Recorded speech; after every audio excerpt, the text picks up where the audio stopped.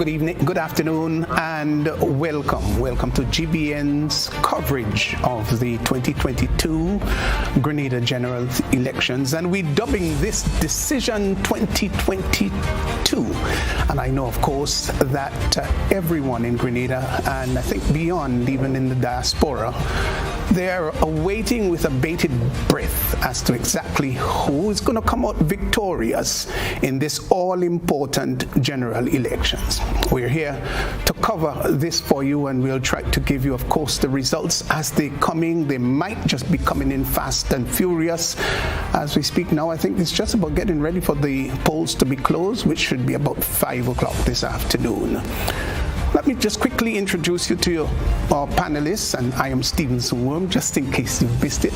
And to my right, of course, well-known Peter Wickham-Picker. Hi, good afternoon to you. Good afternoon, Stevenson, and happy to be with you, happy to be in Grenada. Yes. And live in living color, one could say, first time for COVID. So it's good, since COVID, sorry, so it's good to be here in person. Very nice. Yeah. And of course, Peter is Barbadian and a political consultant and the principal director of the leading Caribbean political research company, Caribbean Development Research Service, CADRIS.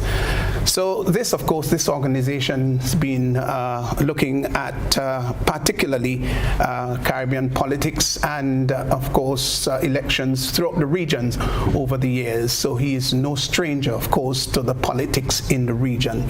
We've got Tally Francis, financial consultant with over 20 years of experience in public sector budgeting, debt management, and of course tax administration, corporate funding, and he's going to be with us. He, in fact, is with us. So Tally, good afternoon, of course, out of St. Kitts.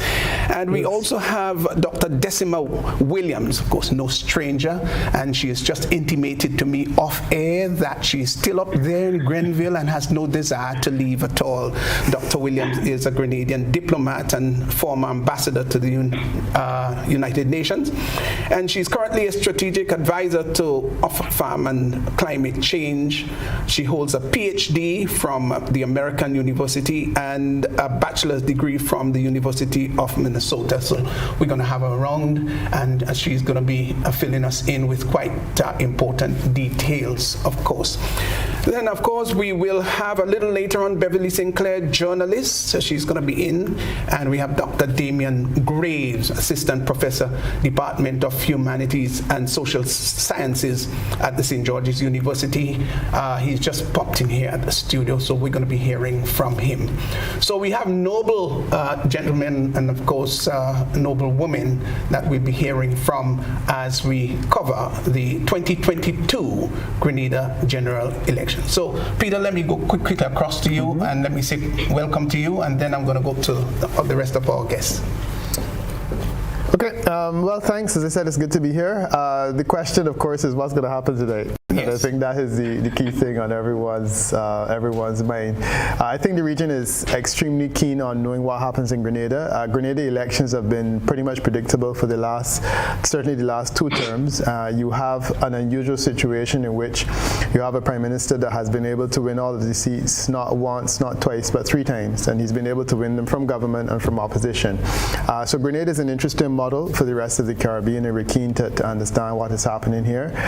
The NDC this time around has essentially changed their entire program. They have a new person, a new leader, someone who admittedly was not a politician up to 2 years ago, and I think that he has certainly brought some energy to the campaign, if nothing else, and I think that this is one of the things that we are keenly interested in, whether things will work out for him tonight or not.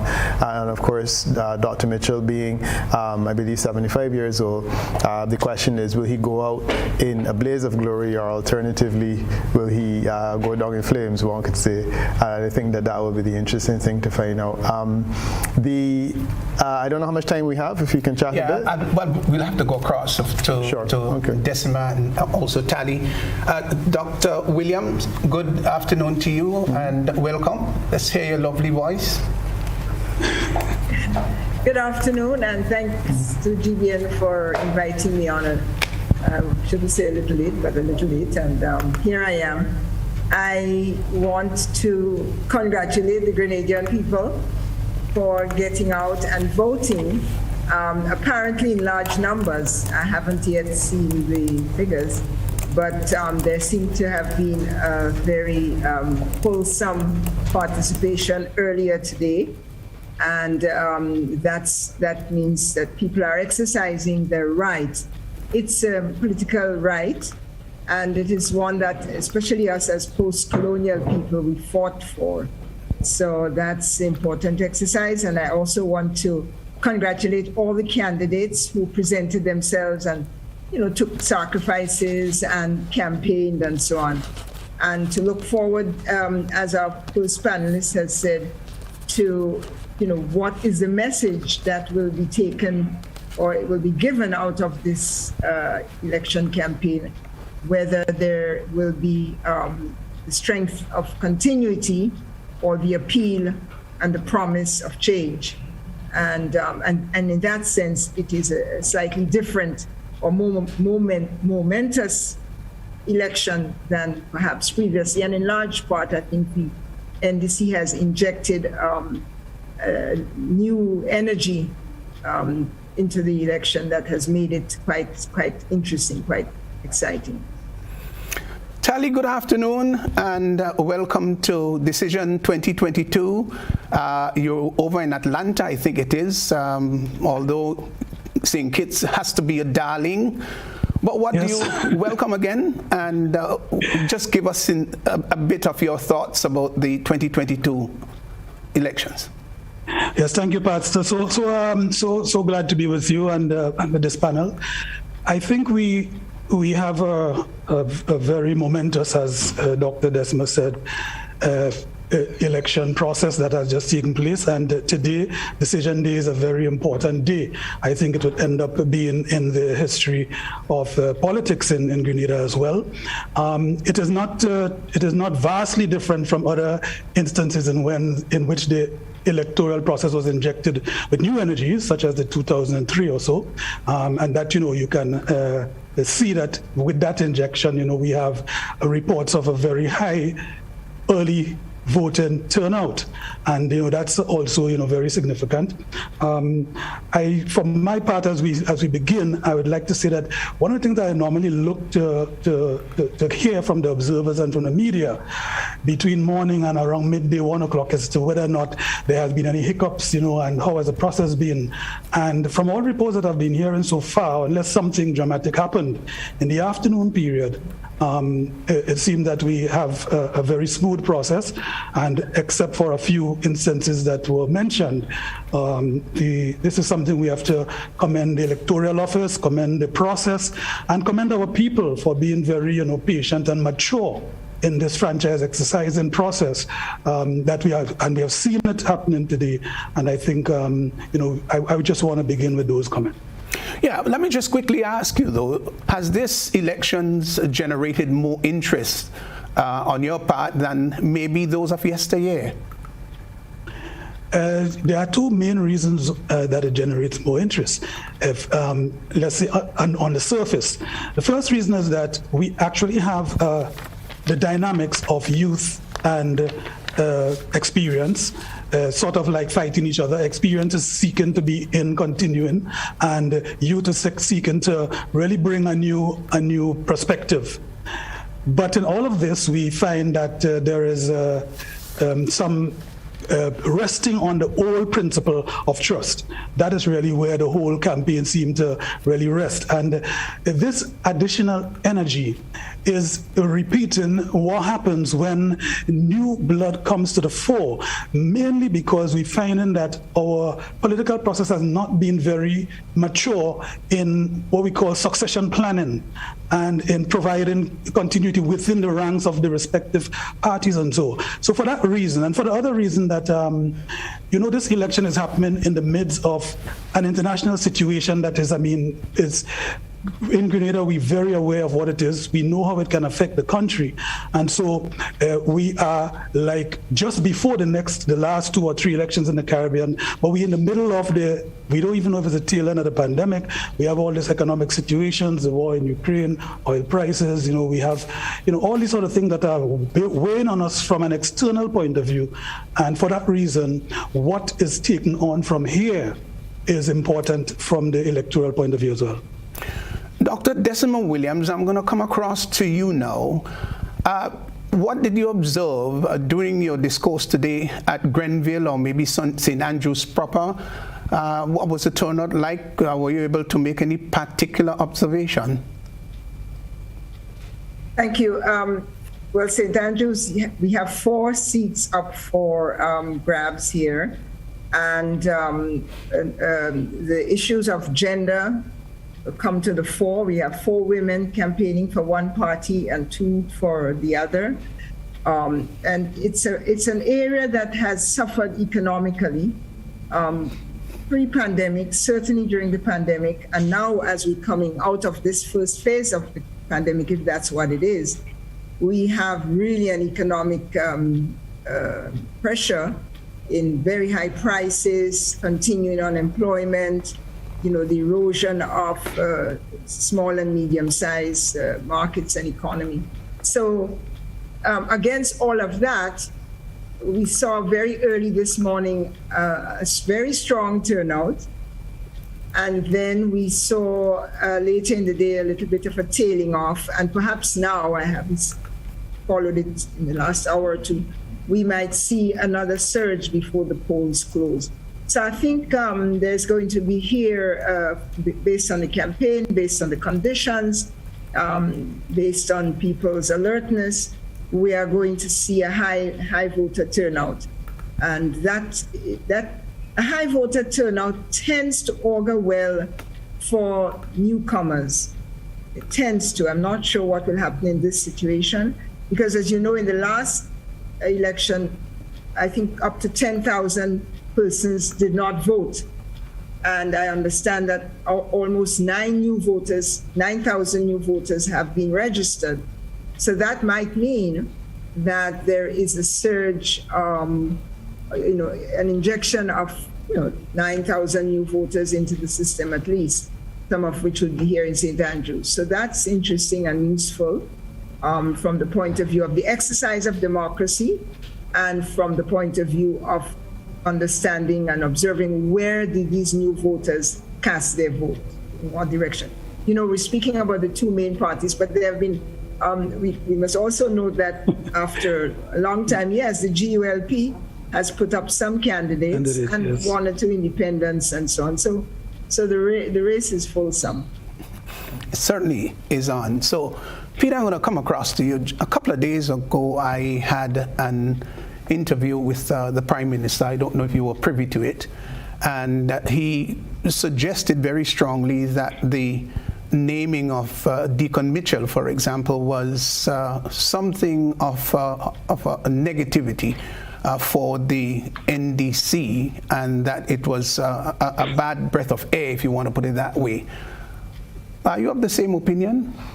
I'm not sure. I didn't hear the interview, and I'm not sure the context within which he spoke. But well, he did suggest that it was not a good brand, and it was not really healthy that somebody who came from virtually nowhere and took charge of the party, so to speak, and he felt that that was not in NDC's favor. Well, what's your thoughts? Yeah. No, let's leave Dr. Mitchell's comments aside, because I think a politician and a political leader certainly has the right to make his own analysis. Yeah, that's fine. But we could comment on it too.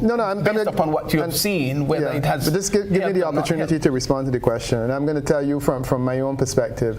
I think a new candidate is probably a good thing for the NDC, and I'll say it in this way, that the NDC reality is one that presents itself as substantial baggage, and one of Dickinson Mitchell's advantages is that he comes to the thing with no baggage.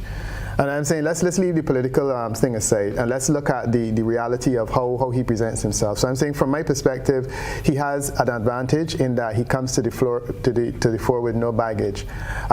what I think Dr. Mitchell might be arguing is that a person that comes with no baggage also comes with a substantial difficulty, a challenge. And the challenge is that he has no basis on which to present himself. So he has no record of activism in the constituency, no record of political action. People tend to like politicians that are known to them as politicians, and this is something that I can tell you across the region. So it will be challenging for him.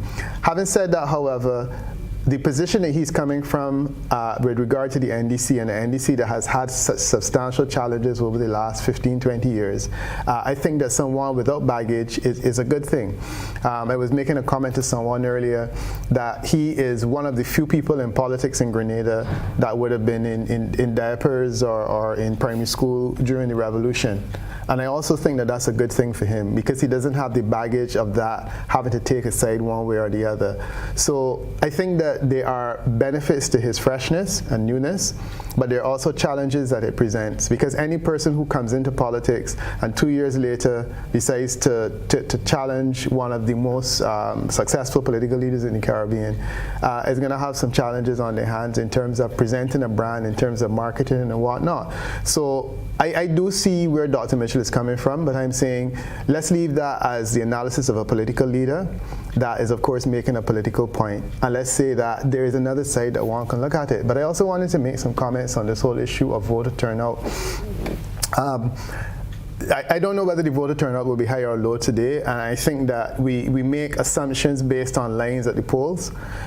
Historically, Caribbean people vote early in the day, and generally speaking, you see people turn out early in the day, you will have long lines, and then later in the day, it subsides somewhat. We really only will know tonight when we actually see the returns what the voter turnout is, and I think it is a bit presumptuous for us to make assessments in terms of what that's likely to be. Now, I can also say to you that voter turnouts have worked for and against governments not only in Grenada but across the region, and also for and against oppositions. There is really no detailed research on how it has worked out in relation to it. Certainly the last election you had a low voter turnout, but you know, we really don't know how it will work out, turn out in this instance.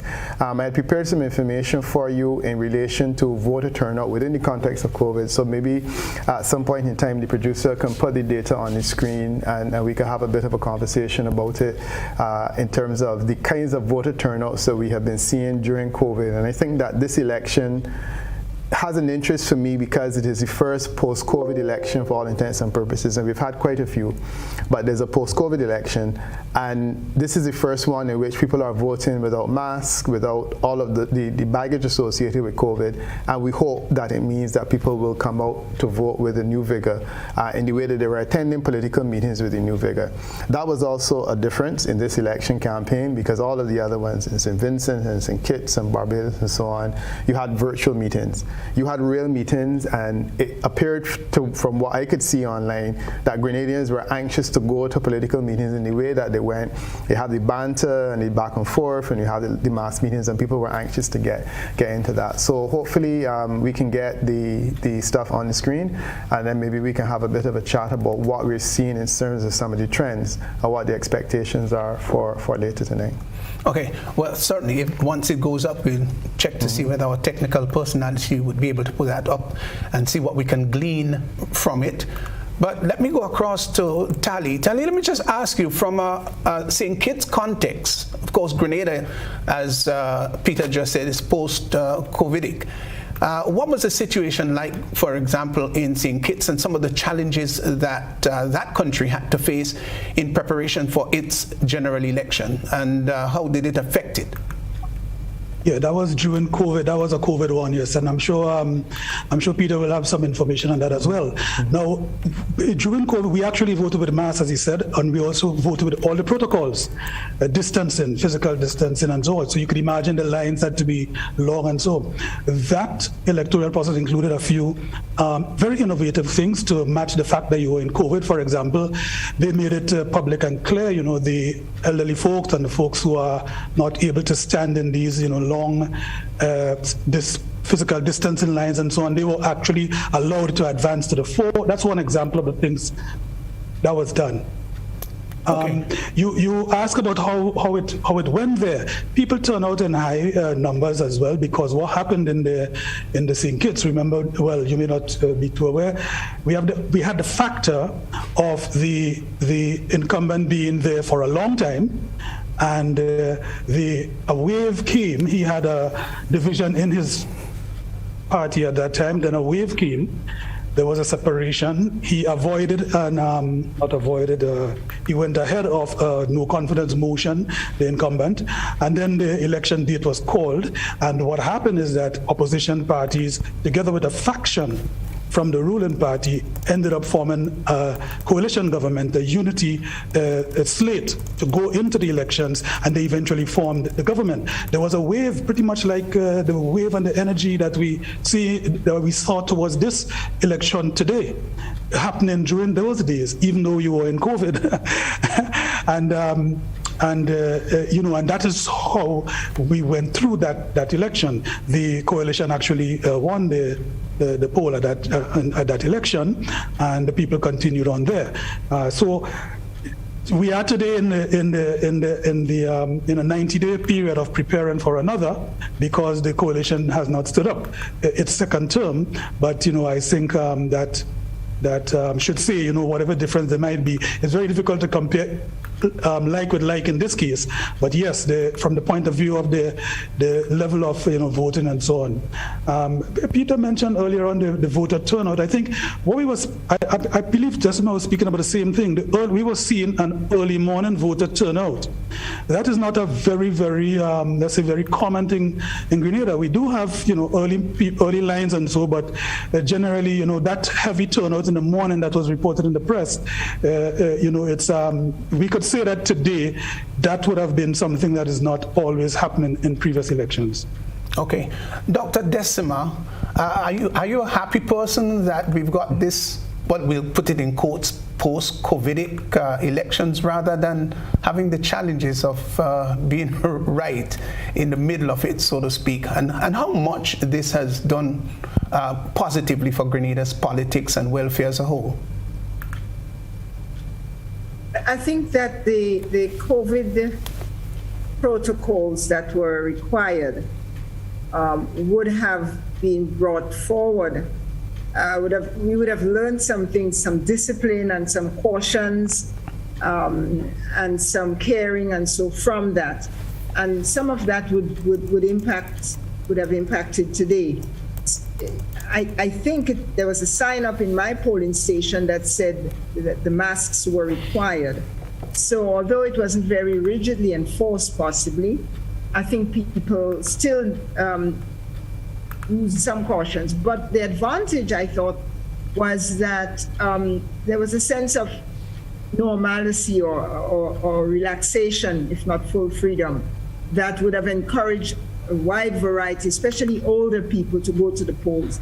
So I think the so-called post-COVID period would clearly have been more an advantage than anything else for us here in Grenada. I want to quickly respond. I know you didn't ask it, but this notion that, and it's because the pollster, Mr. Wickham's belabored the point so much, I felt that it might be necessary to put another spin on it. The point that Deacon has brought, what the incumbent Prime Minister actually said was that Deacon Mitchell has brought damage to the NDC brand, something to that effect. I'm not quoting him exactly. And I think that I see the other way. I see that Deacon brought a level of excitement. Somebody else, I can't remember who, said that there seemed to be a rebellion in Grenada. And I think really less than a rebellion, it's probably it was a rebellion of the status quo as the way we do business or the way we have been in office, or something was being provoked. So I think Mr. Wickham answered his question when he said he wants to set it aside. He nonetheless said that the baggage that was not brought in by Deacon was a positive thing. I want to agree to that. And I want to agree that all the institutions and organizations, have baggage. People start where they start. So it isn't necessary. We will find out today how much of a liability it was. The idea that we are voting in a period when the COVID damage has been done is also helpful because it gives the population a chance to decide which way forward as we rebuild from the damages of COVID. Okay. Well, just want to let listeners and viewers know that as soon as we begin to get the results, we will let you on them as soon as possible. Once they're at hand, we're going to try to give you them. I know that there are people who are really looking and waiting with great expectations. Well, hang on there. Maybe you should just drink a cup of water or whatever could calm you down a bit. Or maybe you should have a friend that would tickle your emotions a bit, and they may just help you to laugh. Whatever the case, don't get too tense. Right, Peter? But it's important that we keep our cool here and try to be as relaxed as possible, right? Yeah, no chance of that not happening with me. No, not you. Yeah. Not you. I'm talking about our folk here in Grenada. They would feel the effect of waiting more than you would. Yeah, I think over the years, though, I mean, and this point needs to be made that Grenada, you've had, I mean, you had a revolution, but you've had several elections without any violence, and I think it's a remarkable thing. We had some election violence. Traditionally, Jamaica is a place in the Caribbean where we have election violence.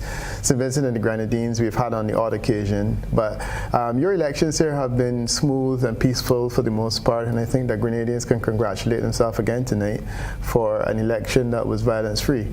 You know, you have contentious arguments, which is consistent with our elections. But, you know, I think that you've done well in terms of having that conversation without the level of acrimony. Right, so we've got your information now. Yeah. We've just been told that it could be there on the screen. So let's see if we can go with it. Yeah. Right, so basically this is a list of elections that we had, and we've had COVID elections dating back to the 2nd of March 2020. Grenada now would follow Barbados in 2022. Being in June 2022, we had the election in Barbados in January 2022. And this essentially gives you what the electoral turnout and the increase in electoral turnout has been in all of them. And you've seen, generally speaking, there's been a decrease. So the biggest decrease would have been in Jamaica in September of 2020, a decrease of 23%, and in Barbados in 2022, a decrease of 23%. In both of those instances, the incumbent remained. However, you've had elections, for example, the St. Lucian election, where there was a decrease in voter turnout in St. Lucia, and you had a change of government notwithstanding. And this is the reason I was saying that it's always difficult to assume that an increase means change and a decrease means no change, because we had a change of government in the case of St. Lucia and in Bahamas, which was probably one of the highest decreases. There was a 45% decrease. In September of 2021, we had a change of government in the Bahamas, even though we had a precipitous decline in the voter turnout. So the idea that people come out to change a government, as I said, is not always necessarily the case. But the data tells us a lot, and it basically says that during COVID, there has generally speaking been a decline in voter participation, with the exception of the Tobago local government election in 2021. We also had Cayman Islands. Cayman Islands is an interesting case because they have alternative voting mechanisms. You can vote by text and so on in Cayman Islands. So their voter turnout was not affected significantly. But in almost all the other cases, Curacao, they also had an increase. But in all the other cases, we've seen a decrease in voter turnout. Grenada is now coming after COVID is, for all intents and purposes, over. So I'm saying that if you do have an increase tonight, or alternatively, you have a minimal or marginal decrease in your voter turnout, I think it would speak volumes about the extent to which the Caribbean voter population is obviously saying that, look, you know, one of the effects of COVID, we are able to get over it and move on. The other point that I want to make in terms of this data, because I think we're anxious to get back to the Grenada conversation, is that I assumed that a pandemic, like a hurricane, meant that a government that's an incumbent will win. but we've had different types of conversations. So I think that the St. Vincent and the Grenadines may very well be, the pandemic might be the reason why Ralph Gonzalez would have won a 5th term. But you've also had some changes which have been interesting in there. Changes in places like St. Lucia, where the incumbent didn't benefit from that. And so it helps us to understand the impact of a natural disaster. So I just thought I would share that. Okay. In case you've just joined us, we are looking at Decision 2022 GBN, of course, live coverage of the general elections here, which has been ongoing, started off with great energy this morning. And of course, there was so much activities over the last 2 or 3 months where both teams, the NMP and NDC, were making preparation for this particular day. Tell you what, we're going to look a little bit at some of the candidates now. And again, we're just waiting for results to come in. And as soon as they begin to come in, we'll let you know. We do have something, I'm told. Okay, if we do have anything, we're going to keep you at least abreast as to what's taking place. Okay, well, once we're definitive as to any results, we want to let you know that we will brief you, we will let you know. But while we're waiting on that, okay, I think we're having something from St. Andrews Southwest.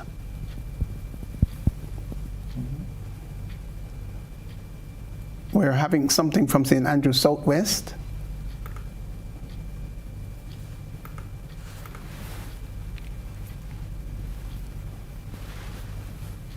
So while we're trying to put up the information there, we're going to try to get the information. Once we get the information, but some things seem to be, some stats might well be coming in from St. Andrews Southwest. That will be your first bit of information. So stay on your seat there. You're going to get it. We're going to make sure that everything comes in loud and clear and fine. While we're waiting, though, maybe we can have a little look at some of some of the politicians themselves, and maybe how important they have been and how well they have done in the particular constituencies. I know we've got quite a number of them, and we've got 2 major parties, and don't forget we've got others too, but the NDC and the NMP, those are the 2 major parties that we have factoring in on the 2022 general elections. Dr. Decima Williams, let me just go across to you quickly. The slate of candidates that we have for the ruling NNP. Okay, so I think we've got some information. Doc, just hang on a little bit there. So we have St. Andrews Southwest. All right, so I'm trying to get the information. We'll have to get it audibly.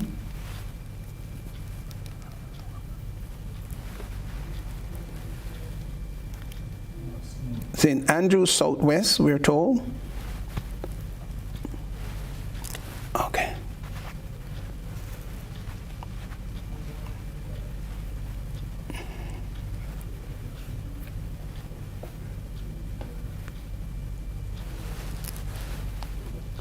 Right, so St. Andrews Southwest, polling division.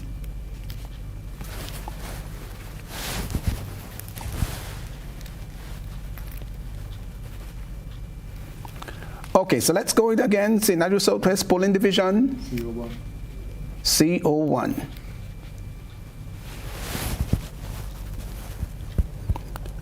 What do we have here?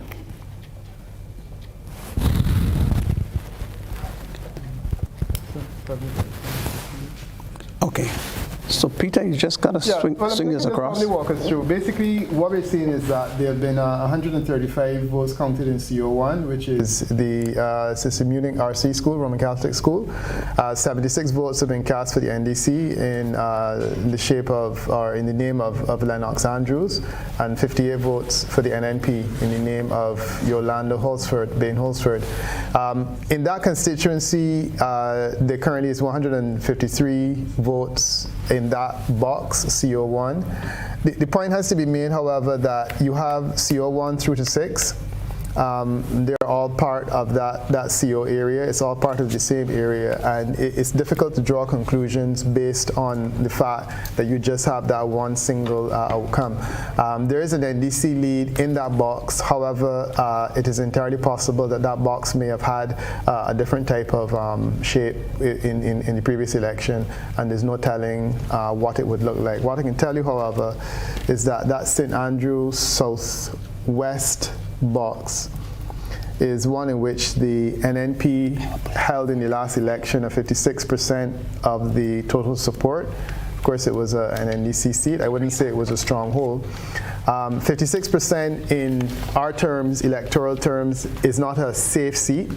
So 56% would be a seat that can change. A 6% swing would take that seat over to the NDC rank, and I don't know if we can say yet that there's been a swing in that seat or not.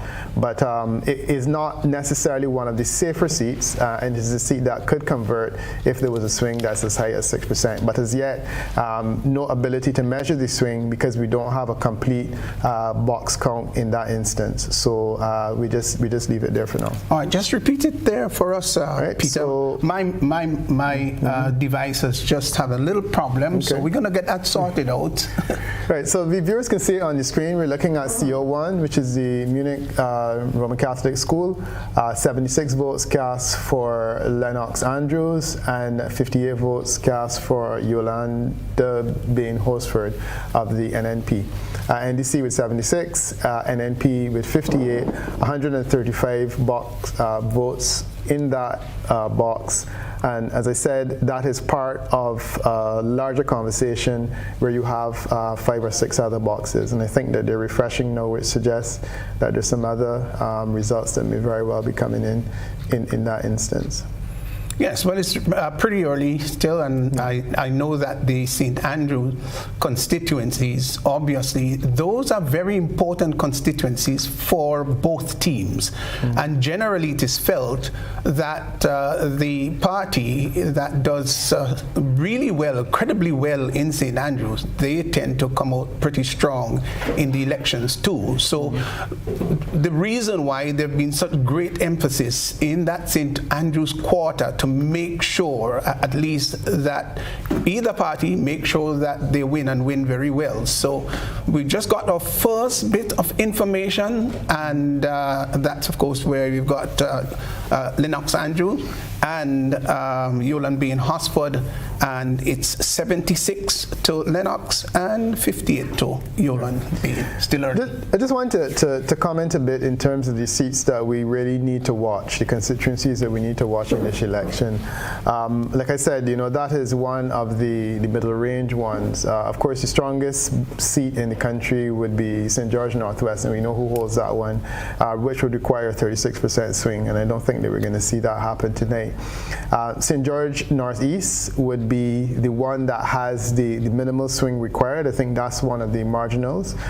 Similarly, Carriacou and Petit Martinique has historically always been very close. There's a 170 vote margin between the winner and loser there. 387 in St. David. St. David, of course, has a particular interest for us tonight because that is a seat that's being contested by one of the leaders. And then we have St. Andrew Southwest, which is the next strongest, and that requires a 6% swing. My sense is that on this occasion, we are anticipating swings in the range of, let's say, 6% or less. In the last election, you had a swing that was in 1%. My sense is that it could have grown on this occasion, and if it gets past 7%, then I would think that it would be at that point in time that the NNP supporters would begin to get a bit uncomfortable. If you have a swing in this election that is anything from, say, 1 to 4%, it is entirely tolerable, and it means that the NDC will take St. George North, Carriacou, St. David, and perhaps even St. Andrew Southwest. But again, I want to stress that I'm not suggesting that this is happening. I'm just saying that these are the constituencies that we're watching to see what will happen during the course of the evening. Okay, so just to let you know again that we just got our first bit of result coming in. It's pretty early. Soon they'll be coming in rather fast and furious. Let me just go back to Dr. Decima. Let me just ask you a little bit. What were your thoughts, though, or are your thoughts about the candidates that were filed? Let's say for the NMP first, they did not have many changes in their candidacy this time around. Basically, those that were there back in 2018 are repeating with the exception of a couple. How good is that for the NMP? Your thoughts? Yes, you've said it, it's there, I would say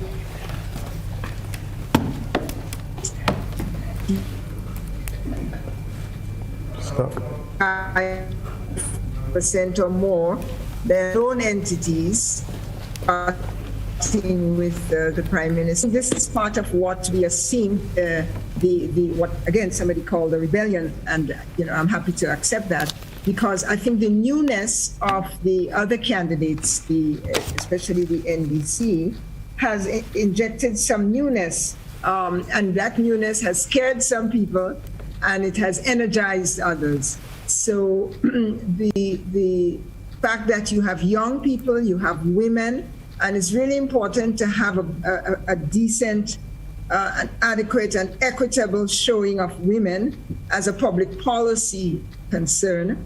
And we have seen a large number of women throughout the major parties, and even one that didn't contest. So youth, women, kind of populist. The fellow in St. George's South, I think, Andy Williams, is a businessman. Like we've had some businessmen in the NNP, but he's a bit of a popular personality, and that has helped to energize interest in the elections, I would say. You had another young person coming out of St. Mark's. Is it St. Mark's? Yes. Yes, Queens. and she is maybe about the same age of the Prime Minister when he started in the 70s, in early 72. You've had, let's see, Kate Lewis, who was a young exciting candidate 5 years ago. I think she's remained much of that, although what some people are saying on the ground is that, she hasn't delivered as was expected, but she's still a very young and dynamic candidate. If we go over to Carriacou, I think the young woman and Tevin Andrews are both, challenging each other for different reasons. But I think the slate of candidates on both sides have commanded interest. Maybe some of them are not so, if I may be permitted to say so, memorable as individuals, but I think what the parties have done, I saw that with the NNP in the previous two elections. Vote for the party, and Eric Gary used to say that as well.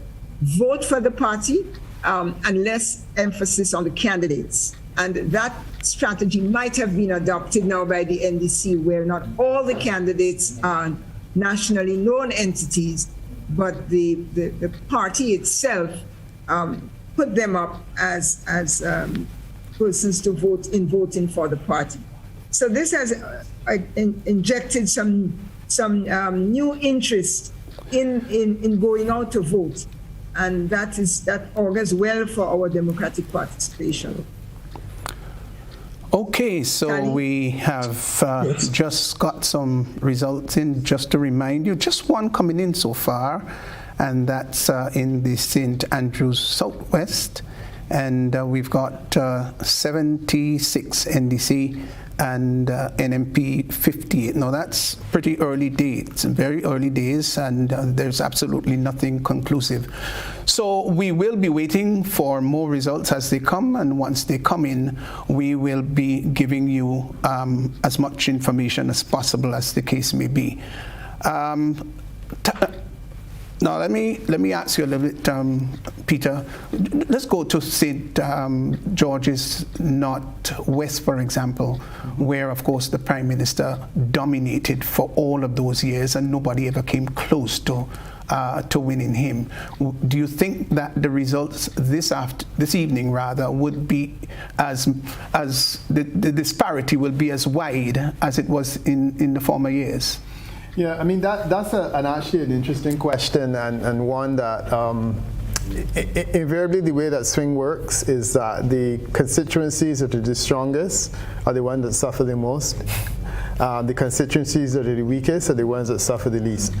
As Dr. Mitchell's constituency is the strongest, if there is a swing against the NNP tonight, his constituency will suffer the biggest loss in terms of support. Oh. I mean, he will still win it comfortably, but nonetheless, certainly you can see a higher than normal swing in that constituency. And that's entirely normal. So what you would see is an exaggerated swing in his constituency if in fact there is a swing against the NNP. I think historically in terms of his constituency performance back in 2018, he actually only lost, his personal swing was like 3%, while the party was 1%. So he lost 3 times as much support in his constituency as the party would have lost naturally. And as I said, that's normal.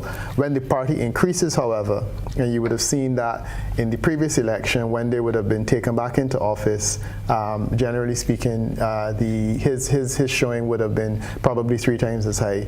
So he gains faster and he also loses faster. All right, so let's go across to St. David, for example, where there was a comprehensive win last election, 2018. The dynamics, you think, might be a bit different this time? Yeah. Well, I mean, I'm not necessarily comfortable with the suggestion that the win in St. David was comprehensive. I mean, it was 3,000 votes versus 3,000 votes versus 2,800, 53% versus 47%. It's a comfortable win, but at the same time, it is not a decisive win. I would say that this is a constituency to watch, as you said, because it has a special characteristic. It's also a large constituency, and I think that we are likely to see a slightly more exaggerated swing in that constituency because leaders tend to attract more support in most instances than the party does. If you do not see, or if you see a contraction in terms of St. David's on this occasion, it basically means that the NDC is heading for another electoral disaster. If you see an improvement there, however, it means that the NDC is improving, but it doesn't necessarily mean that they're going to win overall. So my sense is that I'm expecting probably an exaggerated positive swing in terms of St. David, and maybe an exaggerated negative swing in terms of St. George's. You have to forgive me, St. George Northwest, the constituency St. George Northwest, because these are the leader constituencies. But of course, it's a seat that it is a seat that Deacon Mitchell has to win. Especially if he's going to be vying for the prime ministerialship. Yeah. He's got to win it.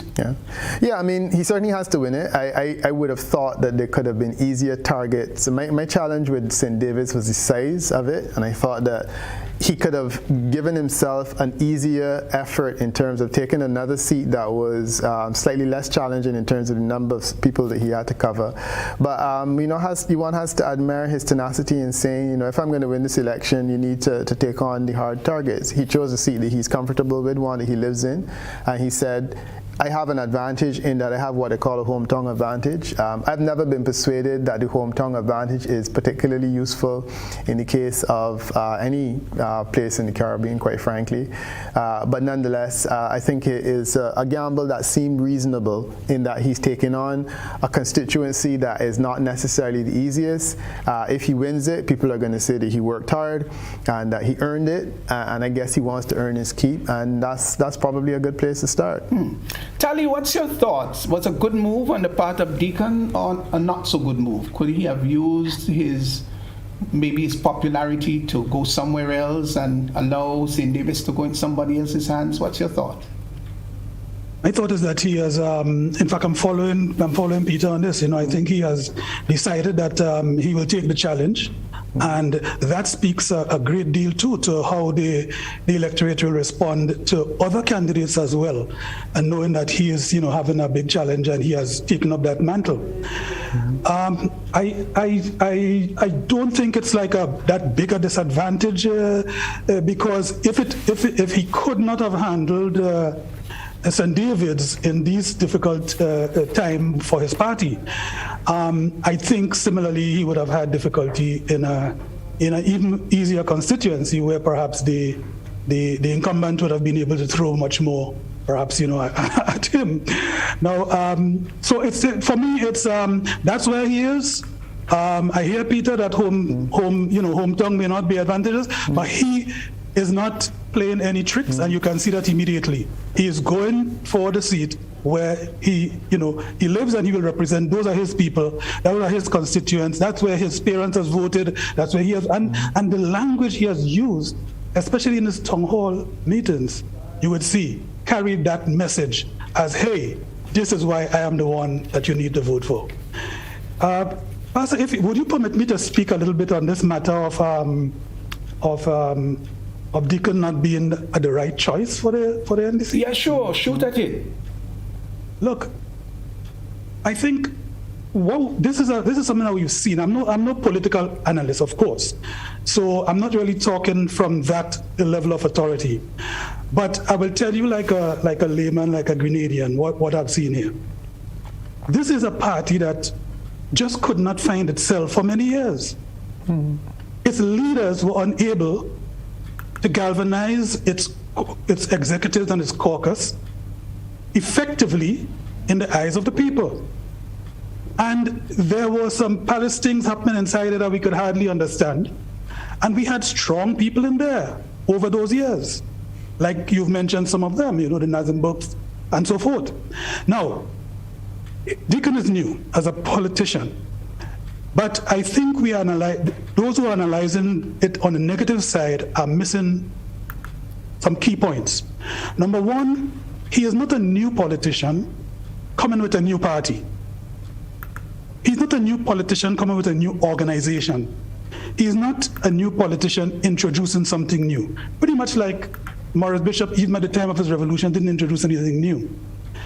Now, he was able to do something in that party to bring the resources in the party to the point where it is going around a leader that is undoubtedly the leader, and that speaks volumes.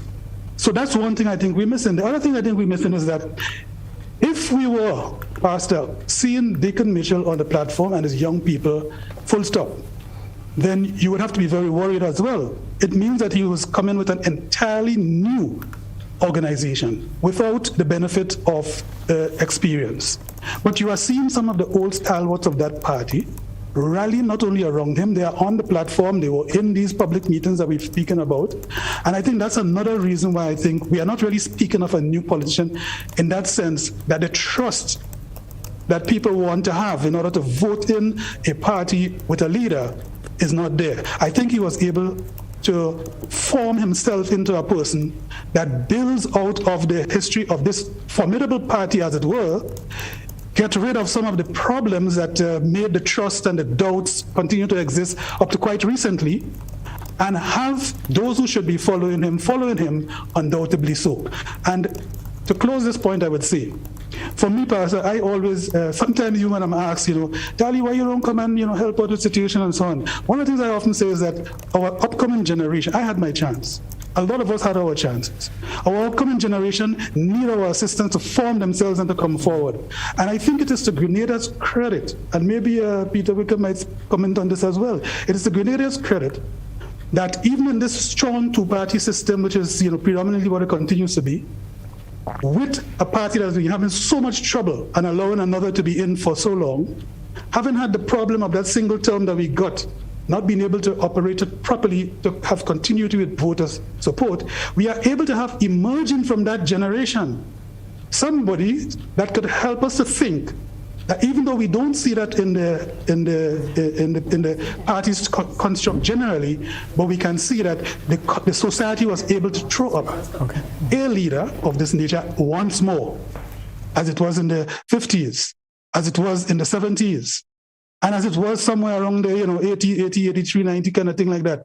So we were able to throw up a leader once more. And on this occasion, very much as Peter said, we were able to throw up a leader that he speaks about the experiences of the past, and he speaks about taking the positives, and he speaks about being guarded against the negative. I think there is some value in that. Again, this is not taking a partisan approach, but it is to challenge a point that we have to salute ourselves when something good emerges. And this is a representative of a generation's growth and maturity that is telling us that we are on a spiral going better and better each time. I just want to tell us, look, let's be careful when we try to disaggregate, pick apart, and critique Dr. Mitchell's comments about Dicker Mitchell's unsuitability. Let's remember that Dr. Mitchell is a party leader. He's leading a political organization, and he's a politician. Sure. He's saying what he's supposed to say. I'm with you. I agree that if the NDC went back with one of the older persons, if the NDC went back with someone like Nazim Burke or Tillman Thomas or whatnot, I would think that that they would have made a fundamental error. So I think it's great that they went with Dicker Mitchell. I think it is great that they decided to go in that direction. But they just have to be conscious that it will be criticized by political adversaries for those reasons. But I don't know that needs to bog it down. I mean, the reality is that I think what they did is brave, it's bold, it's good. And to be perfectly honest, after losing all these seats 3 times, I think that they've done well to decide, look, we're going to try something, and let's invest in this young man, and let's see how it goes tonight. But we have some information from St. Andrew Northeast, which has just come in.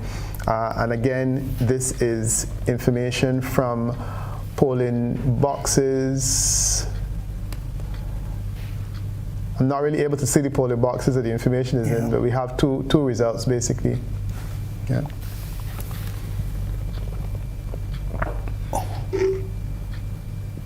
What do you get, Peter? Yeah, well, for St. Andrew Northeast, what I'm seeing is 147 votes cast for the NDC versus 305 votes cast for the NNP. But I'm having difficulty identifying the actual location of those votes, which makes it difficult to do any serious analysis of it, other than to say that it's a completely different result to the previous one that we had.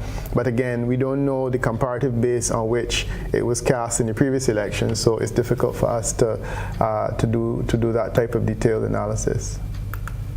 Okay, so just repeat that again. Right. So this is St. Andrew Northeast. Yeah, that's my concept.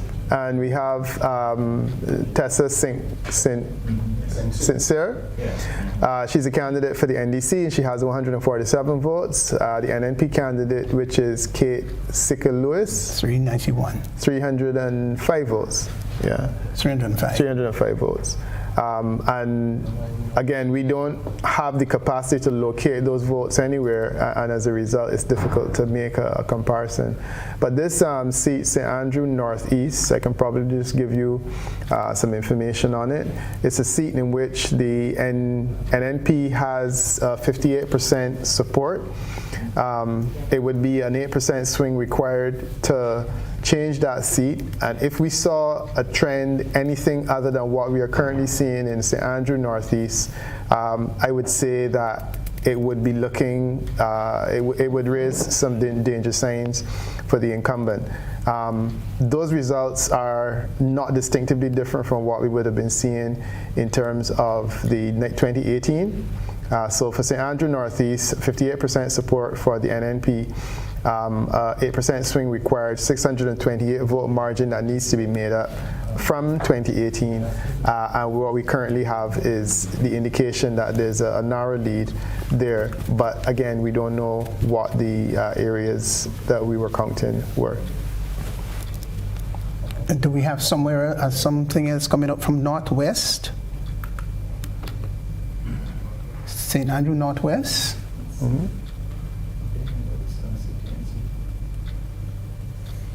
So we're trying to ascertain the votes that are coming in. St. Andrew Northwest looks empty for now. Looks empty for now. Mm-hmm.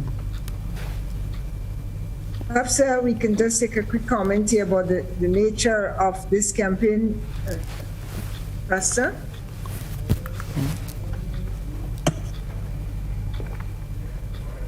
Yes, go ahead. Can you hear me? Okay. Yeah, I want to agree so much with what Tali said about the sort of the breath of fresh air that's being generated by the new leadership and the transparency of the risk of taking risk and be willing to do that and be willing to build a new coalition. And I think that is part of the dynamism. I keep referring to that for this election. Take the same constituency you're looking at, St. Andrews Northwest or even St. Andrews Northeast, where in both places you have two women running against each other. And whatever the outcome, I think we will see an increase in voter participation. And that hasn't come about because of, just the drive of the incumbency to stay in office. I think that would have contributed because people have to earn their seats all over again in every election. But I think the newness of the candidates, in one case, the youthfulness of Tessa, and in the other case of Gloria Thomas, her long-standing experience as a social worker and a community entity brings something interesting for voters. The outcome, that's what we're waiting to receive. But I want to argue that no matter who the winner is, I'm sure we are going to see an increase in voter participation. And the fact that we have women running against women is a good and healthy development in our polity. That there is more access for women. It's good. That access has to be institutionalized and not happenstance, so that we can anticipate in every election, we will get a certain percentage of the candidates being female. But it must also lead to a change in the culture. The more women we have and the more impact we must have in turning around the deficits, the social, economic, and cultural and political deficits that we have in the society. And we have to look forward to that. And so it's very impressive that we have women running against women and bringing out and increasing the voter participation in several constituencies. Okay, so I think we can go across to the tongue of St. George, where, of course, you've got Peter David and Claudette Joseph. So we're on to the tongue of St. George now. And we have NDC Claudette Joseph, 279. Now, we're not able to really certify the polling division. And we have NMP Peter David, 350. So that's some result coming out from the tongue of St. George. NDC Claudette Joseph, 279. NMP Peter David, 350. Now this could be a bit of a tussle here. Of course, the incumbent is Peter David, and won the last time around. Claudette Joseph must have done quite a bit of work, no doubt. I think all the candidates worked very hard and intensively for the period of politicizing, and now, of course, it's time to reap the results. So 279 to 350.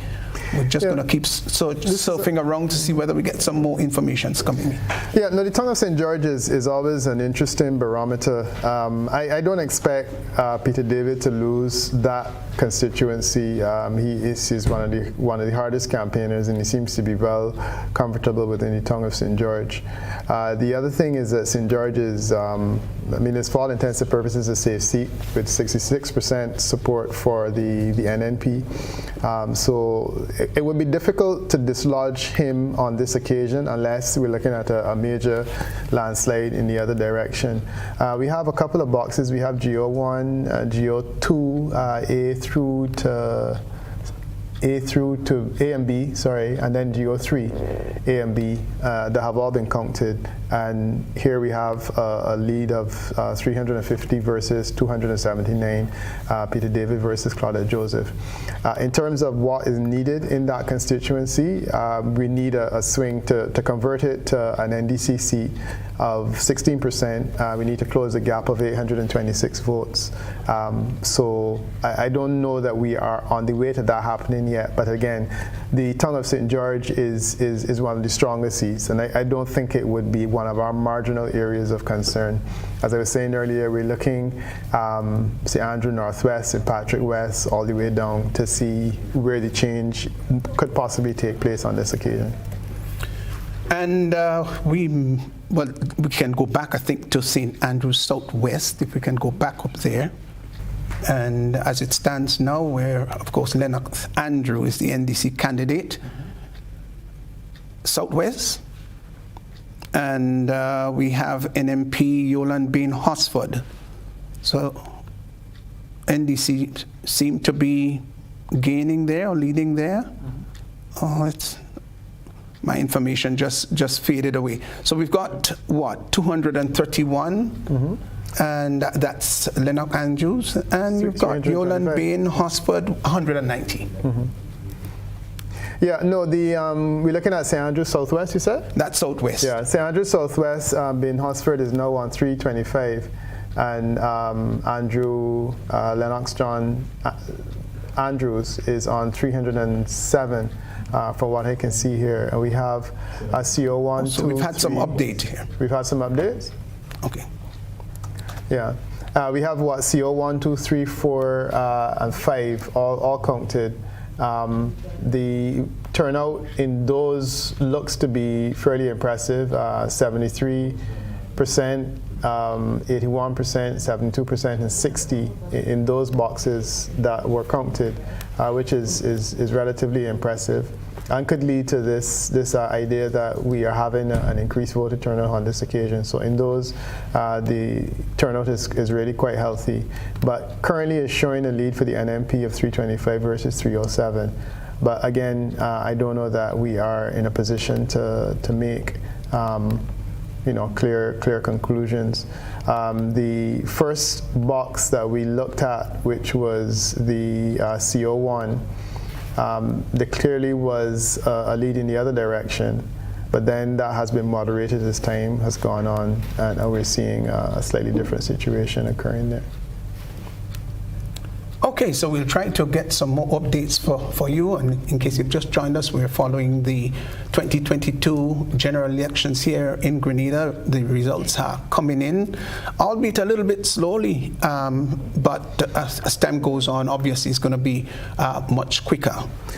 I'm not sure that it's slowly. I think that, to be perfectly honest, I'm amazed that at 6 o'clock with just over an hour of counting, we actually have results that we can look to. So I think that we're doing well tonight to be this far on, bearing in mind that some of the other OECS islands, we're counting well into the morning. Sorry, I think we can now go across to St. George's Northwest. Okay. Let's see what Northwest has. Yeah. And of course, that's Dr. Keith Mitchell for the NMP. And we've got Jonathan Lacrette for NDC. What do we have? Dr. Keith Mitchell, 168. To Jonathan Lacrette, 28. That's the amalgamated figures that we've got now. Not surprising here. Not terribly surprising, and I don't know it's terribly interesting either, because it's kind of a no contest kind of constituency. There's not a lot that we can learn from it, certainly at this early stage. So I'm probably more keen on looking at some of the other ones that we had come in. But this one is useful to note that Dr. Mitchell is, 3 or 4 times the size with the few boxes that have been counted at this point in time. Okay. I don't think, just searching to see if any others have come up. We don't have anything from St. David as yet. We've had just a bit from the tongue of St. George, and we're still looking around to see whether anything has come up. Nothing has come up from St. George South as yet either. So all of those constituencies, obviously they're very important. All the constituencies are very important. But as soon as we get the results, of course, we'll send them to. We have something from South St. George's Southeast. Now that's very interesting. This is very interesting indeed. Very close. Of course, NDC, Philip Telesford and Gregory Boeing, of course, they are the two persons vying for that all-important seat, very important seat. 96, Gregory Boeing, and we've got Philip Telesford with 97. So they're neck and neck here, aren't they? Well, they're neck and neck in this box, but that is a constituency in which certainly if Gregory Boeing is going to continue his tradition, it's one of the stronger NNP seats, and if it's going to remain an NNP seat, it should be, the lead should be substantially higher than this one. We don't know whether or what polling divisions have been counted. I'm seeing here reference to KA1, KA2A, but not B, and then KO4, B, and C. And based on that, you're having a neck and neck situation. But as I said, I would like to think if it is consistent with what we were seeing before, Gregory Boeing's lead should be a lot larger. But again, that's still relatively early for us to be making those kinds of. Well, that's interesting because that's my constituency, Peter. Okay. So I have a little pulse on that. Well, tell us about it. I think it's going to be. I think it's going to be a close one. Yeah. I think it's been a close one. It's a newcomer, of course. In Telesford, he's a newcomer. The NDC candidate, the incumbent, of course, Gregory Boeing, he has been around a long time and a veteran in every aspect of the word. But I just get this feeling that it's going to be a bit close in the St. George's Southeast. Just get that feeling. That's the hub and the hum that you were feeling in the build-up, of course, to the elections. Okay, so 96, Gregory Boeing, and 97. That's the total votes counted so far, and Philip Telesford is leading just by 1. But of course, that's rather early days. Okay, so you're following, of course, the 2022, of course, the general elections here in Grenada, just in case you've just joined us. And we will be hearing from more of our panelists. So we've got Dr. Damian Graves. We're going to be hearing from him shortly. And we hope to have Beverly Sinclair with us coming on a little later on too, and Dr. Augustine Panchu, of course, absolutely no stranger. A little later on, we're going to be having these individuals commenting and bringing us through, of course, the election results. Do we have any more at hand now? St. John. St. John, we're told. So we've got something there in St. John. Yes, we do have GULP. We've got 1 vote. That's Godfrey Urias Lincoln Perdum. Just a 1 vote there. NDC, Corinne James, 68. NNP Alvin Dabrio, 112. So that's the amalgamated votes so far. Let me go that over. GULP, just a 1 vote. NDC, that's Corinne James, 68, and Alvin Dabrio, the incumbent, 112. St. Mark's. Let's go across to St. Mark, see whether we get something there in St. Mark. So they're coming in, aren't they? St. Mark. Yes, so GULP, we have in that constituency just one, that's for David Matthew Francis. And the NDC, who is Queen's Britain, 202. And the NMP, that's Clarice Modeste Cohen, she's got 338. 338. So NMP, they're leading out there, 338, NDC 202, and GULP 1. So we've got a strong candidate, of course, there for NMP, but I think noticeably we've seen some development here for the NDC candidate, 202 votes. Yeah, I mean, again, St. Mark is one of these constituencies that is a handsome, relatively handsome victory in 2018 for the NDC. NNP, and the presumption is that's not going to have a significant change. So the kind of lead that we're seeing is consistent with expectations, because St. Mark is a constituency which is actually the second strongest in the country, a 72% level of support for the incumbent. Would require a 22% swing to be able to shift it. So on this present trajectory, I don't know that we're going to see that happen tonight.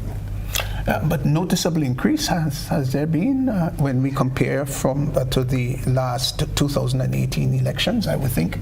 Well, I mean, it's difficult to say that because we don't know what's been counted, and I'm looking at it here and it looks as though we've had parts of boxes counted.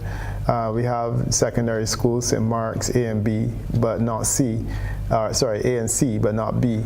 So we have to wait until those blanks are filled in before we can come to any real conclusions in terms of what the trend in that instance is looking like. Okay, we've just tried to get on to Carriacou. Nothing from Carriacou as yet, so we have to hold on there until they come. Carriacou is always an area that I'm keen on looking at, because Carriacou and Petit Martinique have always been very close, and it seems as though even though a 5-year period would elapse, you often get a result that is not distinctly different or has changed by a vote or two. So I think that this is definitely going to be one of the marginal constituencies that we need to watch tonight, Carriacou and Petit Martinique.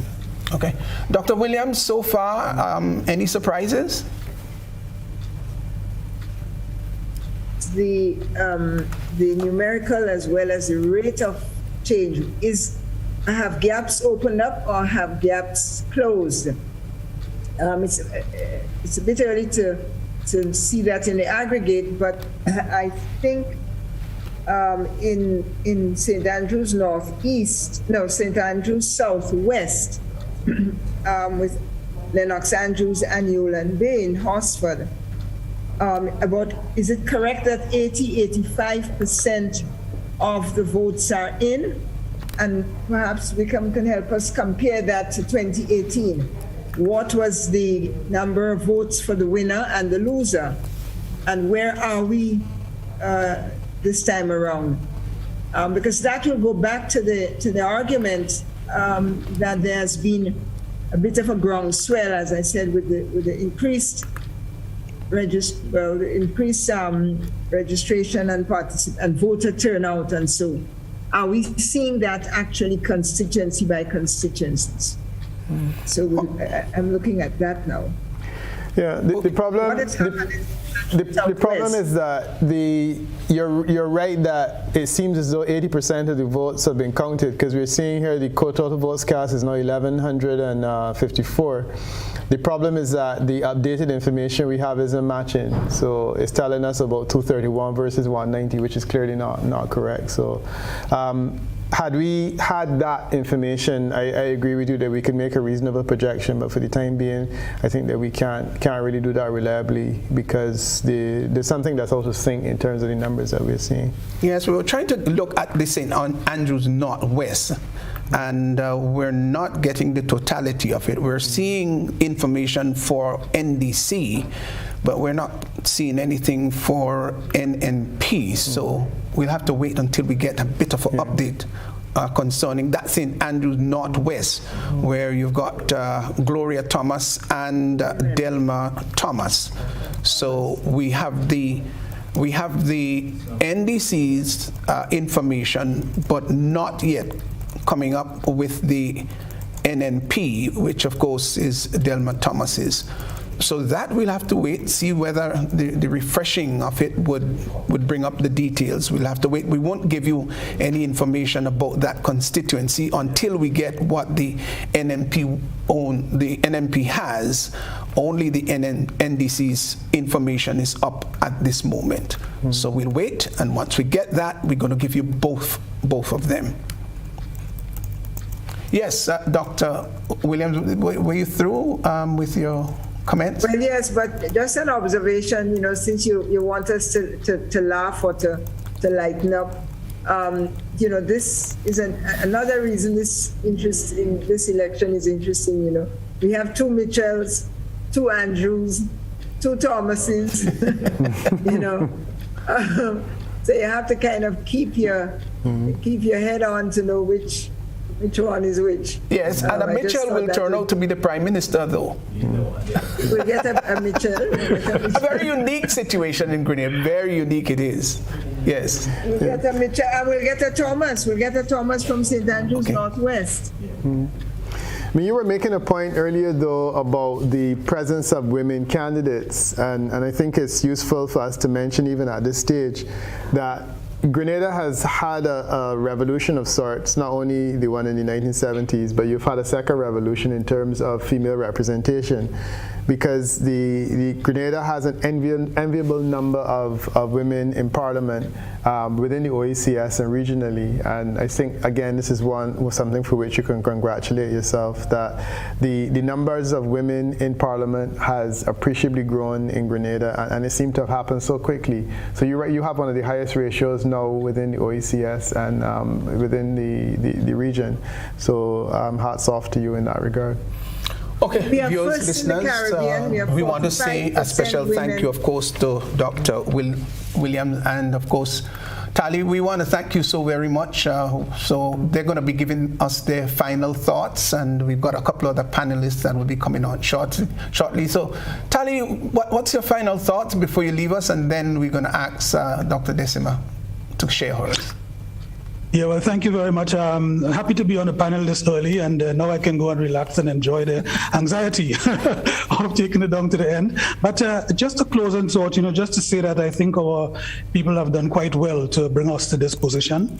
Our political process has also matured quite, I think, admirably, and I really listen with a lot of pride, the way in which the pollster is given so many instances in which the Grenadian society is actually showing from its political process a leadership in maturing and direction.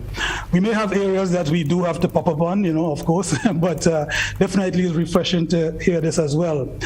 There was one very strong comment on the time of arrival of and distribution of the manifestos, which I think the panelists that are coming on would have an opportunity to speak on.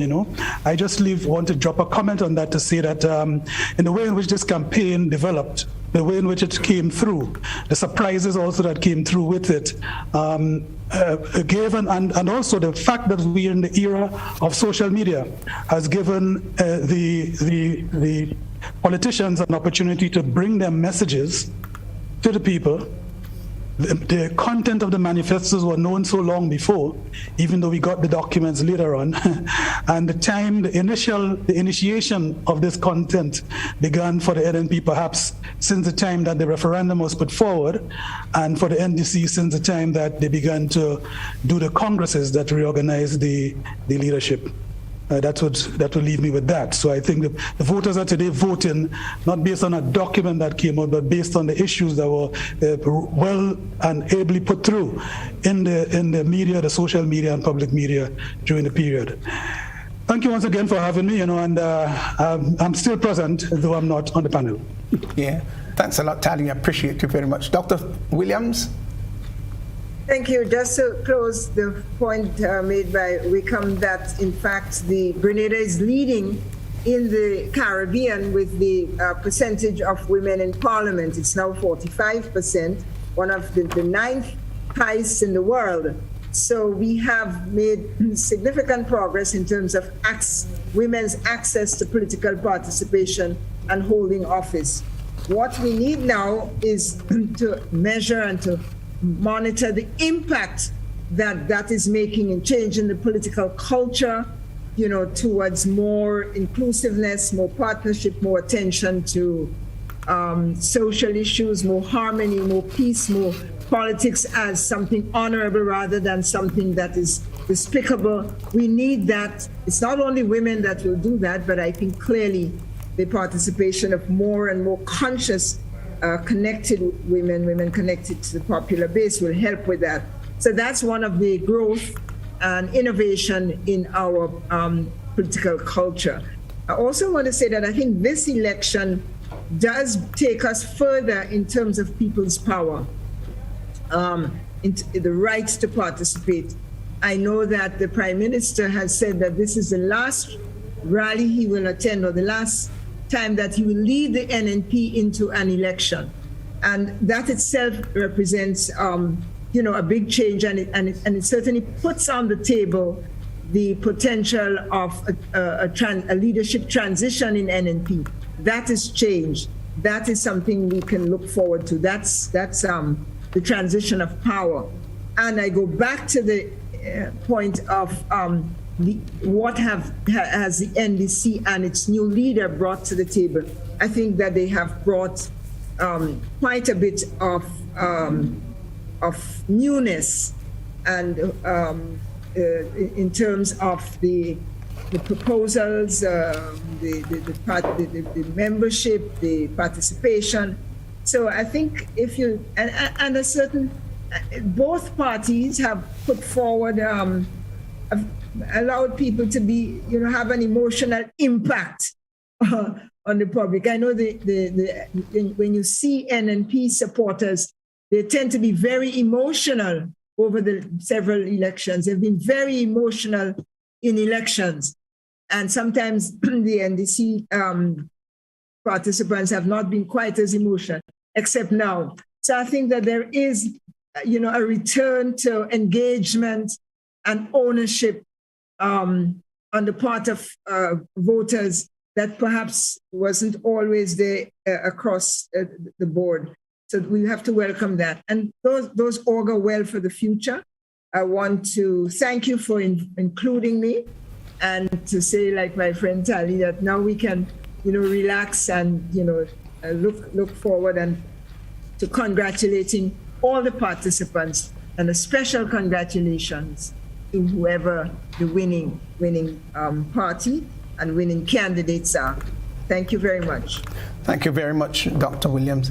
And you're listening to and viewing the 2022 general elections results here in Grenada. We're going to take a short break, and we'll be right back.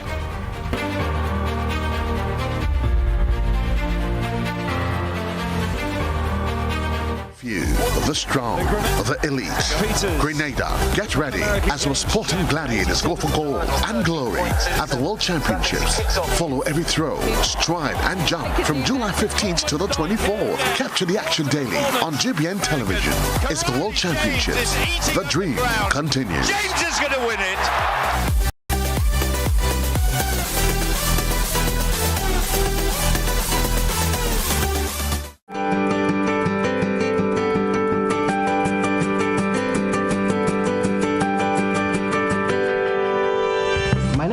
St. Paul, and I am a secondary school teacher. I became a member of Arise Credit Union over 5 years ago. A family member referred me to the institution after boasting of the amazing experience she's had with me. At Arise, I've experienced client-friendly service and the best financial advice. Congratulations to Arise on 75 years of transforming lives.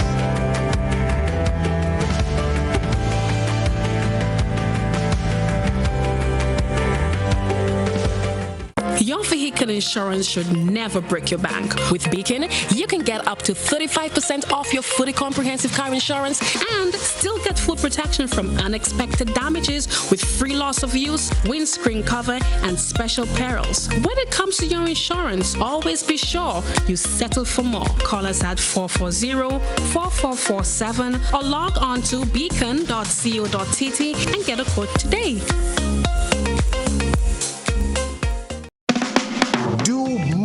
With your new GUT Credit Union Visa debit card, which gives you access to your cash at any Connex or Visa certified ATMs locally and internationally. Make your payments with a tap of your card using the contactless feature and have the freedom to make purchases locally, online, or overseas whenever you travel, anywhere Visa is accepted. Experience the enhanced security fraud protection through the Visa chip technology. If you don't have your new GUT Credit Union Visa International debit card, speak to any one of our representatives today to do more. Your new GUT Credit Union Visa International debit card, a smarter way to access your cash. More smart, more secure.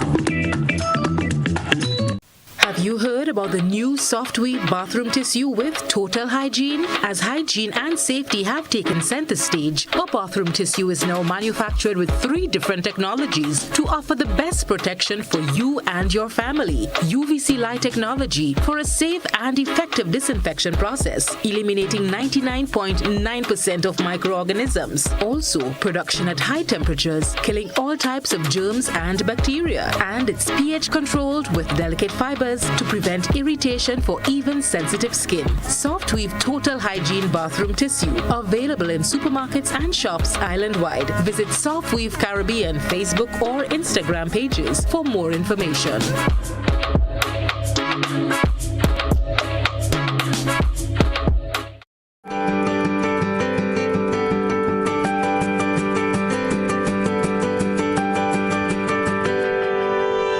My name is Patrick St. Paul, and I am a secondary school teacher.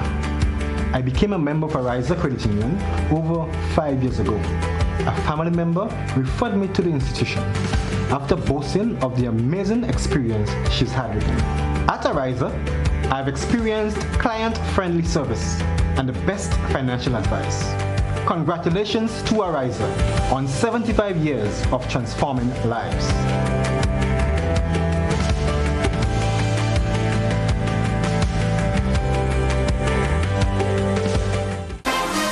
Kenny's Trucking and Equipment Services Limited. Now introducing Portland King Cement, Grenada's toughest and most high-quality cement, engineered with you in mind.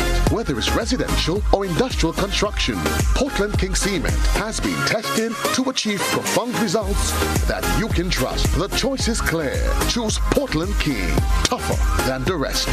Visit Kenny's Trucking and Equipment Services Limited on Dusty Highway. Call telephone number 439-6605 or 440-6605. Or visit our 2 other locations, Westerhall in St. David and Dunfermline in St. Andrew. In our part of the world, we need to be prepared for natural disasters like storms and hurricanes, even outside of the season. I'm sure you'll agree that keeping our loved ones, homes, and businesses safe is important. So, I came up with a few quick tips to help you stay safe. First, make a family disaster plan and ensure that everyone in your household is familiar and comfortable with it. Remember to add batteries and flashlights to your emergency kit. Now, for electrical safety. Familiarize yourself with your electrical panel, as it may be necessary to switch off the power during a storm or flood. Make sure you install a transfer or isolation switch to prevent your generator feeding electricity to Grenlec's line. If trees are too close to power lines, call Grenlec at 237 for advice. By following these easy steps, you will be well on your way to being hurricane ready. Don't be caught off guard by natural disasters. Prepare now. For more information, visit grenlec.com.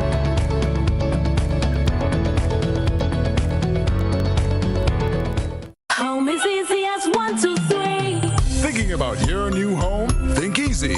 Think a Republic Bank Home Easy Loan. Think affordable. Think convenience. Think Republic. Home is easy as 1, 2, 3.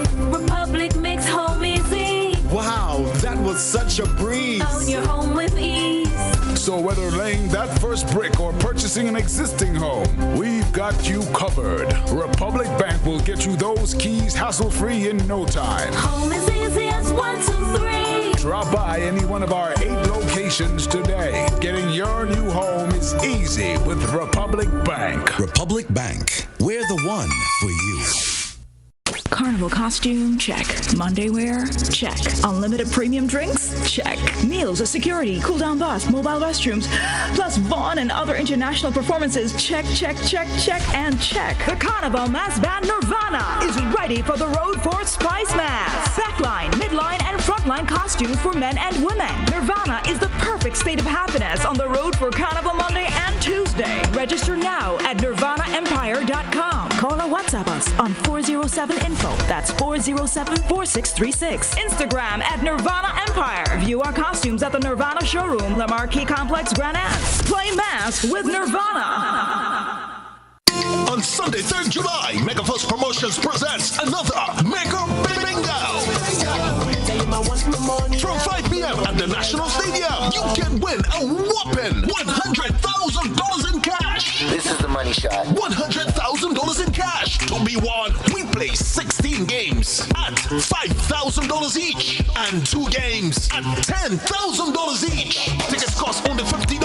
DJ Chemist and Heavy D will have the place rocking. Sponsors Carib, Glenegg, Goodfed.com, and Waggity Rentals and Sound Company. Sunday, 3rd July, 5 p.m. Big Bucks Mega Bingo.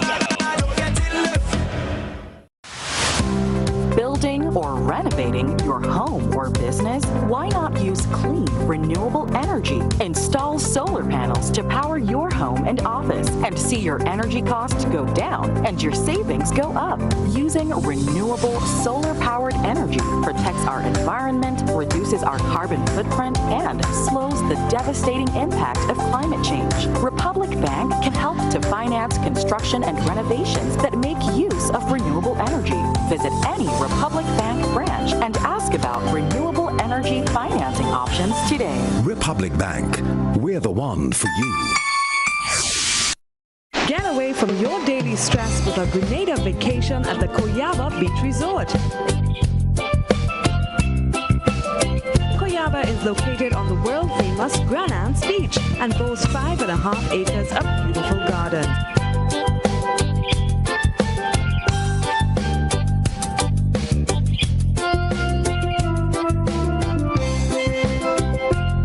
Excellent service, good food and drink, well-appointed rooms, and friendly staff in a safe environment.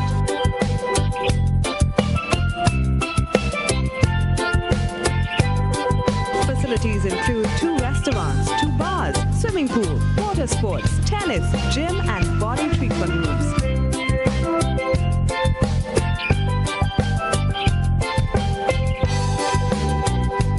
Call 473-444-4129. Spice Mass is back!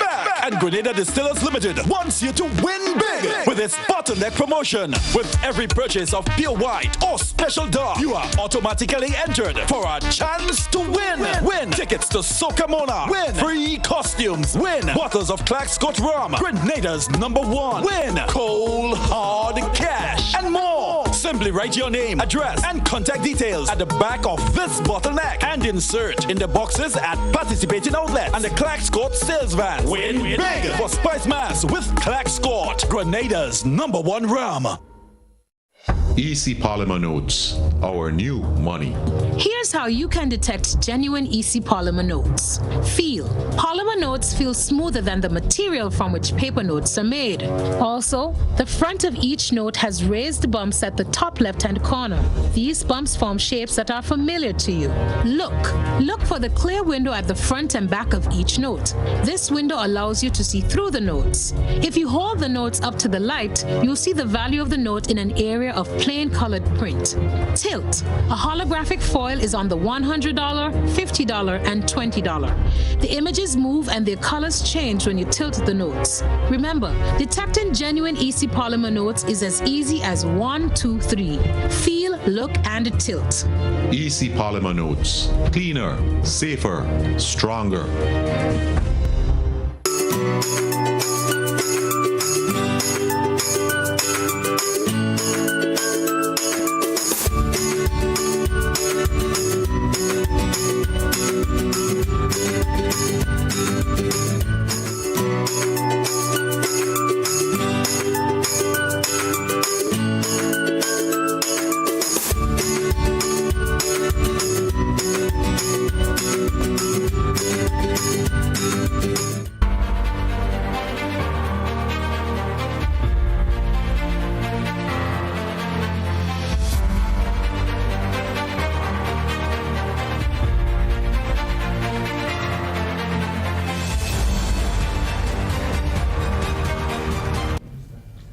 And welcome back as we follow Decision 2022, GBN's live coverage of the Grenada 2022 general elections. Well, we have a couple of the noble gentlemen who have come and joined us here. We've got Dr. Damian Graves. We did say that he will come. In fact, he's been here for the last hour or so. And of course, we've got Dr. Augustine Pancho, who's with us. Both of them are resplendently dressed, as you will see. Gentlemen, welcome. And we've got, of course, Miss Beverly Sinclair with us also. She's on Zoom. Good evening, gentlemen. Good evening, good evening. Bev, good evening to you. Hope you're hearing us loud and clear. Hearing you loud and clear, Mr. Worm. Good evening to your panelists, my fellow panelists, and certainly to the entire Grenada that I know have to be tuned in at this time. Well, we've always said ladies first, and we're not going to break that wonderful tradition at all. Just give us your little thoughts about the build-up to the elections. We're going to be going into some results shortly, but we just want to quickly hear from you. Yes, well, I have been listening to the panelists before me, and the situation is quite similar. There was a lot of energy and excitement in the campaign. Did see the vibes, as we call it, from the new political see, and all that brought with it the excitement on the ground. We have to watch it to see what it plays out in the numbers, and that is where we are now, looking at the count and looking where the ballots will fall and what the final count will look like this evening or tonight. Okay, so we have some results coming in. We're going to go across to Carriacou. I know we've been, so let's go across to Carriacou and let's give you some figures.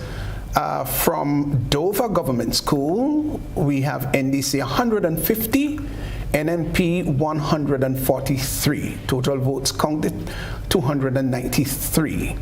We also have coming out from Hillsborough, Carriacou, that's Hillsborough Government School, NDC 250, NNP 133, 383 votes cast. Hillsborough Police Station, 94, that's NDC, NMP 103.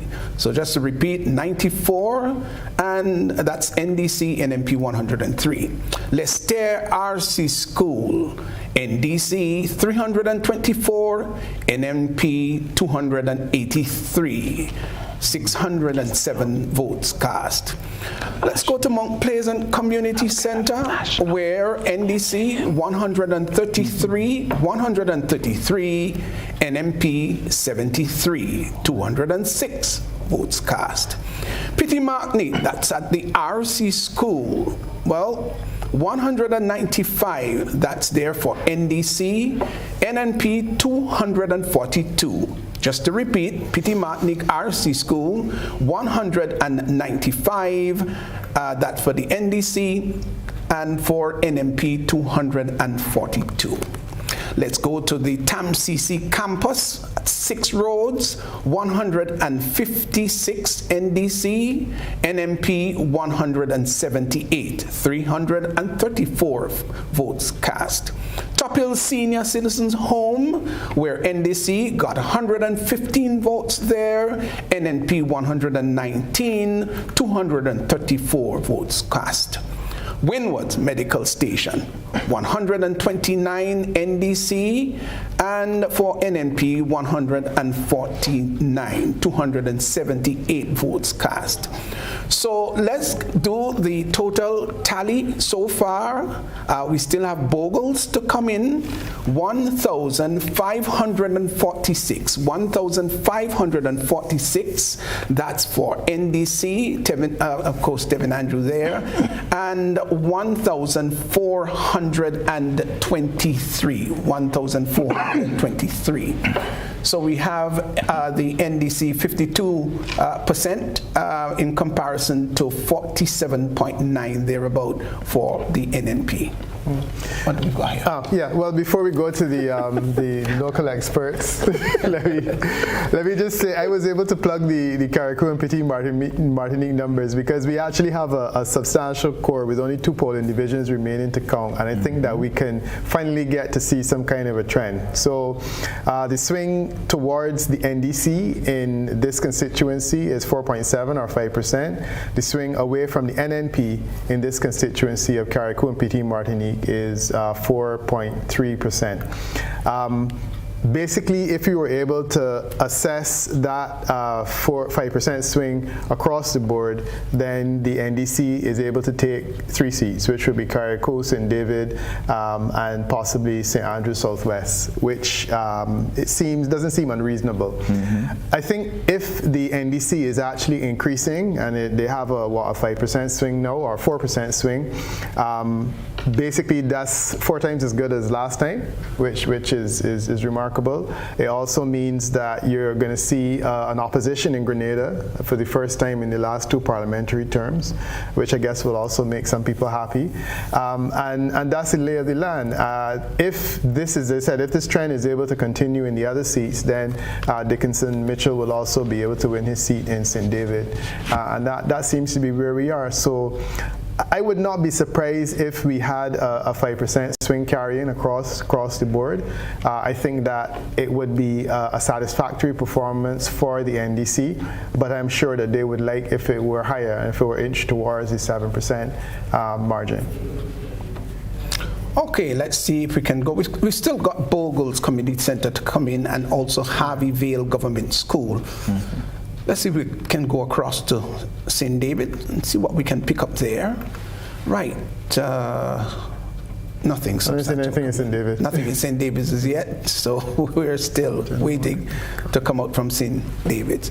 So, Dr. Pancho and Breves, well, good evening and welcome. Hi, good evening. Interesting results, and I see we are talking about Carriacou, and as you know, in 2018, I think Peter can bear me out on that, there were about 3 marginal seats of less than 6% plus or minus 2%, in which NDC lost to the NNP. And Carriacou, Petit Martinique is one of them. And of course, Tevin Andrews has been there since 2013. He was a candidate in 2018, and he was able to sort of erase the deficit. 170, you know that it was 170 votes in 2018, and as you said, Peter, if that is the trend that we are seeing now, we may see Carriacou changing party allegiance this time around. Okay, Dr. Pancho, I'm going to come to you shortly, but I think we can go across to the west, St. John, and we have at least a result coming in from the Florida Medical Station, where we have GULP just to 1 vote, NDC 68, NNP 112. So, of course, you've got NMP leading there 112 to 68. That's all we've got for St. John's constituency so far. Yes, go ahead, Dr. Pancho. It's really good to be able to share the platform with these distinguished and knowledgeable men, Peter and Dr. Graves. I think for me, what is really interesting is the vibrancy with which the both campaigns were able to be conducted.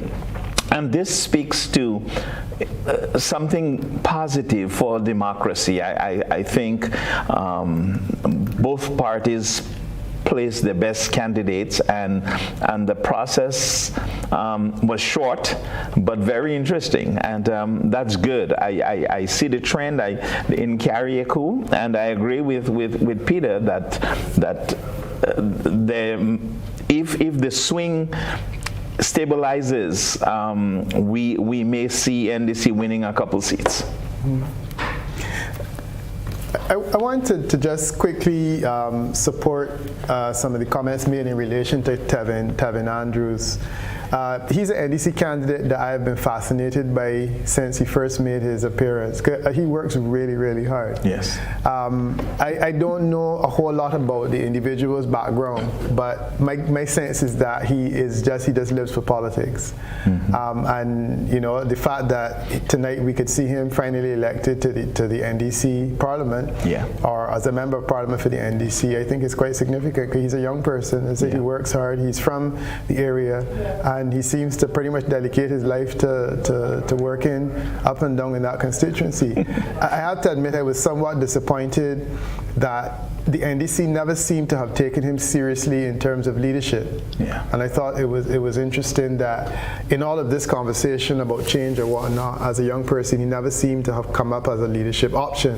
Perhaps you gentlemen may be in a better position to say why. But I think he's inching up fairly decently because he's the chairman of the party now. Yes, he was elected the chairman of the party. I have been fascinated with him from the time he entered into politics. I think he's a great asset, young person, vibrant. He loves what he does, and Peter, I agree with you. He works. I mean, he is on the ground. He's on the streets, and if he can pull a good showing in Bogles and Harveyville, he is going to be the elected the parliamentary representative for Carriacou and PD Martinique. Peter, are you getting anything in St. George's South?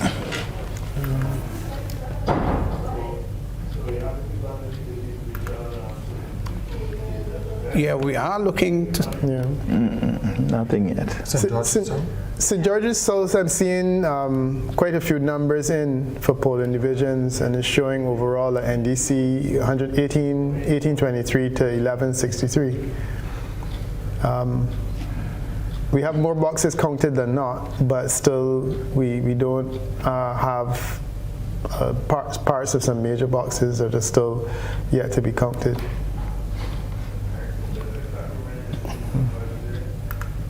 How did St. George, Peter, from what you have, your stats, how did St. George's South fare in 2018? I'm trying to see if I can find my own stats here. Oh, yeah, well, that's easy.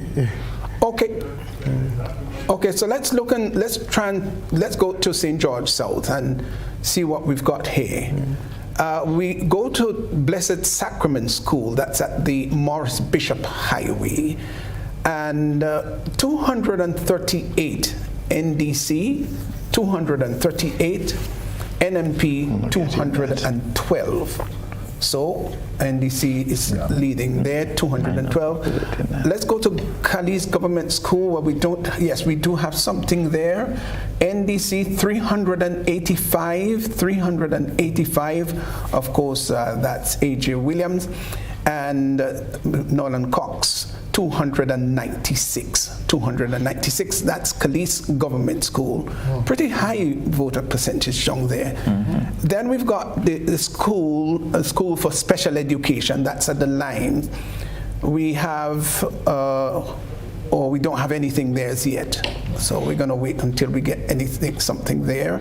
But we do have South St. George Government School, 366 NDC, 246 NNP. We go to South St. George Police Station, nothing there as yet. But we do have something from Springs Child Development Center, where we find 130 for NDC and NMP 99. So 130 to 99. Let's go to the Church of Jesus Christ of Latter-day Saints. 284 NDC, 284 and 157 NNP. So we're going to go down to the fishing village there at Woburn, NDC 290 to NNP 153. And to the Woburn Methodist Church Hall, we have NDC 283 to NNP 115. So the margins have been, that's all we've got here, but they've been pretty large here at the St. George South. No, the question earlier asked about St. George South. St. George South is trending towards, well, St. George South had 56% support for the NNP last time around, and the margin was 858 votes. So it would require a 6% swing to dislodge. If we are seeing a reflection on what is really happening there with the NDC lead, it would mean that they have moved the swing up to 6%. And I think that that's the point at which the election becomes really interesting. So we don't know whether what we've seen is essentially boxes that may very well be performing as expected. But if it is that those are reflective of what's happening in the broader conversation of St. George South, then, as I said, we have an interesting election on our hands if this is really what is happening. Yes, very much. We're still scrolling around to see if we can get some more recent. So let's see. Let's go to the town of St. George. I'm told we may have some new figures there.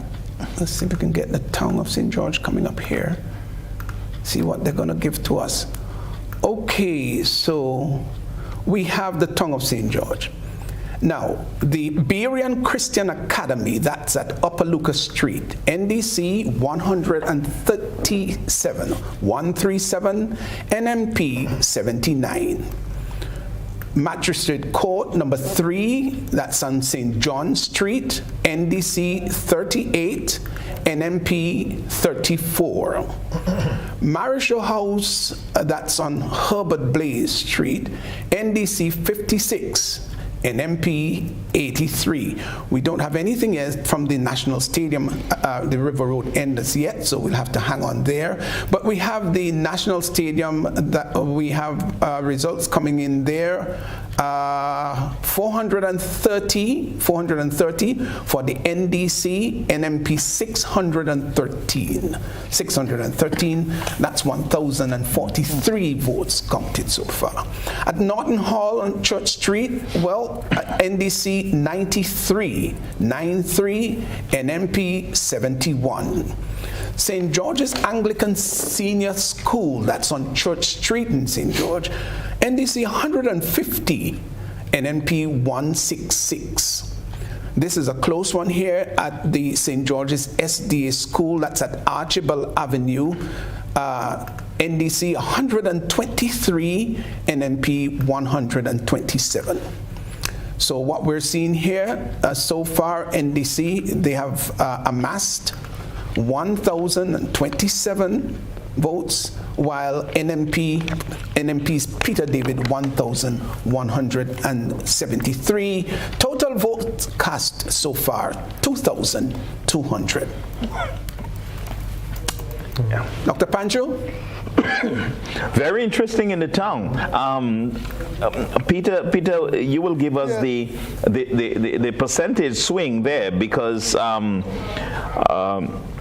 this is a very close battle. It's much closer than the groundwork seemed to suggest. No, I mean you're right. It's one of the seats that the NNP is expected to win. One would say relatively more comfortably. The swing required for change in the tongue of St. George is 7%. So my inclination is to think that we still need to see some more from that before we can make a conclusion. But as you quite rightly said, at this time, the swing that we're recording is already -12. And if that is the case in tongue of St. George, it would be disastrous for the NNP. If that's the case. But they are leading 53%, but it is a significant dent. The point is that there's only just over half of the available voters in that constituency counted. So I would say it's really a little bit too early to come to any real conclusions in relation to the town. Yeah. Very much open so far. So where are we going to go to now? So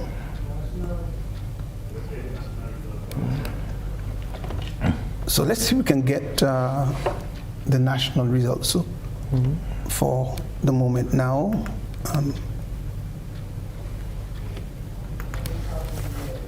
What do you have so far there?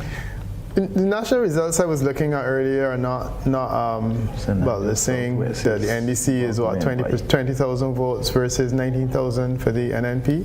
Okay. That's the current standings. My feeling is that is not a particularly helpful set of information now, because we have more votes uncounted than we have votes counted. Yeah. So it's not conclusions that we can come to just yet. Okay, but a very interesting story, of course, developing, as we said, in the tongue of St. George. Very, very interesting. And maybe just about 150 or so votes separate. My math has never been good, I must say. So let me be apologetic quickly if you've gone and you've done your math and you see that I've fallen way under or way above. I'm very sorry about it. I just made a guess shot at it. So, did I go far from it, Dr. Graves? Not at all. Well, thank you very much. I was saying, Peter, and you would know this, and perhaps you can comment on this. I think we need to understand too that NNP is starting off with what, about an 8,000 vote. 8,000 votes in terms of 2018. Yeah. I think NDC had about 22,000 votes in 2018, and NNP had about 33,000 or something. So 30,000, Peter? You're pretty much correct. Right. So and so we are saying that NDC is starting off at a deficit of about 8,000 votes. And it's interesting to see the closeness of what is happening so far in some of those constituencies, and of course, very importantly, the tongue of St. George. Yeah, Bev, you're there, Bev? Yes, I am here. Could you chime in here a little bit and maybe comment about the tongue of St. George? Are you a little surprised about this, or not surprised at all, or highly surprised? None of the above.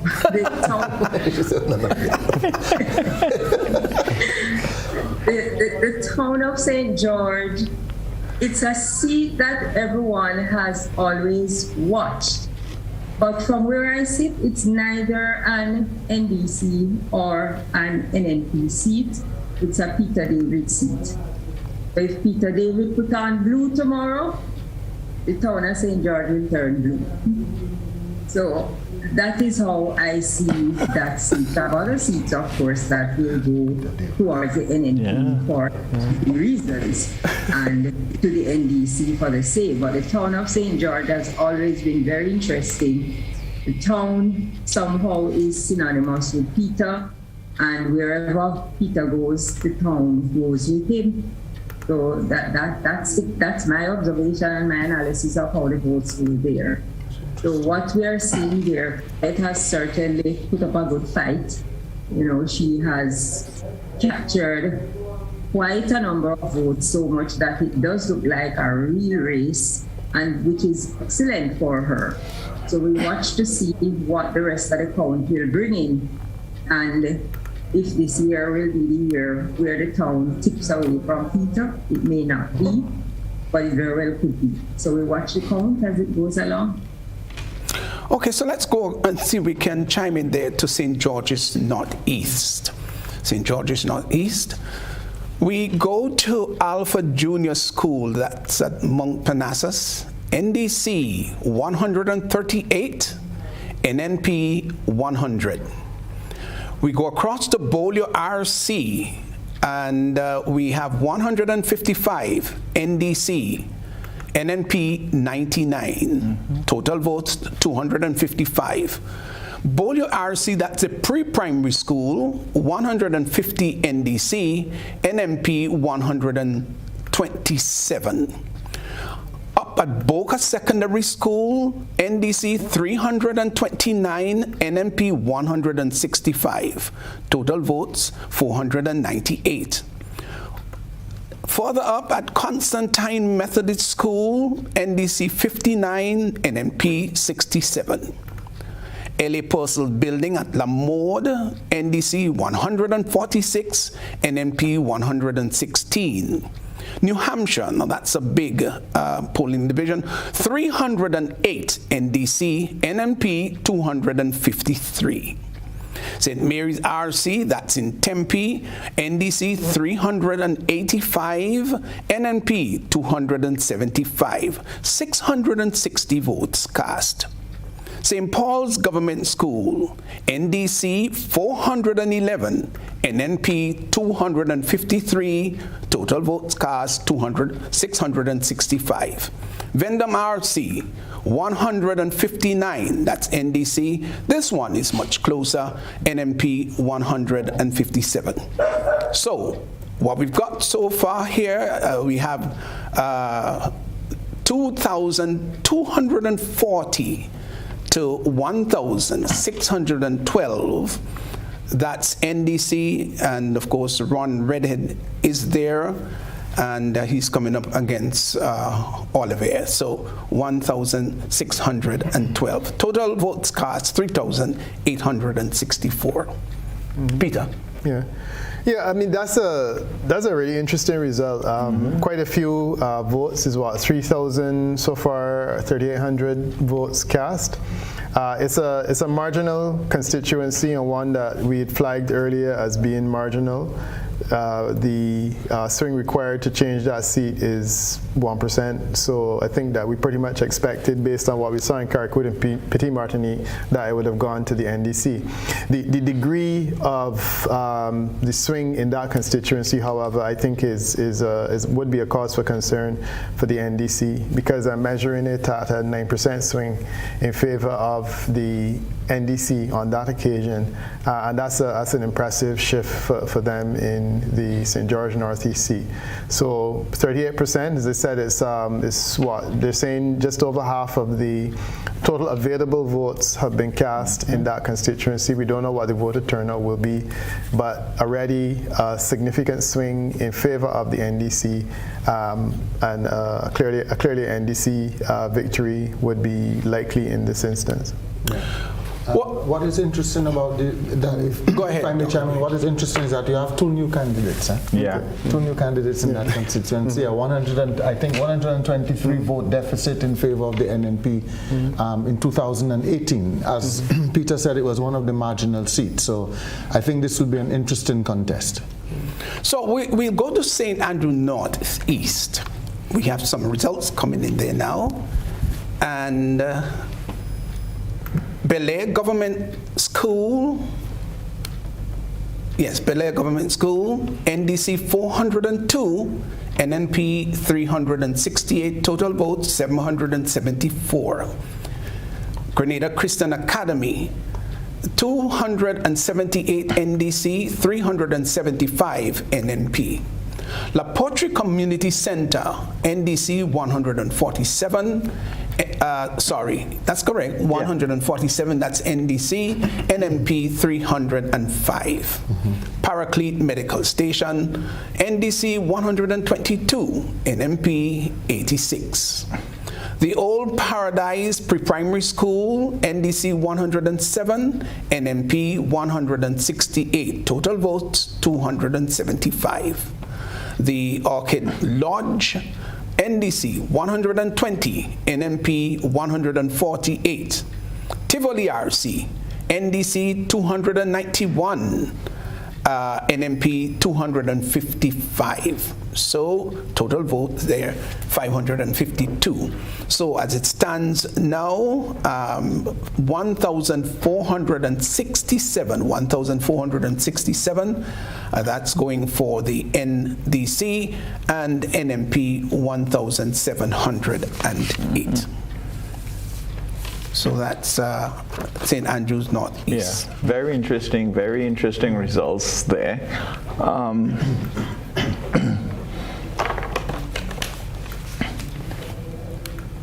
Peter, care to comment? Yeah, well, no, I was giving away. Well, I thought okay.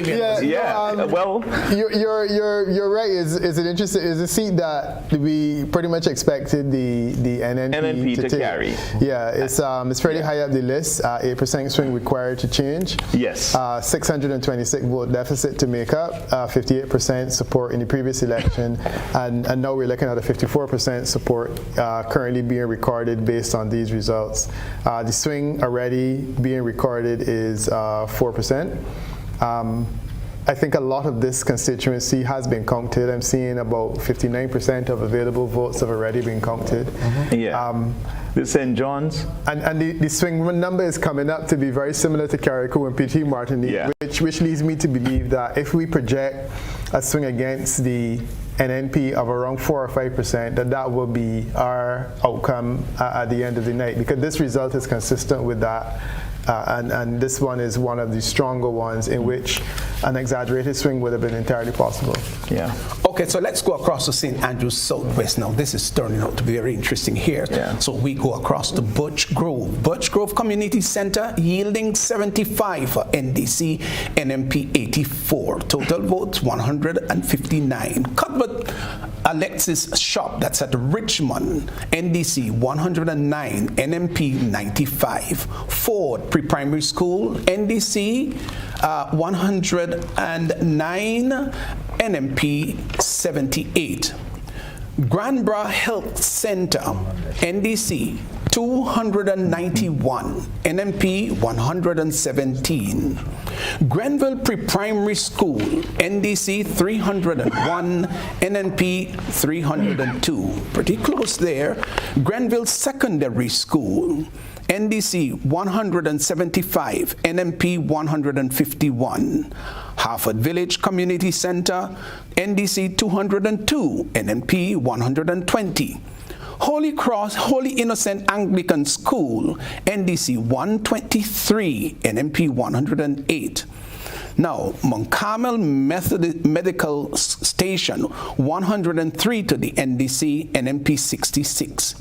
Let's go to Munich RC, 122, NDC, NMP 95. We don't have anything yet from the Parliamentary Elections Office there, and but we do have from St. James Community Center, 180, NDC, 135, NMP. Union Community Center, NDC 85, NMP 102, and Walker Church of God, 58 to NNP 83. So total votes counted 3,474. NDC receiving 1,938. NMP 1,536. Now that's St. Andrew Southwest. Well, you know, once I do the figures, you're going to come up with one right away, Peter. Yeah, no, but the St. Andrew Southwest, because I've just saw an update in relation to that one. So it says 19 versus 15. All right, I'm going to have to look back at that one, because as I saw the result, it seemed to have jumped. But St. Andrew Southwest is, where is it on our list? St. Andrew Southwest is a 6% swing required. Yeah. And so far it looks as though they're achieving that. So we're moving now from a 4 to a 5 to a 6. And that is the zone in which things become pretty interesting. But there would have been a 56% level of support on the last occasion of 500 vote deficit to close. If they have closed that deficit and are leading, it's really quite significant that they would have been able to achieve this. From what I can see here, is really only 1 or 2 boxes remaining. Yes. So that's probably a fairly good indicator of what that constituency outcome is looking like. I think that would basically take the vote count for the NNP, for the NDC, up from 3 to 4. And certainly if they win St. Andrew Southwest, they could also win St. George South. So then that would take it to 5. Okay, so let's go to St. Andrew Northwest. We've got some results coming in here. Maribor Agricultural Station, NDC 386, NMP 418. Paraclete Government School, NDC 57, NMP 112. Paradise Medical Station, NDC 319, NMP 237. Paul's Bakery at Budge Grove, NDC 166, NMP 145. CO's Bar at Budge Grove, NDC 142, NMP 156. St. Mary's RC, that's at Lafayette, NDC 494, NMP 621. Total votes cast there 1,115. Pretty big. St. Michael's RC, that's in Bylands. We have NDC 213, NMP 208.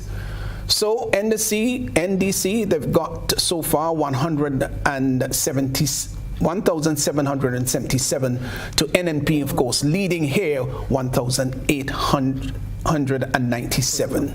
Total votes 3,674. Speeder. But this is interesting because St. Andrews Southwest is not performing consistent with the trend that we're seeing, because there's a lead there for the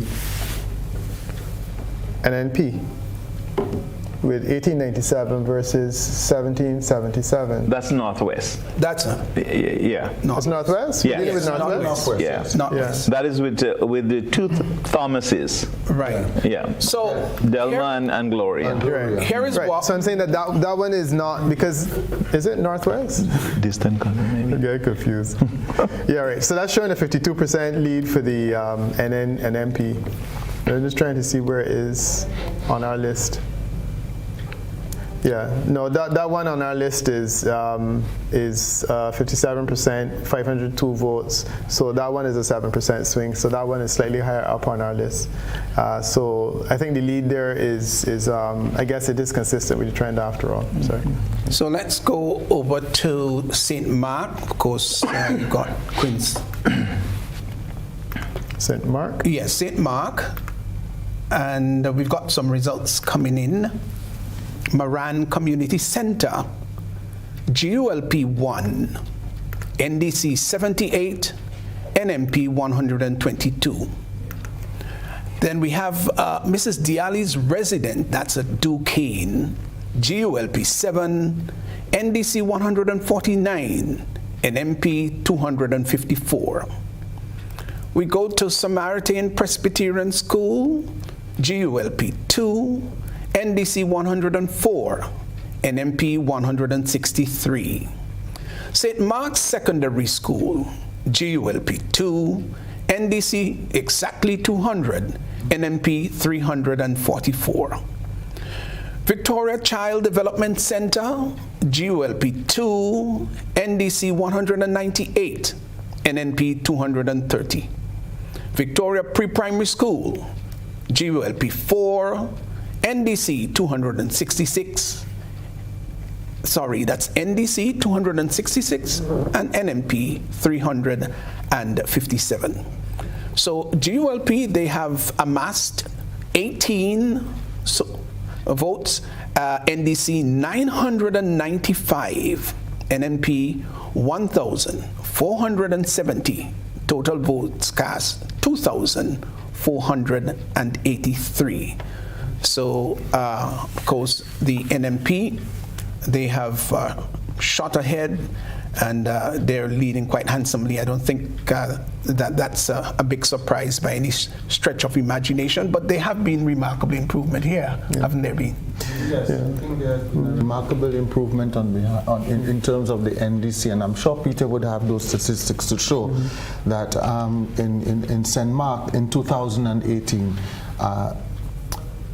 there was some loss of votes, right, Peter? That's right, yeah. In 2018?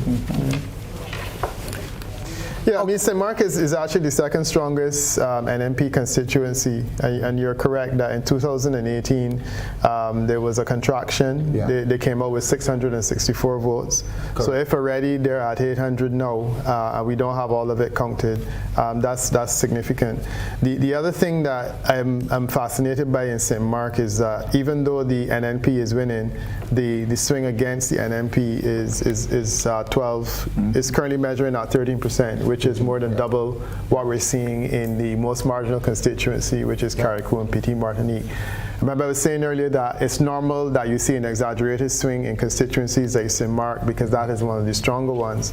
But I think the performance certainly of the candidate there would be a credit for the NDC candidate would be a credit in the sense that that person has basically doubled the swing that they're seeing in other places. But I still think that it will turn out to be an NNP seat. Well, we're going to go to which, in my opinion, is the most interesting so far, most interesting. And we're referring to St. John. St. John. Now, at the Closure Community Center, NDC 84, NMP 129, Concord Government School, GULP 2, NDC 275, NNP 370. Florida Government School, NDC 108, GULP 0, NNP 127. Florida Medical Station, GULP 1, NDC 64, NNP 112. At the Guelph Methodist Church, GULP 2, NDC 229, NMP 225. We go to the Grand Roy Government School, GULP 4, NDC 372, NNP 395. Mount Nesbitt Community Center, GULP 2, NDC 261, NMP 202. St. John's Anglican School, GULP 2, NDC 254, NNP 183. St. John's RC School, Preschool Department, GULP 3, NDC 339, NNP 256. So far, GULP 16, NDC 1,990, NNP 1,999. Total votes cast so far, 4,005. There is a difference, if my math is good, of 9 between NDC and NMP as it stands right now. Perfect, Pastor Worm. You get an A for that. I am getting an A. Yeah. Thank you so much, Dr. Grace. This looks like it's going to be a nail-biting finish, Peter. With just. But how come though? I mean, that should not be a nail-biting finish. No. I think that this one warrants a bit of input from those of you gentlemen who probably know what's happening on the ground better than I do. But I would not have seen that should be a close you weren't seeing seat that at all. No, it doesn't look that way. It shouldn't be. If you're looking at it in the context of what happened historically, you're going into the seat with a substantial majority, 769 vote lead. How does it get to a stage where you're counting 9 votes and you essentially have surrendered that quantity of support? 15% swing against the NNP. If they did win it tonight, I would still ask some serious questions about what happened in St. John. Yes, but you still got Gov Police Station there. Just one box. Just one box to be counted. Yeah. Now this is heart-throbbing. That's why I say it's nail-biting. Okay, it's interesting, very interesting. Keep all your fingers crossed and possibly your toes too. Okay, so we go to St. Patrick West. St. Patrick West, let's see if we can pull this up. Let's see what's taking place here. Right, St. Patrick West. Wow. We go to Shantimel RC School, GOLP 1. Independent, of course, got 19. NDC 231. And NMP 264, some 511 vote cards there. Fawn Community Center, WF has 7, GULP has 1. Okay, I'm just trying to get this refreshed here. Okay, so I've got to go, we had it refreshed, so I lost it. Let's go back to St. Patrick West, did I get that right? Okay, so we're going right back to St. Patrick West. Okay, so go back to the top, Shantimel RC, we've got 1 GLP, WF 19, NDC 331, NMP 260.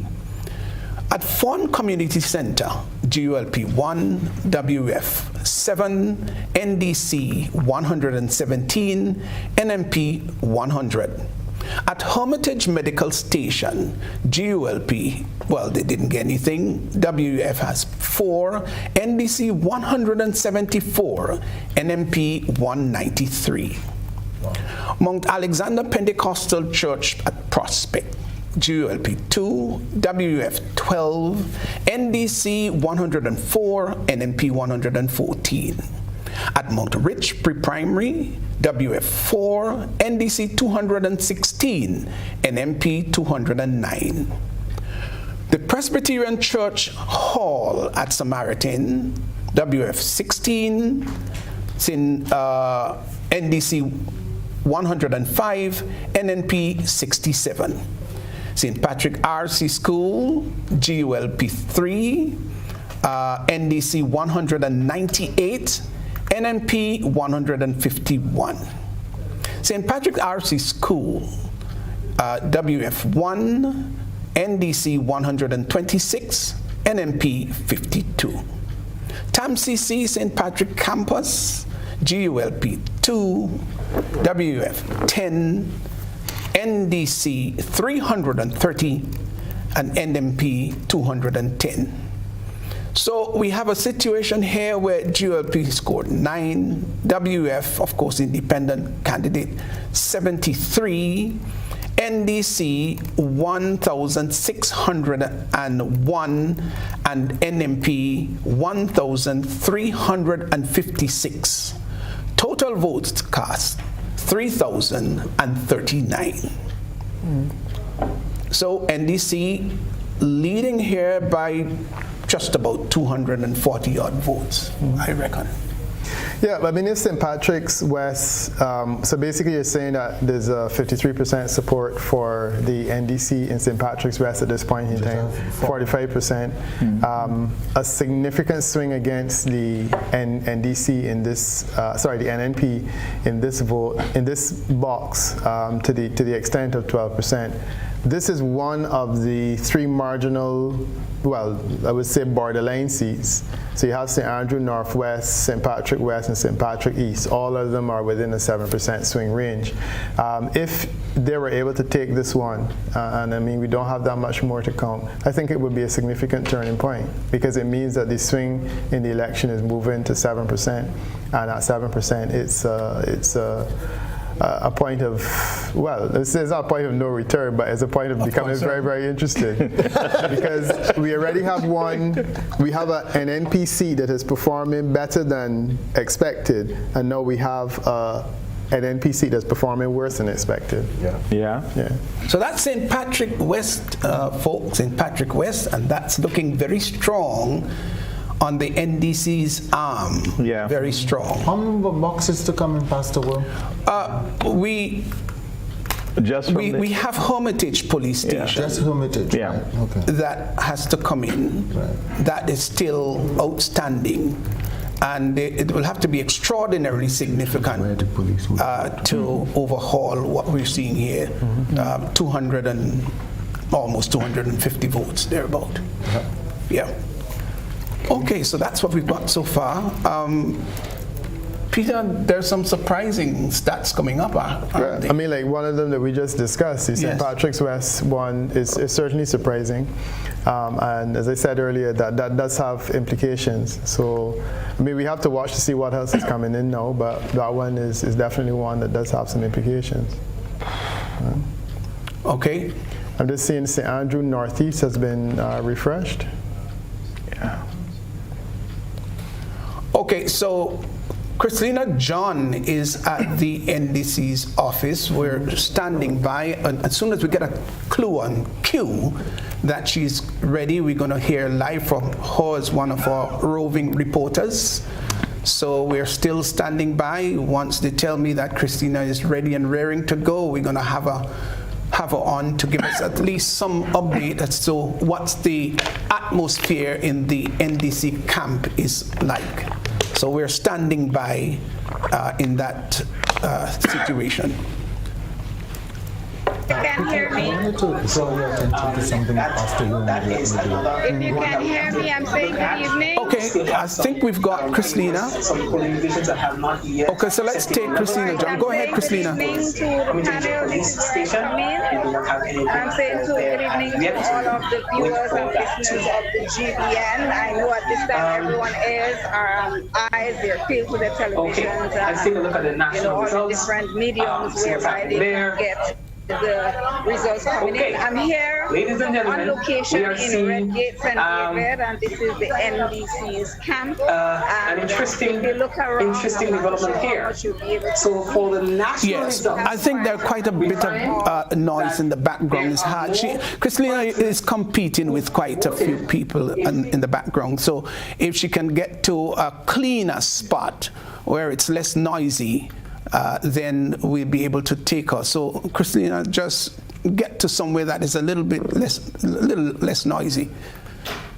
So we're going to go to St. Andrews Southeast and see what they've got for us.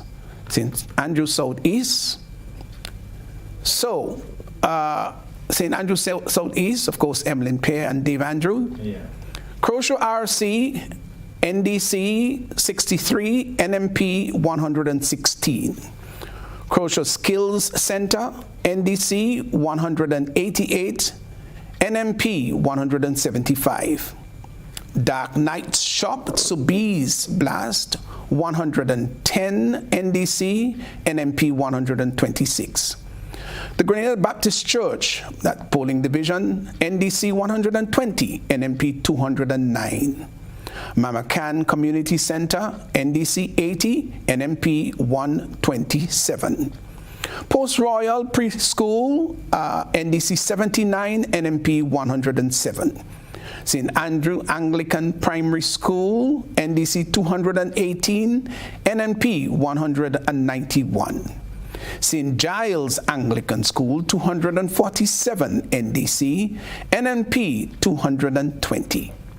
Telescope Primary School, 401 NDC, NMP 454. That's always a very big polling division there at Telescope.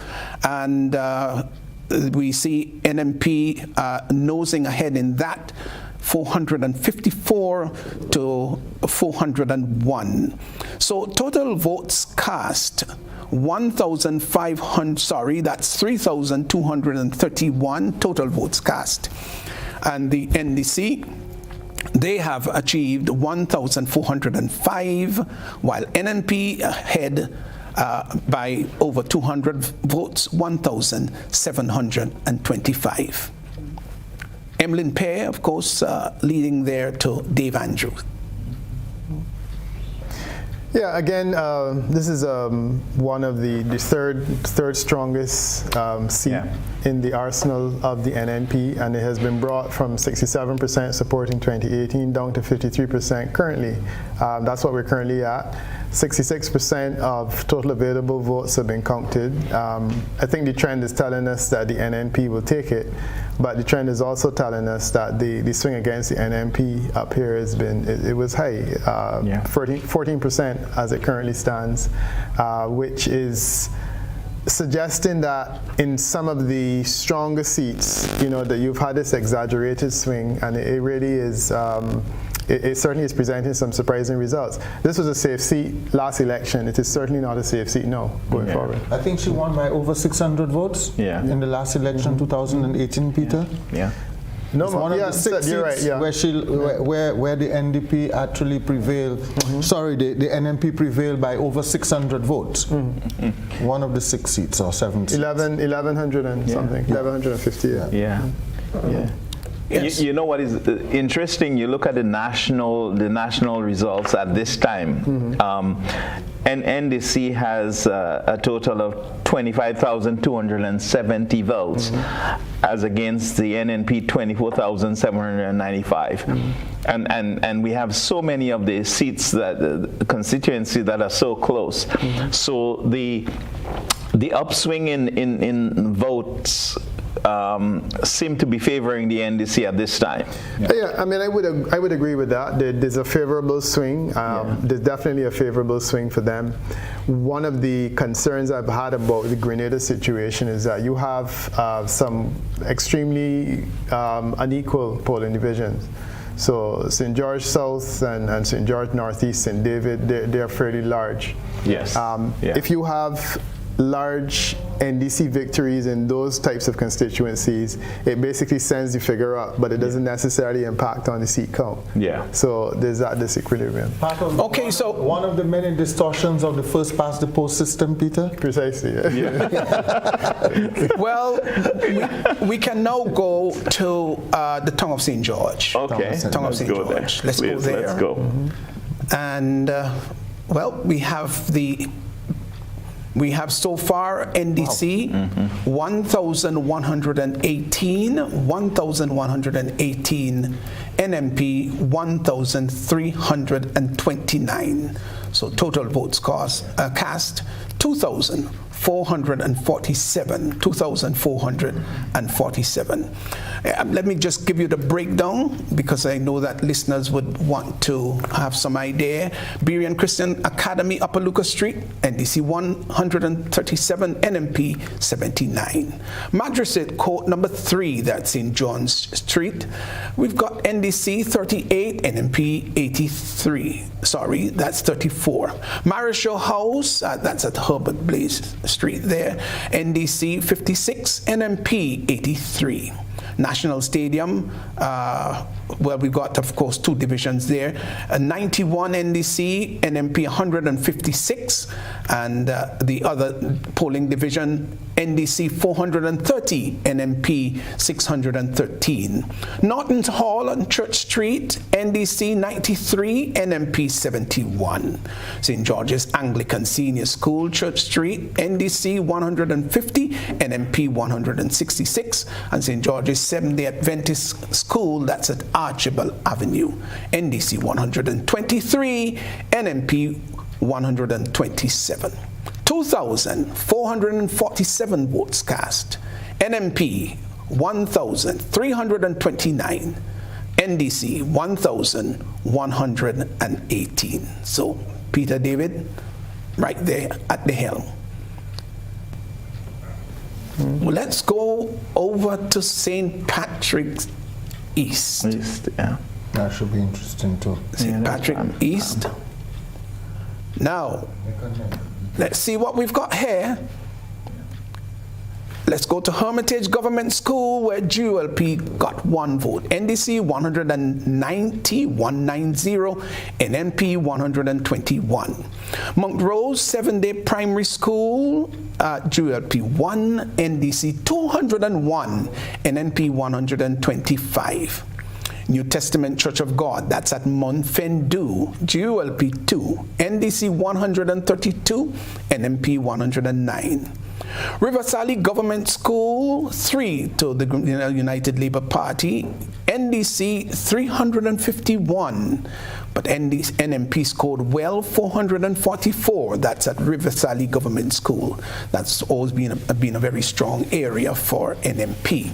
Sauters Police Station, we don't have anything coming up there, but St. Anne's Pre-Primary School, GULP 7, NDC 256, NMP 326. St. Patrick Anglican School, GULP 3, NDC 313, NNP 197.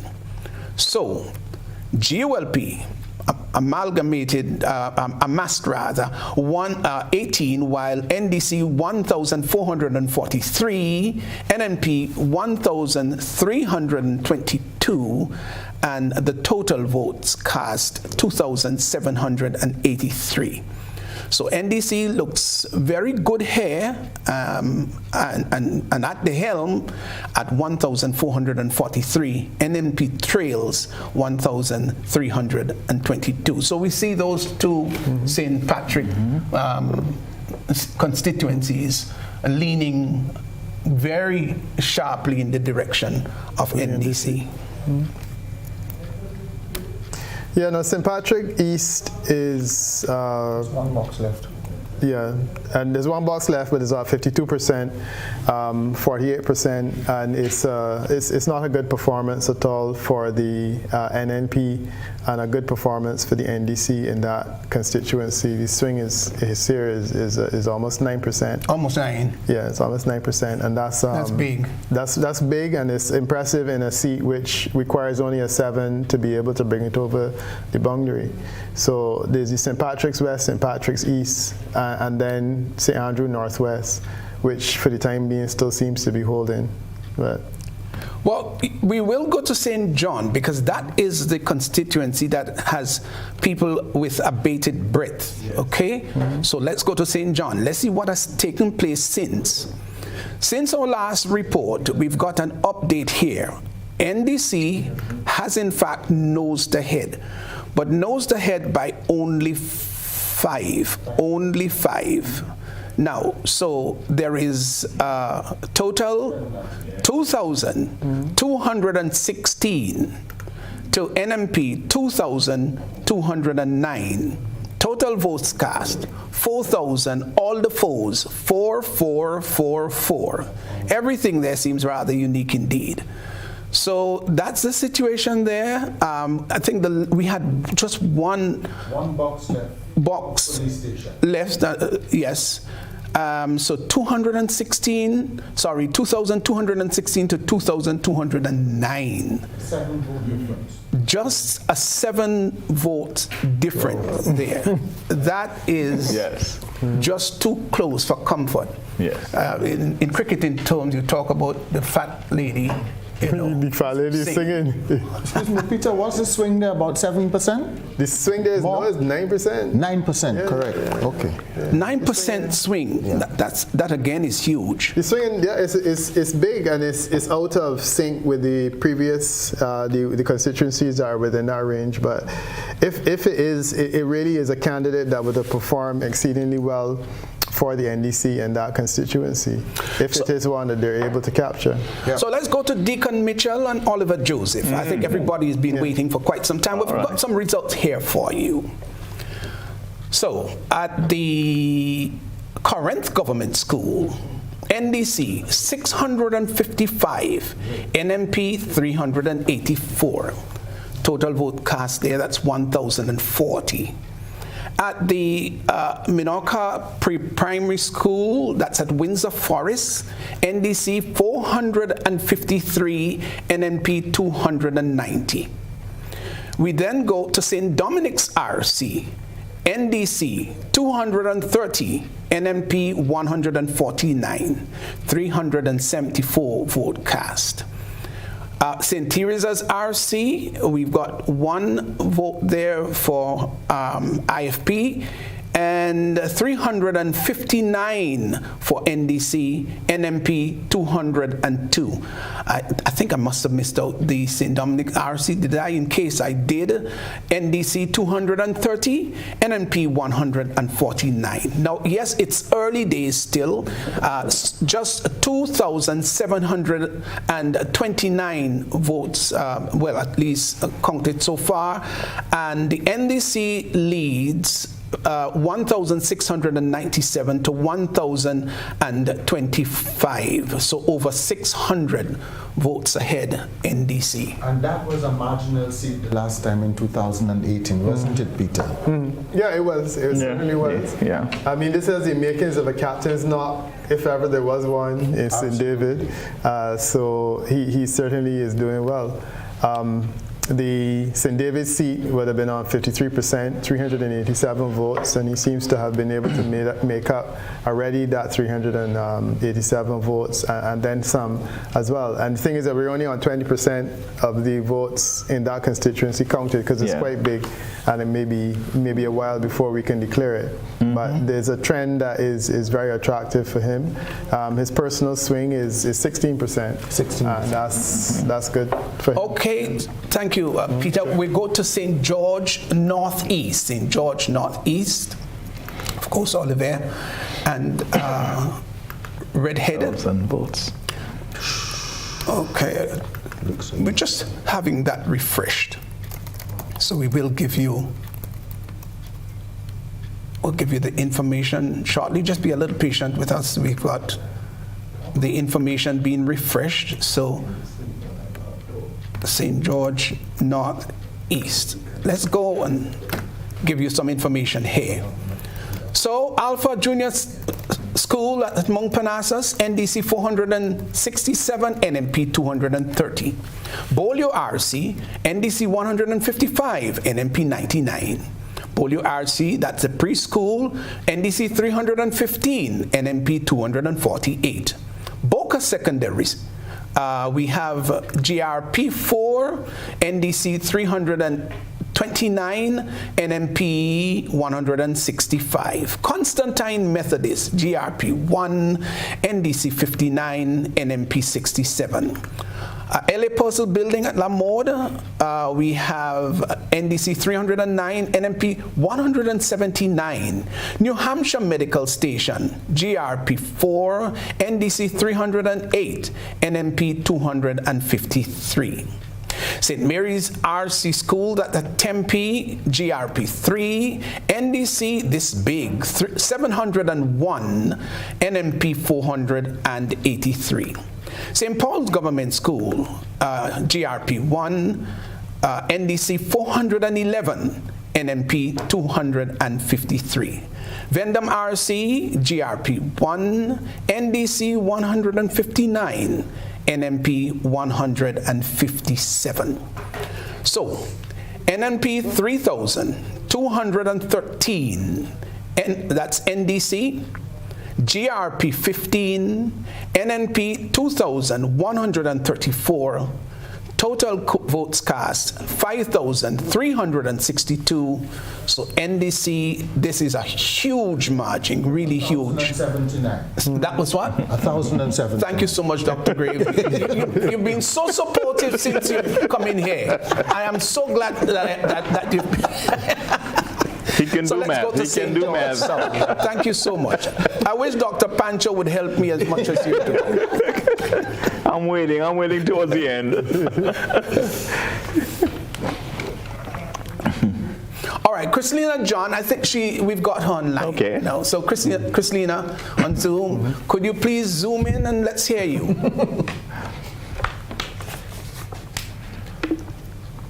We were having a bit of a problem. I'm hoping that you're able to hear me a bit better now because I've moved away from the crowd. That's more like it, Christina. Is it better? Are you in a position to hear me now? I am hearing you. We're hearing you loud and clear. What's the mood like in the NDC camp? Right now, it's a lot of excitement is building here as the crowd also begin to build up. A lot of the supporters are just starting to float in, if I might say so. It's a lot of excitement as the numbers are rolling in, and you're hearing that the NDC is in the lead in some of the constituencies. I'm telling you, it's a lot of excitement in the camp here at Redgate in St. David, where we're on location. Were you able to touch base with Deacon Mitchell, or were you able to look at his visage? What did it say? I've not seen him since I've gotten here, and that was around 5:45. I've not seen him just yet in the camp, but I've touched base with Mr. Mason, who is here, George Mason, and maybe he can share a little bit on the rest of the mood that's taking place here in terms of the numbers, maybe give us some comparison to last election. So here we have Mr. George Mason with us, who will just join and give us a little bit on that. Mr. Mason, good evening and welcome. We're live here on the GBN, and we're just giving an update to the panel on what's happening presently in Redgate St. David. What can you share with us? We are very elated. The last election in 2018, we were very subdued. The celebration has started about 2 o'clock in 2018, but tonight we have seen we are making some gains, and because of the hard work and dedication and tenacity demonstrated by young Deacon Mitchell, that we have all galvanized around him. We went into the trenches, we went to every home, and if not, most of the homes, and tonight we have seen the result of the work. Today and tonight, history is being created, whereby in a 9-month span, someone has been labeled a paratrooper. And a paratrooper only goes where there is need for a rescue mission. The paratrooper landed, and the paratrooper rescued not only the NDC, but it has rescued the reputation and the integrity of the desire for opposition or a new government.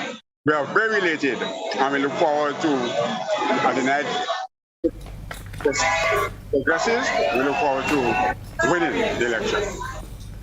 But there you had it from Mr. Mason, giving us synopsis of what's taking place here, the work that he has put in, and now at least they're seeing a bit of the reward from that. Back to you in studio. Christina, just before you go, you did talk about a build-up.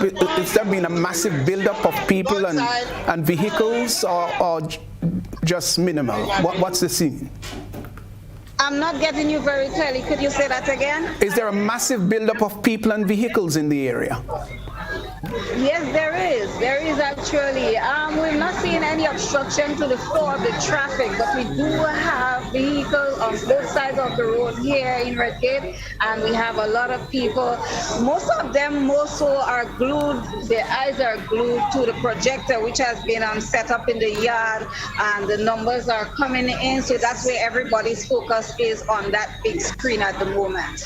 Okay, thank you so much, Christina John, out there in Redgate in St. David. We're going to go across to Carriacou and try to put a note of finality here with NDC amassing 1,807 votes to NMP 1,687. Total votes cast 3,494. So Tevin Andrew at the helm, 1,807 to 1,687. It's interesting, Peter, you spoke in quite glowing terms about Tevin Andrew, his industrious nature, working hard, and he never seemed to stop working at all. Just seemed to have worked not just right around the clock, but literally right around the year. And hats off to the young man. Would you want to chime in? And of course, Dr. Pancho and Graves, a comment or two about Tevin Andrew. Well, Tevin Andrew, I always saw him as an exciting individual. I remember when he lost the last time, he came to my office and he said, "Comrade, tell me what are some of the things that I need to do? What are some of the things that I have to look at," and so on.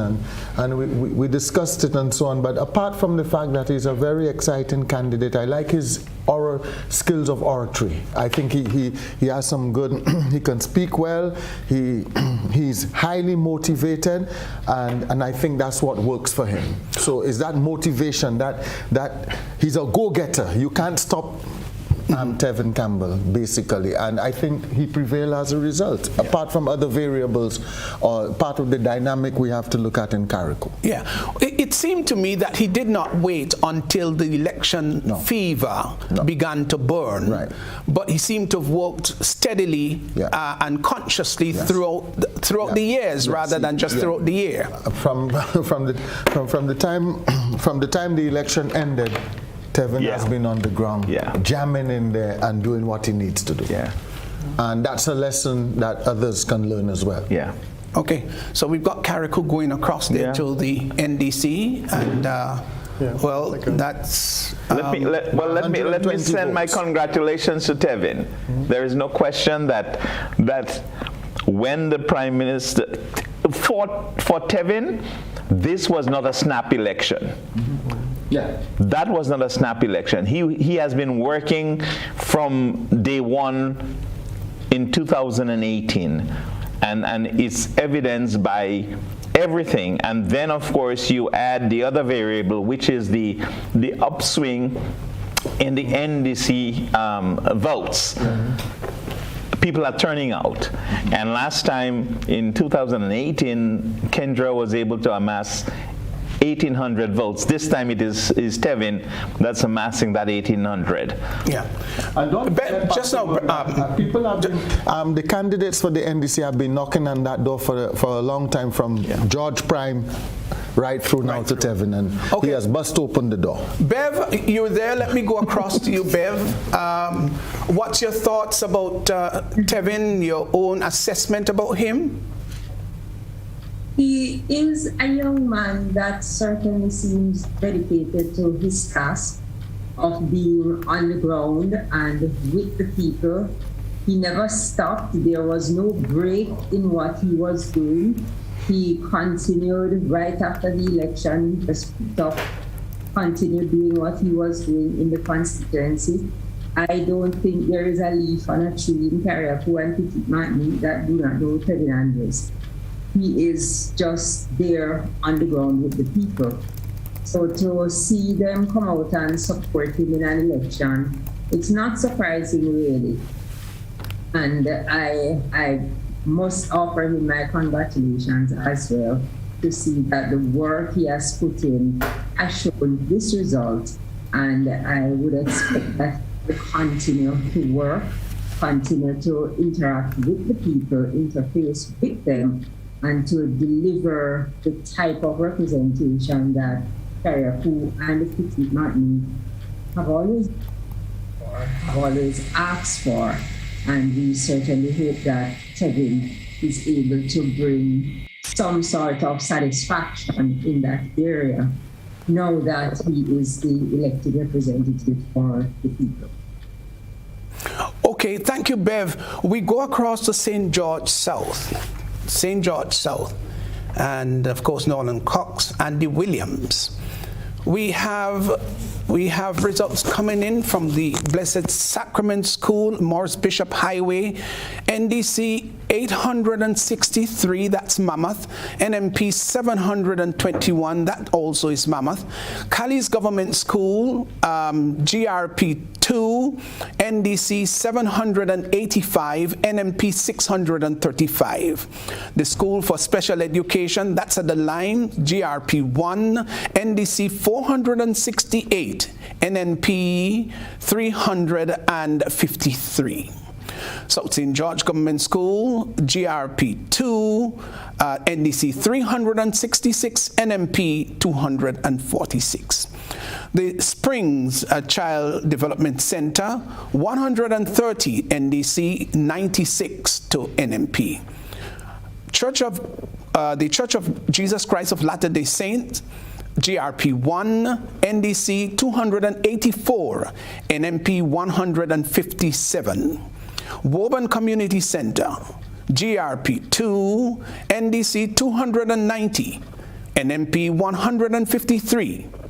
Woburn Methodist School, that's Woburn Methodist Church Hall, beg your pardon, NDC 444, NMP 320. So NMP 2,684, NDC 3,684. 630. Total votes, 6,324. And Andy Williams seemed to have taken the South by storm. Well, before we make much a comment on that, we're going to go across to St. David. We've got some new information exuding from St. David. So let's see what we can bring up here and give to the people. St. David's. Okay. So as it stands now, we have NMP totaling 1,438, 1438. NDC, all about 960 odd votes there. In front, 2,406. So total votes counted so far, 3,854. So Deacon Mitchell coming up there against Oliver Joseph, and NDC 2,406, NMP 1,438. Gentlemen, lady. I didn't get a chance to comment on the Deacon Mitchell situation, so I wondered if I could take the opportunity now and also to offer my congratulations along with the rest of the panel, because I think he's done well, and a credit to himself as a young man who works hard. I particularly like the comment that he was not caught by surprise. It was not a stop election for him because he was continuing to work from day one, and that's certainly how it should go.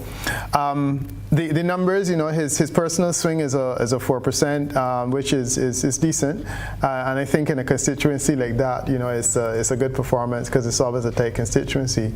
The other thing that's interesting in Carriacou and Petite Martinique, since that's the first complete constituency that we have, we're actually seeing a reduced electoral turnout, and I think that that's important because all today we were saying there was an increased turnout and the implications of an increased turnout. I'm seeing a 65% voter turnout.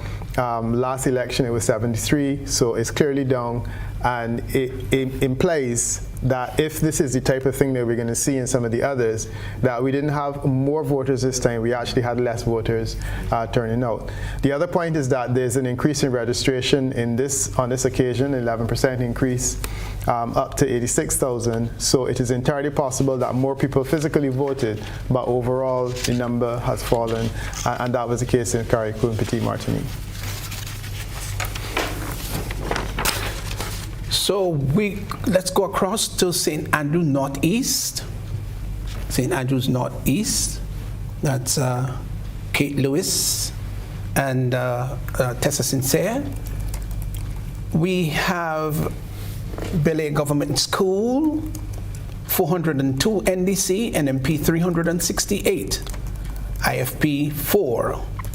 Grenada Christian Academy, IFP 1, NDC 278, NMP 375.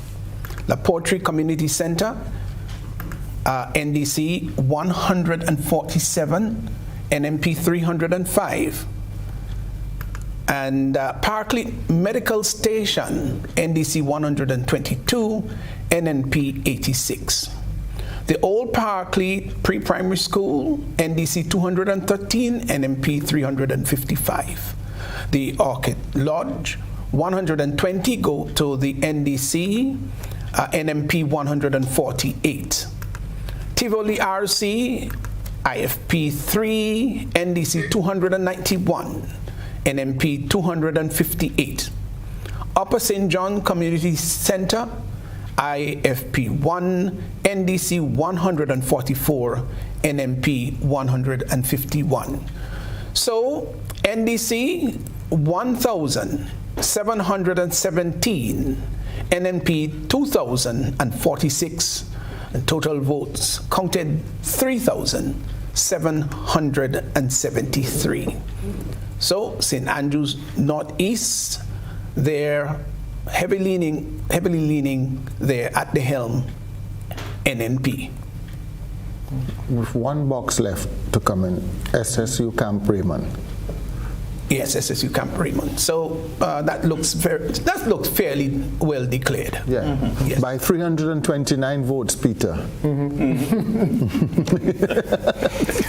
Gentlemen, does this election have shades of what it would have been 2000 and not 2008, the election before 2008? Yes, 2003. 2003? Yeah. Yeah, does it have shades of 2003 in your opinion? Yes.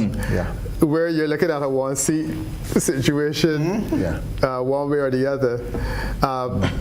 I mean, I don't want to get carried away, but certainly if Keith Mitchell has to manage a one-seat government, one presumes that he would be able to do it again. But what if Dick and Mitchell had to manage a one-seat government? That would be an interesting thing to witness. But I think they were getting ahead of ourselves. Yes. But certainly it's a narrow thing, a narrow situation. Yeah. Well, you know, very interesting comment, Peter, because as it stands in terms of the candidates and their position, we have NDC leading in 9 constituencies and NNP in 6. Yeah. If that obtains for the rest of the night, we're looking at a new prime minister tomorrow morning. And not only a new prime minister, but electoral history. Because electoral history. There's never been a situation in any of the Caribbean islands before where someone who was leading a party that had no seats was able to come from being outside of Parliament and actually win a government. I certainly didn't think it was possible based on my reading of the situation. You know, in politics, it says the art of the possible. And there are other factors as the night goes on and we are more clear on what's happening. I think there are other factors that we would need to discuss. We need to look at the impact of the energy crisis and things of that nature. We have some more discussions. But it also shows a trend. In 1984, there was about an 80% turnout, and of course, we know what happened with the NNP winning and so on. Then in 2003, in 2008, there was about an 80% turnout again, and the NDC won. And in 2013, it was about an 88% turnout, and the NNP won again. Then it went down to about 73% in 2008, and then of course NNP won again with all 15 seats. And now we're coming back to a situation. So this is really interesting, Peter. Have you seen that trend in the Caribbean as well? Not really. No, Grenada is peculiar in many ways, and you're very correct. Where you go from this massive to marginal, you know. But I really can't say that there's another island in which I've seen those, because I can't say that there's another island in which you've had this type of capacity to dominate the electoral landscape that the NNP has. Yeah, I think maybe the last. I'm not too sure whether it was. Something here. Go right ahead, Bev. Right. I just want to interject that we talk about, you know, depending on the way the polls turn out, we may have a new prime minister tomorrow. But we are still run by our constitution, and it's not the electorate that chooses the prime minister, it's the parliament. So we cannot have a new prime minister until the parliament sits. We can presume who will be chosen to be the prime minister based on the party structure and everything on the ground. But I believe those of us who people listen to and those of us who influence minds and thought, we really need to keep these conversations in a way so that we educate people. It's not the electorate that chooses the prime minister, it's the parliament. So we can't have a prime minister until parliament sits. Yes. Thank you. That's absolutely correct. But I guess Dr. Panchu was looking at traditionally how people observe those things. But you're absolutely correct. It's not just a fait accompli, so to speak. So you are absolutely correct. But I find that the trend very, very, very, very interesting, because 2003 was a sort of upset in Grenada with the 8-7 victory in favor of the NNP. And then by 2008, you saw what happened. happen. But then again, in 2013, you saw the sweep of the poll with an 88%. So in Grenada, the trend is whenever there's a high voter turnout, there's a possibility that the incumbent is in trouble and would be swept out of office. That's what the trend is so far. I probably had the last major interview with the Prime Minister. I think she's saying something. Sorry, Bev. Sorry. Right. As you know, Dr. Graves was talking about the voter turnout. So I was interjecting that we have over 9,000 new names on the voters list for this election. So we had almost 11% or a little over 11% growth in the number of people on the voters list. I hesitate to say eligible to vote, but in the number of people on the voters list from the last election to this one. And that too must have had some influence on the number of people that turned out at the polls today.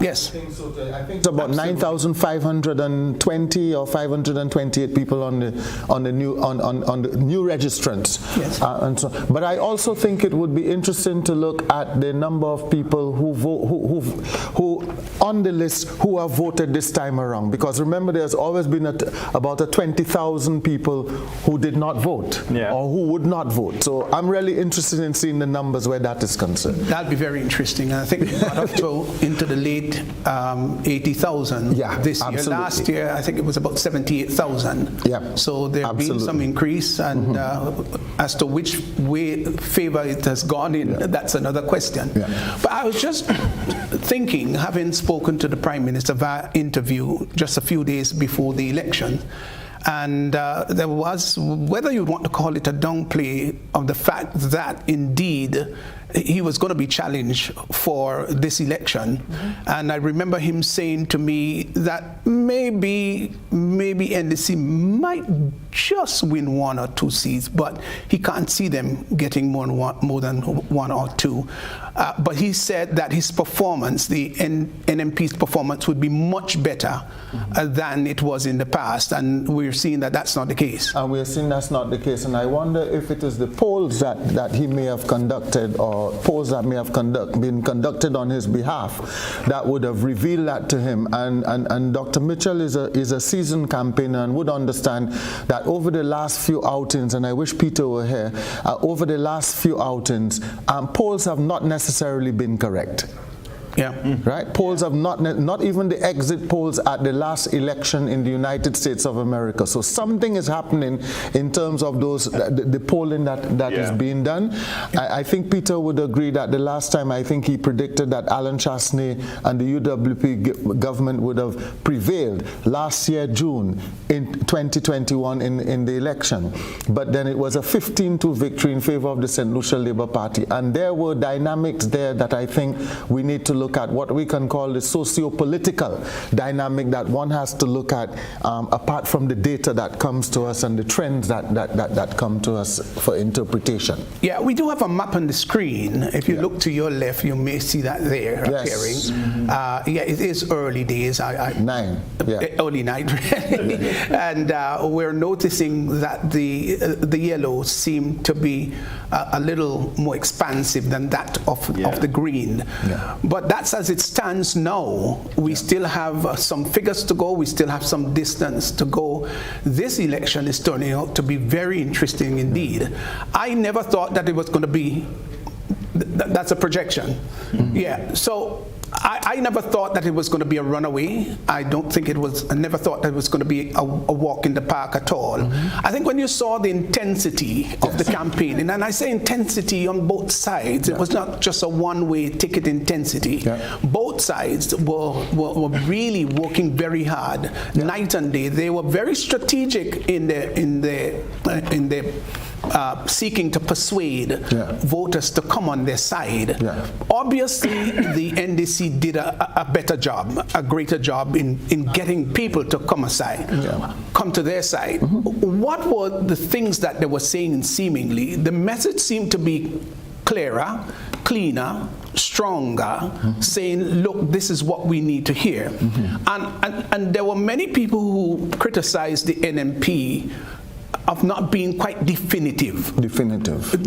You know, saying this is what we will do, and what we've done in the past, we will build on it. And you were not really getting that from much of the meetings and the rallies. There was quite a bit of hype, but so many people were saying there were not sufficient substance. I think that the NDC did a magnificent job in sticking to some key things that they purported we're going to get done. Some things, quite interestingly, that Grenadians want to see happen. So they understood the pulse of the Grenadian people, knowing what they would like to see, and they rode on that pulse. Absolutely. And it has reaped dividends so far. Well, at least so far. Absolutely, because I think that basically they felt the pulse, and I think the NNP may have lapsed into a bit of complacency too. And I think, again, that interview you had with Dr. Mitchell revealed to me, from my own perspective, that he didn't put his finger this time on what was going on. He wasn't aware of what is going on, because when you ask him about the energy, he spoke about the energy with the NNP. He kept saying so. And when you ask him, what about the other side and so on, he said, well, he wasn't aware of that, and he wasn't really paying attention to that. And perhaps you need to pay attention to those things. But there are two things we can look at. From the time the campaign started, NDC seized the momentum, and secondly, they set the tone of the campaign. I always felt that the NNP found itself responding to the NDC in terms of some of the utterances on the platform and so on. So two things, very reactionary. They seized the momentum, and they basically set the tone of the campaign. I don't know if Dr. Ponchu has a different view where that is concerned. What's your thought, Dr. Panch? Absolutely. I believe that. I think that from the get-go, with limited resources, the NDC set the tone for this election campaign. And you're right, Pastor Warren. They stuck to some salient promises of things that the Grenadian population needed to hear. The pension issue, they never wavered. Permanency for workers, they never wavered.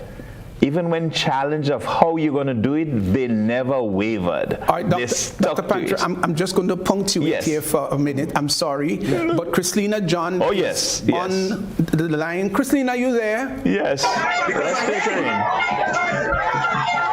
in. Christina, are you there? Well, Red Gate. Might be Red Gate. Yes, I think Christina will have to separate herself. It's rather obstreperous out there. Absolutely. Okay. Well, that's the atmosphere. We won't go to the audio because it's rather loud there. There's some measure of celebration, seemingly. We can't say anything from here as yet. We still got some results to come in. But yes, Dr. Pancho, I certainly would agree with you. They seem to be much more focused. They were proactive and not necessarily reactionary. And they stuck to what they believe. I think they stuck to what they believe. Bev, could you chime in here and maybe add your thoughts or two to this discussion that we have here? The message that the NDC was in fact bringing, do you think that message was strong, influential enough, and did really get across what it was desired to get across? One of the things that people in politics possibly don't seem aware of is that as the terms go, every 5 years, every 10 years, you have a different set of people coming onto the scene as voters and as the electorate. And even though people tend to behave as if party is inherited, you're born in a household that supports a certain party, and automatically the children and everyone in that household will. It's not that way anymore. And if you really do a connection with the people who vote, you will find that their outlook and their perceptions and what they want It's different from the voters of 10 years ago or 20 years ago. But when you have been in politics for a while and get used to listening to a certain narrative and get used to having a certain kind of response to what you do, then you get so comfortable doing that, that the world around you and the voters around you change without you even realizing that they have changed, because that close inner circle is the same. And I believe that the NNP suffered greatly from that, because the pool of voters, the electorate, the people you are speaking to, their level of intelligence is different. The questions they ask are different. What they're looking for is different. And if you can't respond to them in time, then you lose them. You can't have a conversation with them. So the promises, at the point when you used to just make promises and people would accept the promises and go away with that, that pool of voters, that pool from the electorate is much, much smaller than the ones who are going to get. You're telling me that now, but after you win power, how is this going to be delivered? These are the kind of changes that happen, and those in politics have to. Okay, thank you, Bev. Eugenia Peters is on the line, and she has been attached to the NNP camp. So, Eugenia, are you there? If you're there, just holler at us and let us know that you're hearing us loud and clear. Are you there, Eugenia? Hi, good night. Yes, go right ahead, please. I'm hearing you loud and clear. Very nice. So, where are you located now, Eugenia? I am located at the headquarters of the New National Party, and I am here with General Secretary Mr. Roland Bola. And Mr. Bola, of course, would share with us his general thoughts on what seemed to be a 9-6 result for the 2022 general elections. Okay, Eugenia, we'd like you to switch your camera on, please. Would you please get your camera on? Because we'd want to see you and, of course, Mr. Bola. We'll just hang on a bit here so that you're not seeing me as yet? No, we're not seeing you as yet. So we're hearing you. Your audio is fantastic, but we'd like to see you visually. If we can't, well, we'll take the audio. We're much better now. Yeah. Okay, so you go right ahead. Awesome. So as I was saying before, I am here at the headquarters of the New National Party, and I am here with General Secretary Mr. Roland Bola, who will, of course, share with us some general thoughts on what seems to be a 9-6 win in favor of the NDC. But of course, Mr. Bola, first of all, welcome. Thank you for joining us. First of all, your general thoughts on what seems to be the apparent result. Thank you very much, and a pleasant evening to you, GBN, and the listening public. Before I attempt to answer your question, I'd like to express on my behalf and that of my party's congratulations to the National Democratic Congress. From the results that we have heard so far, it is quite apparent that they have won 9 of the 15 seats that was up for the general election. So congratulations to them.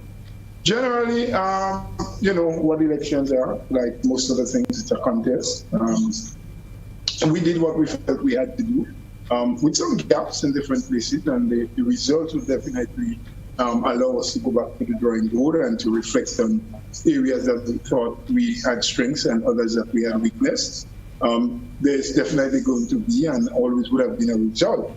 I know that from our team, we were expecting to be the winners. We wanted to be the winners. We felt that we had more to offer Canadians than the National Democratic Congress. But the people have spoken. They have made their choice. We've seen varying polls, varying predictions. Was this anywhere close to what the party was seeing based on its numbers? Absolutely not. From the polls scientifically done, and of course from the work that was being done on the ground have been done. We felt that we continue to see that our desire is to win all 15 seats, as we did on 2 previous occasions, but 2, back to back. But we always felt there was some sort of closeness in about 3 or 4 of the constituencies, yes? And that we had to work on much harder than the others. But some of the losses that we have came as a surprise. Yes. Particularly which seat? We did not expect to lose both St. Patrick's. Yes, we felt that we were fairly okay based on the canvassing results and other work that was done at the constituency level. The South, we always knew was close. We were doing our numbers, our numbers. Carriacou, we always knew was close, but we felt in the last week and a half, 2 weeks, a week and a half, that we made some gains and covered some grounds, and we were expecting, of course, not a very big win, but at least we could pull through in Carriacou. So these came as a surprise. St. Andrews Southwest, the 4 St. Andrews seat always came out as being very, very strong, very powerful. Both the scientific surveys and, of course, the reports, because that we employ tells us and puts to us regularly, and that we heavily have the canvassing, and so it came as a surprise. We saw some things towards in some of the seats. Do you think this now means that the NP now need to revisit in terms of some of the seats who are contested seats, or do you think it may be some other factor? Well,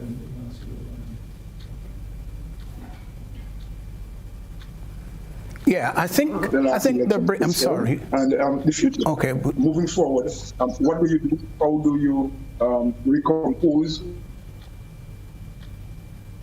Okay, I think we're having some. What are the lessons learned? So there are a lot of things that must happen over a period of time to make a final determination. Well, we have not yet seen the political leader, but of course we have been speaking. Okay, well, I think we may have to cut Eugenia here because they're breaking up quite a bit. But I thought he was pretty modest about it, the fact that he graciously, so far, accepted apparently that the NDC has won. And I think it was really nice of him to express congratulations. To me, I think that that's really lovely. Dr. Pancho? I agree. And I am sure that the Prime Minister is waiting for a couple more results when it does become very official for him too. I think it would be a great gesture, a great political legacy for him to congratulate Deacon Mitchell on the victory of the NDC. Okay, we're going to go across to St. David's now. We've got some results in. So what do we have? I'm not going to go through one by one, but I will just give you the figures as they are amassed. NDC 1,717, NNP 2,046. So total votes cast or counted rather 3,723. So Deacon Mitchell prevailing here, victorious. He can either sing a victory song or walk a victory march or do both. And so that's 1,717 to 2,046. No. Did I get it wrong? The St. David. Oh, I'm sorry. I'm looking at the St. Andrews. Yes, you were looking at the wrong one. I beg your pardon, please. My humble apology. So, let me see if I can get this right. My humble apology. Please forgive me. Right, so that's 4,414. My humble apology. To 2,742. 7,174 votes. 7,174. NDC, 4,414. That's a mammoth victory to 2,742. IFP, they got 18. over 1,600 votes, 1,672 to be exact. Yeah. No, that's big. That's big. That's big. massive. That's a massive swing. That's just not big. That's massive. What's the percentage swing, Peter? 15%. 15. 15. Yeah. That's about 15%. And you had said so, Peter? Yeah. If there was such a big swing, then let's see. Well, let me take the opportunity. Gentlemen, sorry that I was doing an interview with RJR, which is very interested in what's going on in Grenada at this point in time. So I get the opportunity now to add my voice of congratulations to Dickinson Mitchell for what has been a phenomenal achievement tonight. There has been no occasion in the Caribbean where a person has come from behind as far as he has. He was not even a member of parliament yesterday and has been able to defeat what is essentially a political juggernaut, and that is exactly what Dr. Mitchell was for so many years. So there is no way of saying it other than congratulations. I think he's done well. I think it is a credit to himself and certainly to the NDC. The NDC has essentially put new clothes on, and it has stepped out, and it has paid tremendous dividends, and there will be a lot of reflection that needs to be done. That aside, I also want to defend my craft, and I noted that one of the other panelists took the opportunity when I was out of the room to take a turn in the polling. Not really. And let me just say that I'm comfortable with the data that my company has provided in relation to this election and previous elections in Grenada. You know, it's always fascinating when on the previous election, you know, people were asking about the polls, but no one said anything about the polls election, like when all 15 seats were won. And then on the previous election, again, nothing was said. And I'm comfortable with this. You know, the swing is clearly higher than what I was anticipating. The reality, however, is that the two polls that we did since the election have been called were consistent with what we have seen tonight in terms of the two constituencies that we polled. That information is not my property to share, but I can tell you that it was consistent with what we were seeing. The reality of the situation, however, and I mean, you went on to talk about St. Lucia and whatnot, which is all entirely untrue. I'm happy once I get the client's permission in St. Lucia to publish the last poll that they would have received, which, if read properly, would clearly have indicated that they would have lost the election. Again, you know, the information is confidential, but certainly I would have absolutely no difficulty where that was concerned. The reality is that what you have seen tonight is clearly an escalation of a movement and a momentum that was gained. And I think that that's significant. And I think we need to ask ourselves a couple of questions. I believe a lot of it has to do with the prevailing economic climate. And you know, it's interesting that you've had this election. There's another election that is likely to be called, and you saw an Antigua election that was likely to have been called that was called off.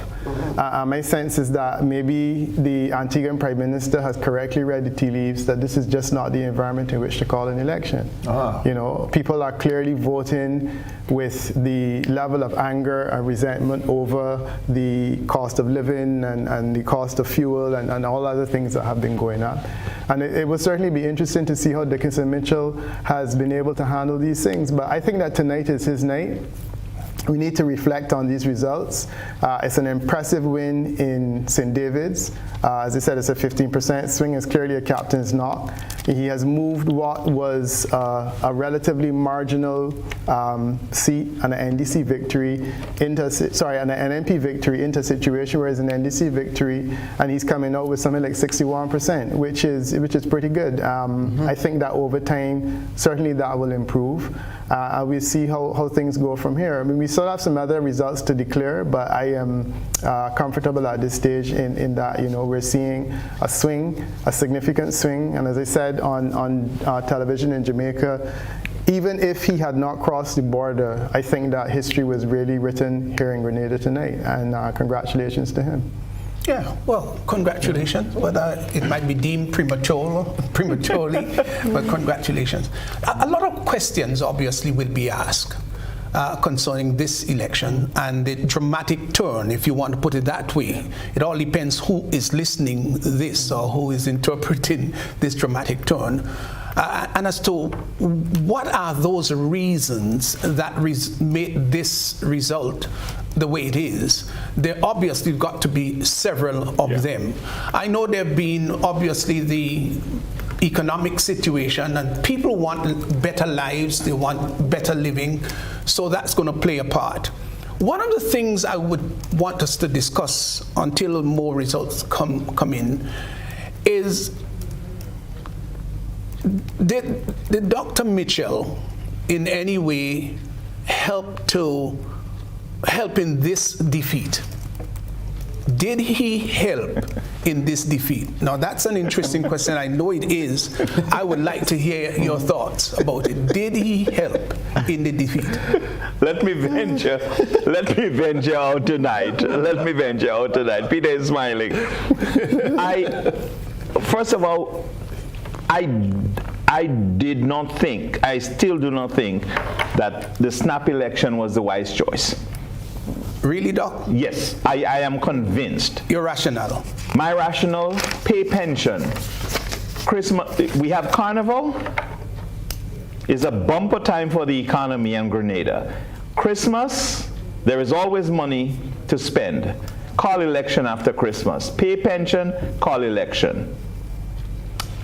That's so that's answering this first question. Okay. Whether or not I believe the Prime Minister made a wrong call from day one. I was telling people we are going to have elections February, March next year. Okay.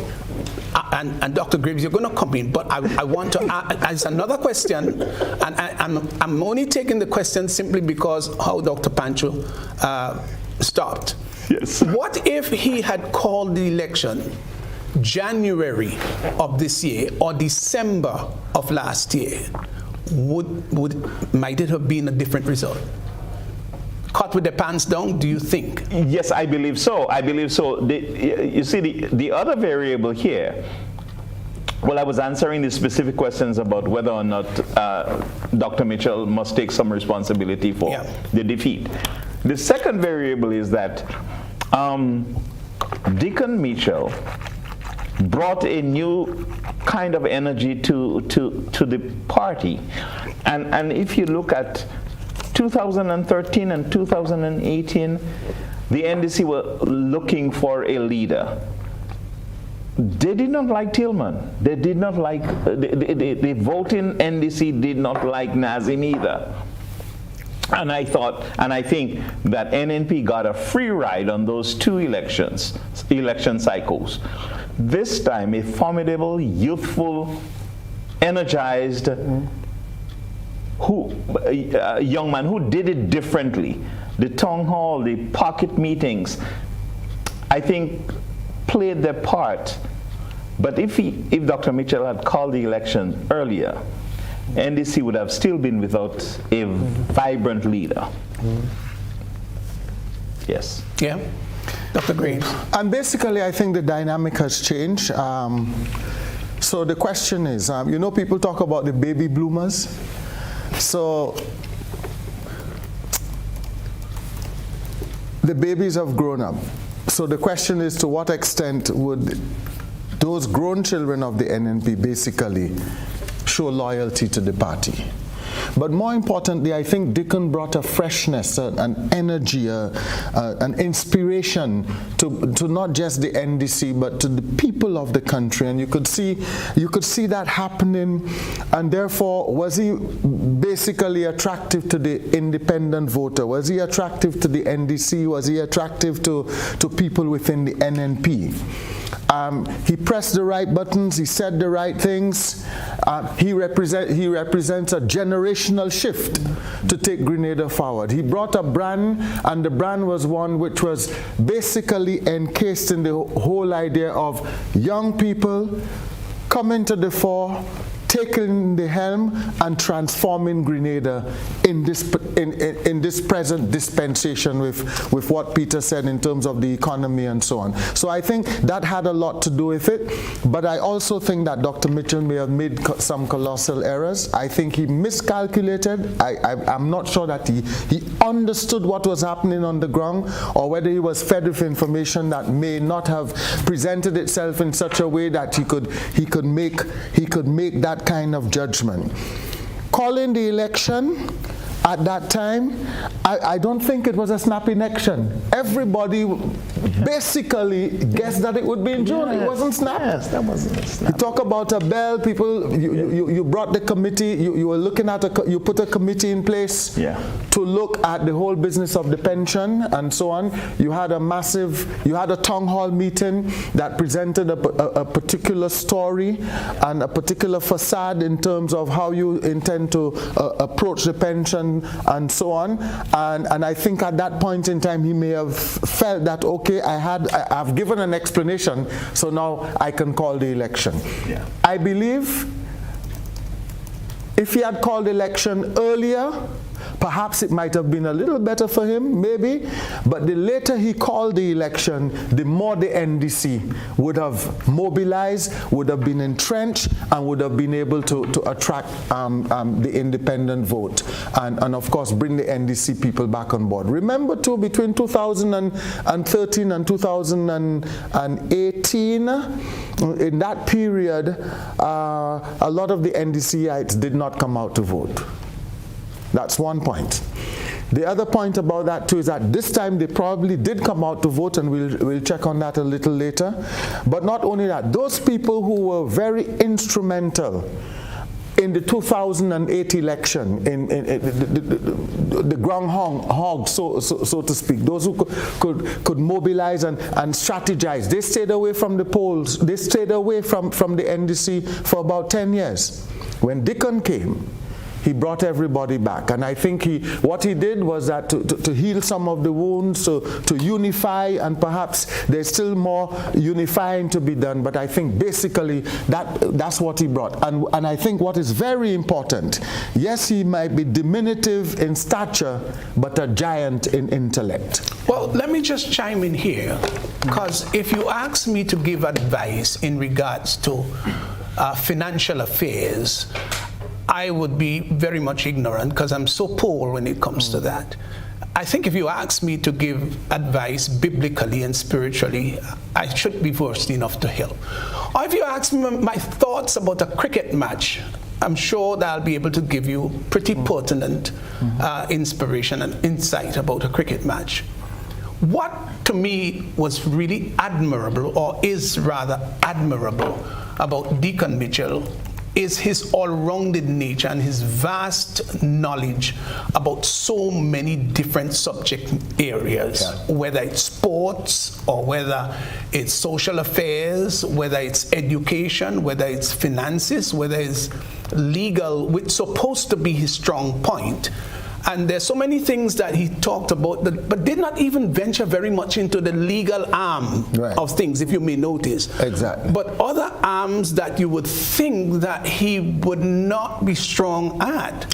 I was surprised, actually, at his level of information and education in a rather grand, holistic manner. And I think that augurs very well for the country as a whole. Yes, and the way he put it across on the platform, and the way he put it across in the town hall, he always had answers. And he always had answers that people became satisfied with. And again, it is a question of his genius and his intellect. He has a very sharp intellect. There's no doubt about that. Peter, I know you want to come in, and I would, but we don't want to forget the lady on board in Bev. Bev, you obviously heard Deacon Mitchell over the last 6 or so months. What are the things that stood out to you about him? That he came in virtually unknown to many people in Grenada. When he was elected, the common narrative was but I don't know this man. And you could talk to just about anyone on any street corner, and that would be the initial response. I don't know this man. And the fact that he was able to integrate himself to the extent that he could lead the party to this victory tonight, I think that is outstanding, and that was a phenomenal feat for him, because politics in the Caribbean is largely about, unfortunately and sadly, it's largely about familiarity and who you like. And for him to come as a virtual unknown to a large block of the voting population, to a large block of people, and do what he did to build up this kind of support. I won't call it a base as yet, because what he has right now is support. And personally, I would like to see all the party bases fall apart and for people to begin to vote for representation and cut out this party politics. It has not served us well since independence, and there has to be a better way, something that can work for small states. But that's a different discussion. I think Deacon Mitchell has done a phenomenal job in getting himself integrated into the politics of the country in such a short time, so that he was able to lead his team into this victory. And we saw it in the town hall, we saw it in the PR machinery, we saw it in the way he tweeted, and you could tell that he was going all out and he was going for it. And you could tell that he believed in what he was doing. He was not pulling any punches and he was holding back. And he did not get into the gutter politics. He did not get into the mudslinging. And I think that resonated with a lot of people.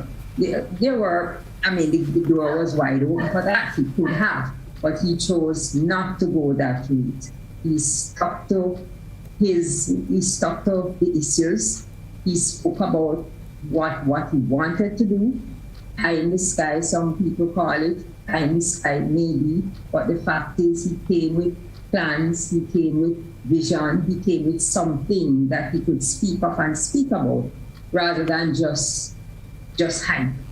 So it clearly resonated with people, and people responded to that, and they came out and showed their support for that in the way they voted. And now that the victory is sealed, I just hope that the team is ready to work, because we want to see the transformation begin to take place. And I don't think anyone is unrealistic to think that he's going to flick a switch or wave a magic wand and things going to happen overnight.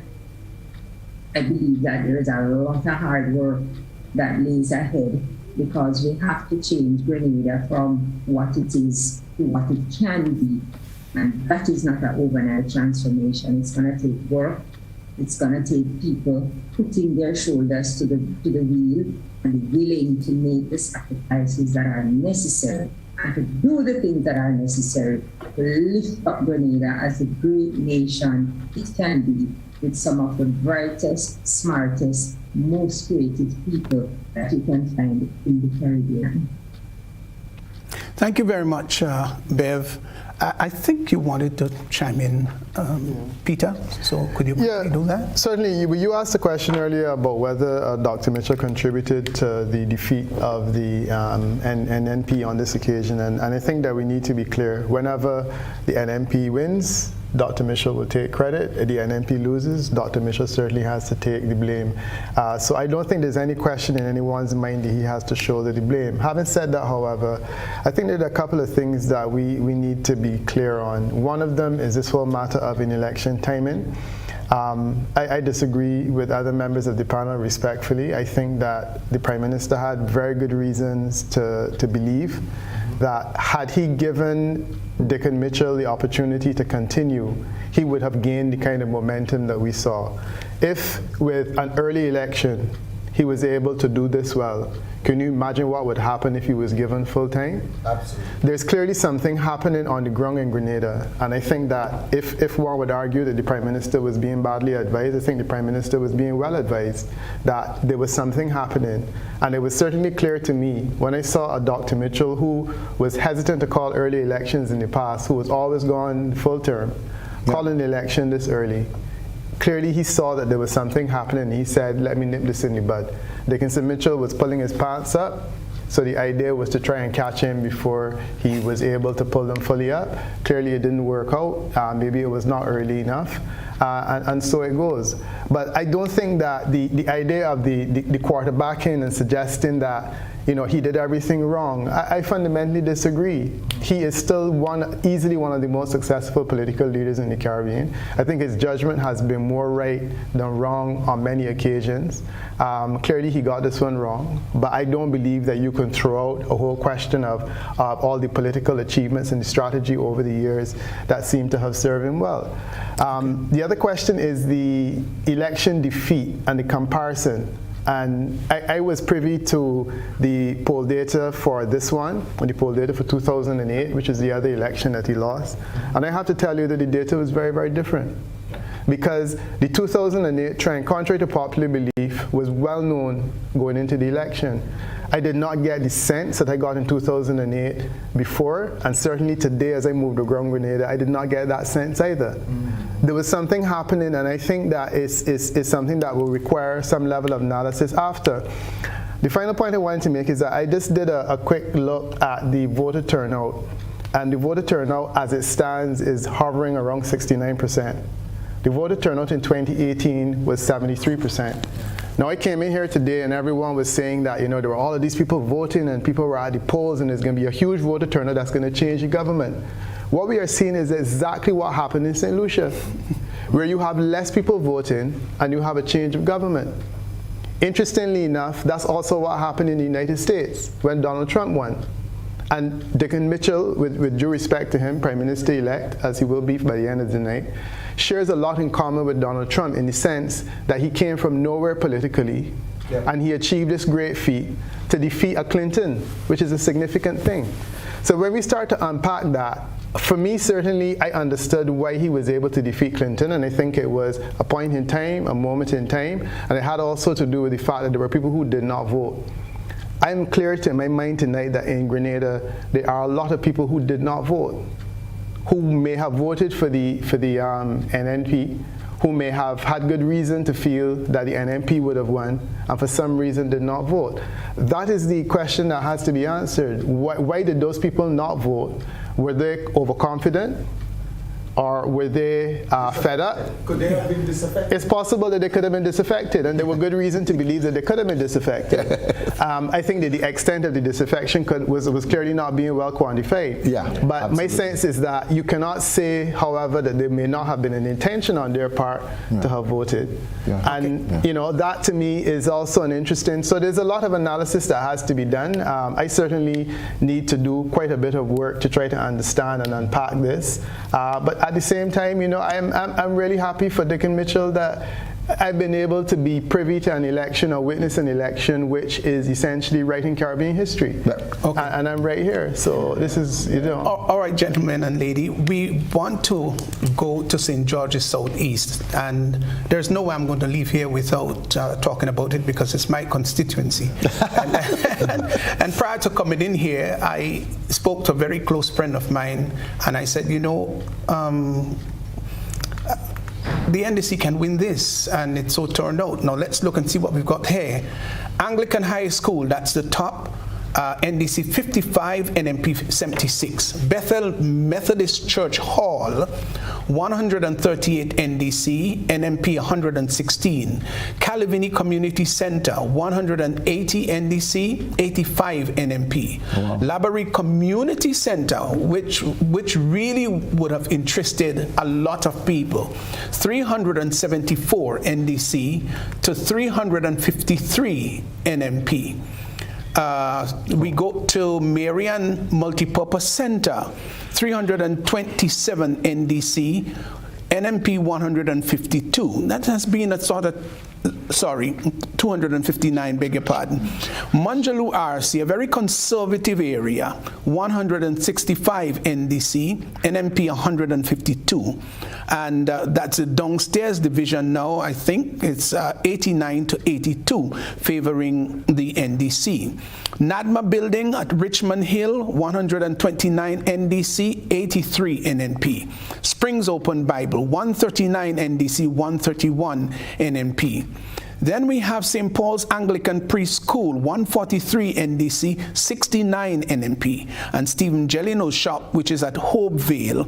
And that one is not surprising because that Hopevale area is a very NMP-dominated area. We find them coming through rather successful there. Well, I just had my page refreshed, so that last figure, I didn't get it. So Southeast, Gregory Boyne being defeated there by Telesford, and so we had what? Let me just see if I can bring it up here. Sorry, I just had my page refreshed, so that's why it's so. St. George Southeast, 2,087 NDC, 1,634 NMP. So NDC winning that and winning it quite handsomely too. Okay. Everything is coming. So everything is coming. Yeah. Did we get, what about St. Andrews Southeast? We had that tied down too, didn't we? That's with Emlyn. Right, so that Emlyn. So we just quickly go. NDC 1,660, NMP 1,893. So Lady Emlyn Pear winning that one there. So I think we got everything in now. So it's been a pretty grueling evening here at GBN as we brought to you, of course, the results of Decision 2022, and it can be declared officially, I should think, that the NDC has won 9-6. To the amazement of quite a lot of people. And I think there's some people in the NDC quarters who would say, well, we were not surprised. Yes. Do you think so, Dr. Gray? Yeah, there are some people who would say they are not surprised at all. In fact, I met quite a few people who predicted that it would be 9-6 or 7-8. Mm-hmm. But it turned out to be 9-6. Let me just ask quickly, and I would like everybody to quickly chime in here. The dynamics of politics, are we going to see any changes here? Would there be anything different? And I say that from the context that an old stalwart politician is now, exiting. Yeah. There's a new blood, a freshness of political personalities now. Will we see the landscape changing, how things are being done? Would we see, even with canvassing and politicizing and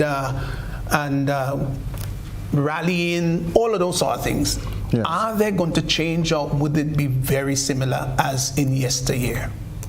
I think the dynamic has changed with the campaign. Those town hall meetings, and the promise by the Prime Minister-elect to continue those town hall meetings every 3 months or something of that nature, he said. I think that has really helped to change the dynamic, and I think the whole idea of the approach, even in terms of campaigning, because I watched those campaigns and I watched Dickon Mitchell and his team basically stick to certain issues and so on, and basically did not go to the point of the mudslinging and things of that nature. So I think that we are going to see a change, and I think that change will be infectious in terms of the rest of the population and the politicians who in fact, would begin to emerge on the Grenadian landscape, and that infectiousness may, in fact, be felt in other parts of the OECS and maybe the Caribbean. But what is phenomenal about Deacon Mitchell is that he took this party and actually swung it into his own. I think I heard Peter say some time ago, and I thought that was very good, that one of the things you have to look at is, if you look at Andrew Holness in Jamaica, Peter, he really took that party and turned it into his own and stamped his authority on it.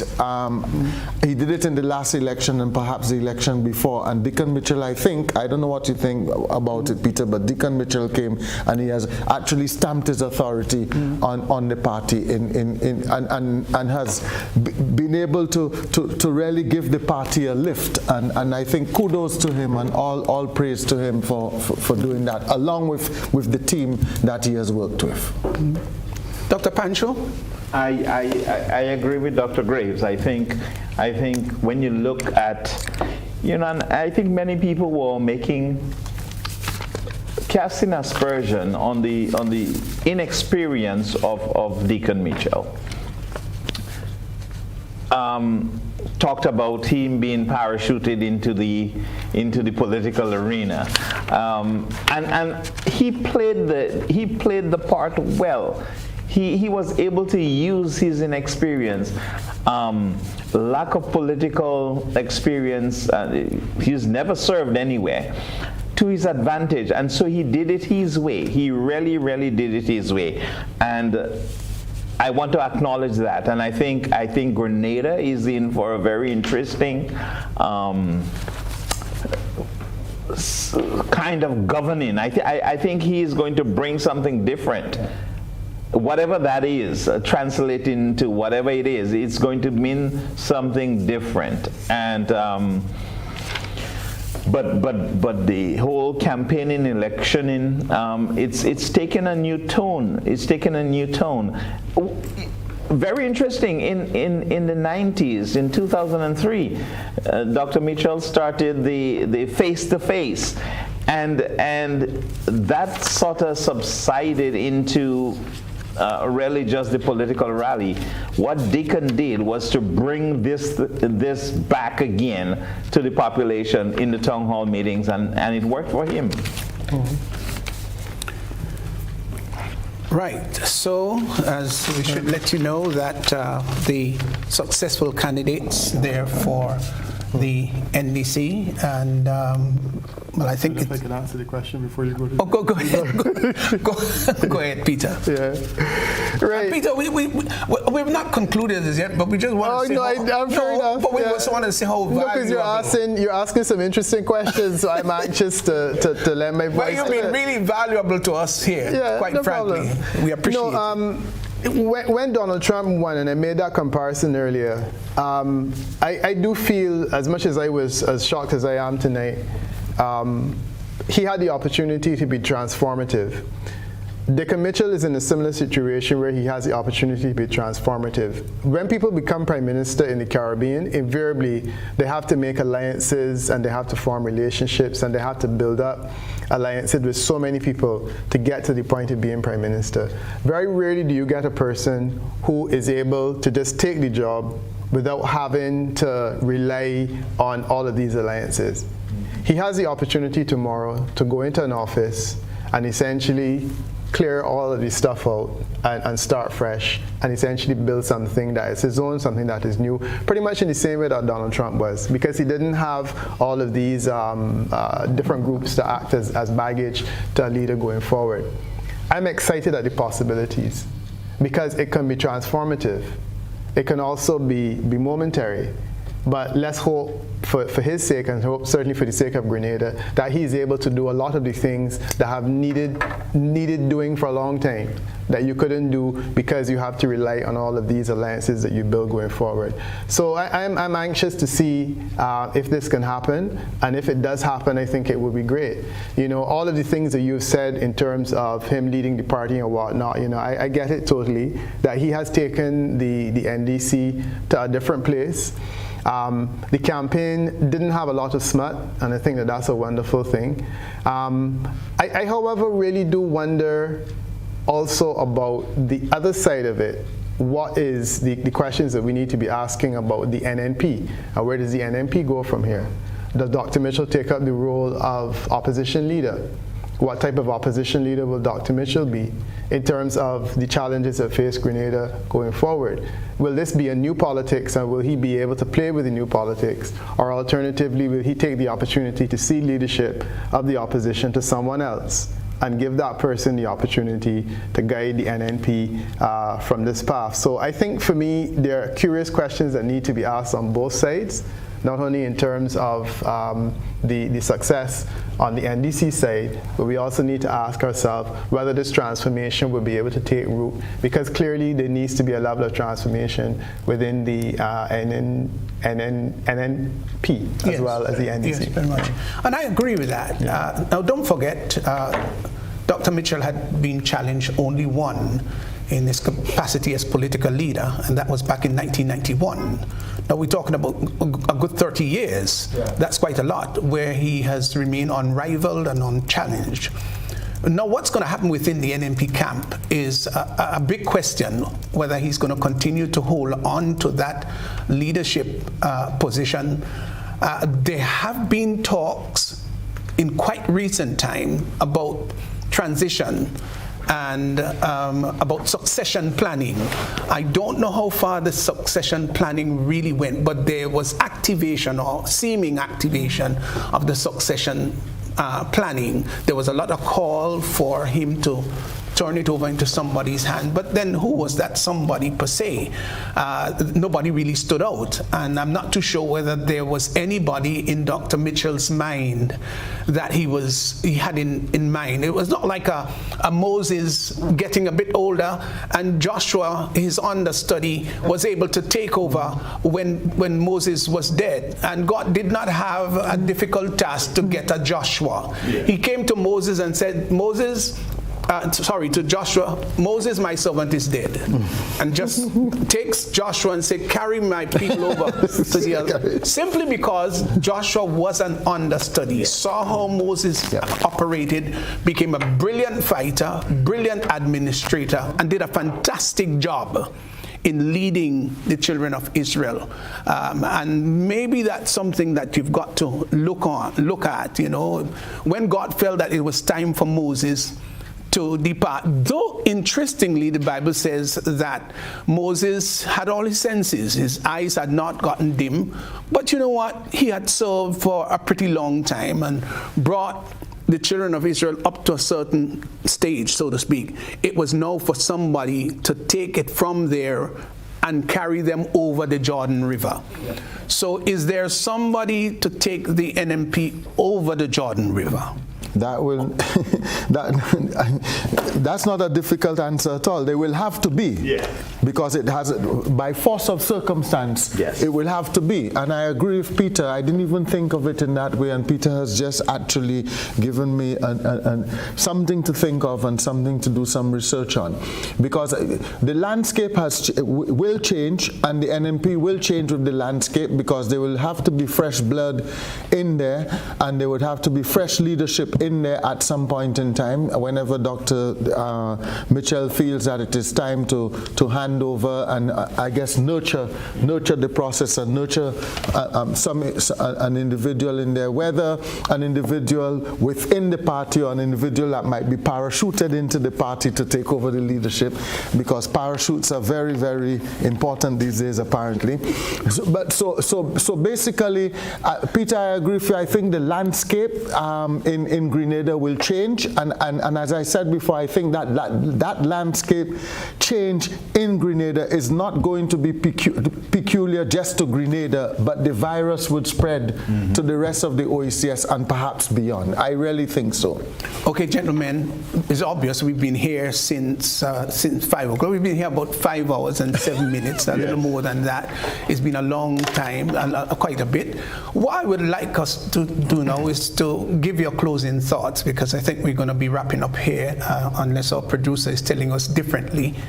But let's just get your closing thoughts about all that has transpired over the last few hours, so to speak, and what we can look forward to. And if we can do this in a relatively short time, we used to do Pre-C back then, GC, so let's see if we can Pre-C it. Well, I want to start off. I would like to start off. I want to apologize to Peter because I don't want him to think that I was trying to attack him or attack his integrity, because I know he's a great pollster. He's one of those that I always listen to, and I think he has really gotten it right on several occasions, if not all occasions. So I don't want him to think I was attacking him. I actually got that information from individuals in St. Lucia, and that may have been incorrect. So Peter, as a colleague, I hope you forgive me for that. But basically, I think what is happening here, it was a grueling campaign, but it was grueling for those who followed the campaign as well. People like myself and Brother Worm and so on. We also felt the energy and the grueling nature of it. And finally, I want to say congratulations to the NDC, congratulations to Dickon Mitchell, and let's see what happens, because I think that the future is bright politically and otherwise for Grenada as we move on. Dr. Pancho. Let me add my piece by saying congratulations to Prime Minister-elect Dickon Mitchell. You did it your way, differently. You coalesced the Grenadian population from 22,000 votes in 2018. Almost 32,000 votes have already been counted, and I'm sure there are some still to be counted. That's very significant, 10,000 votes more this time around than it was in 2018. So congratulations. Grenada is in for some very interesting times, and we're here, so I am looking forward to the energy that you brought to the campaign to bring it to your leadership in government. Hi, Bev.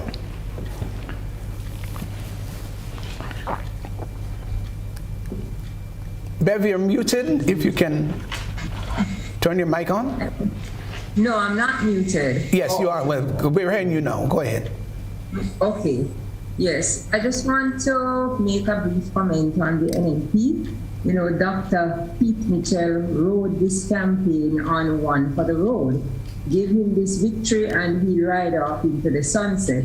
He did not get the victory, so is he still ready to ride off into the sunset, or is he gonna stick around and still go for one more for the road? One thing we know is that he has not named anyone, or we do not see anyone in the new National Party that is the next leader, you know, and we talk about parachuting and all the rest of it, but there is no indication of that, because the whole campaign was for him to get just one more term for the road.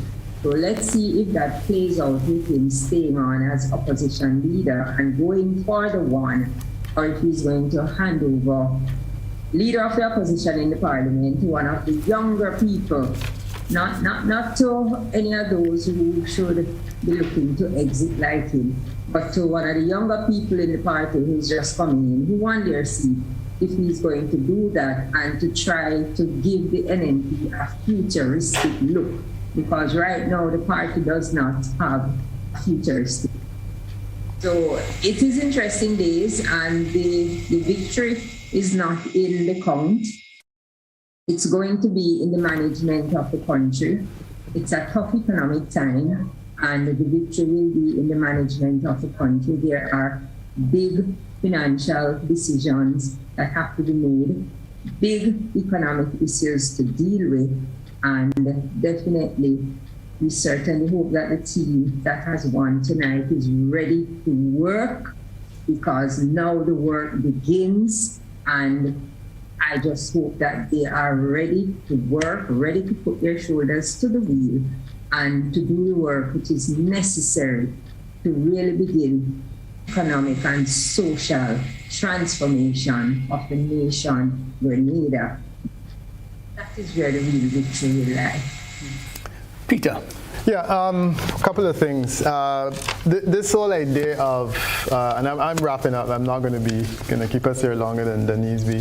Yeah, this whole idea of what they call succession planning, and I find that it is mystified.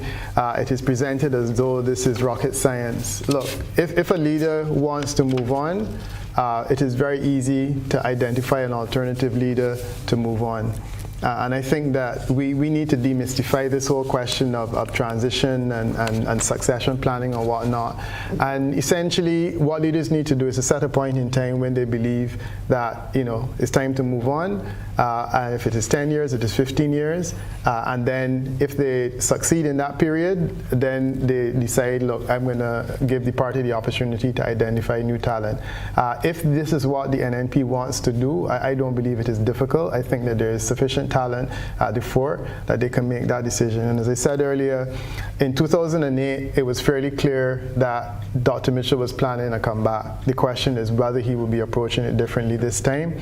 Of course, at some point in the future, I may have the opportunity in a discussion like this to answer the question as to whether or not I think he should. But certainly at this point, I think it is a question of how he needs to approach it. So that's one side of it. The other side of it, I think, really is what we need to be celebrating tonight, and which is the victory of what I would say is one of the legends in the Caribbean. And in the same way that we celebrated Dr. Mitchell's phenomenal achievement, I think we need to now celebrate Dickon Mitchell's phenomenal achievement.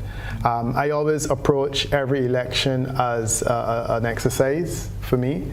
I think that I am a student of politics. I continue to be a student of politics, and I have been part of several elections in Grenada, and I am happy that on this occasion I am yet again able to witness history in the making. And I think that there is so much that we can all learn from the way that this election was handled, the way that Dickon Mitchell approached it. And I do feel that as we close off tonight, I also want to add my voice of congratulations to him, as I said before.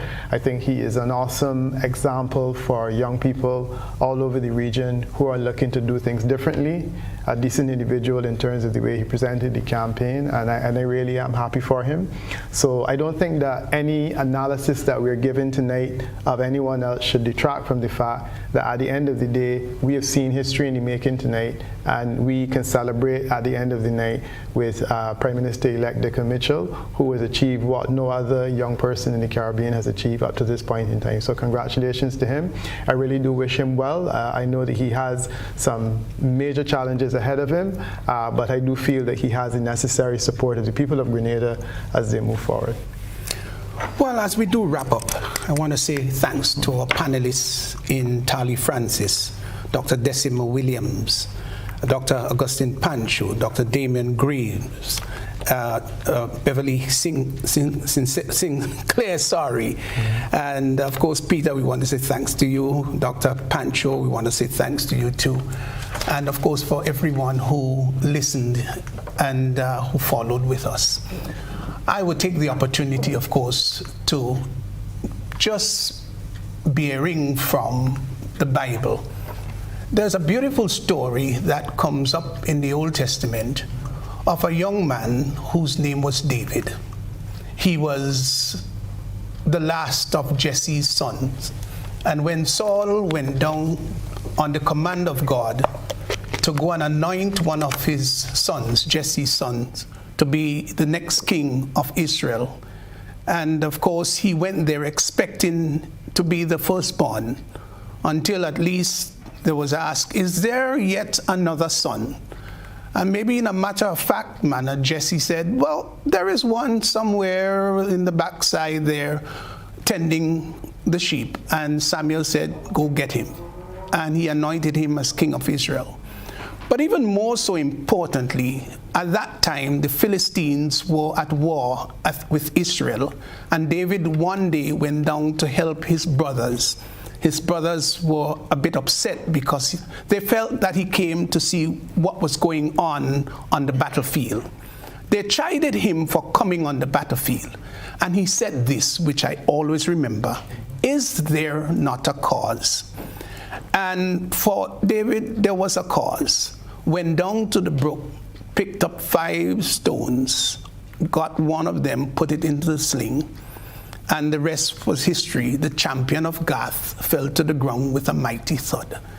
This young man, obscure, coming from nowhere, won a significant, crucial battle for Israel. Maybe the example is not the best one, but it does have some significant tones to it. And we see, obviously, Deacon Mitchell coming strong from nowhere and winning a significant battle. However, do not allow the celebration to get so raucous that we do not understand that there are indeed challenges ahead, much deeper than we might be aware.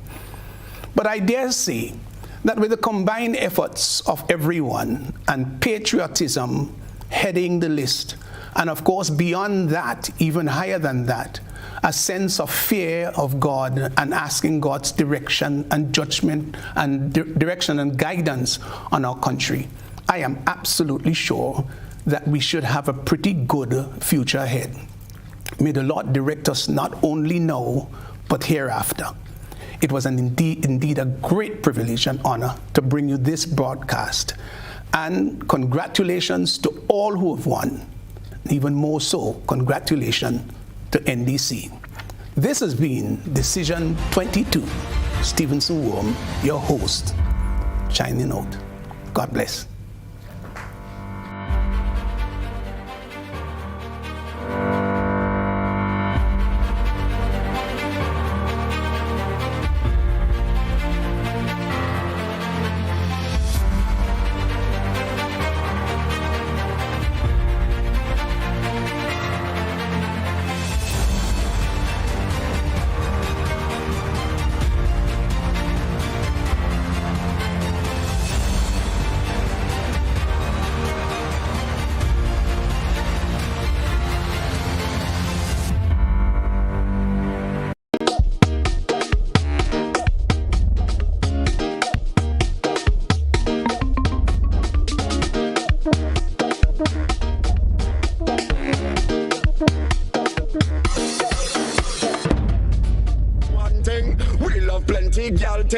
Every day we snouting, say boom.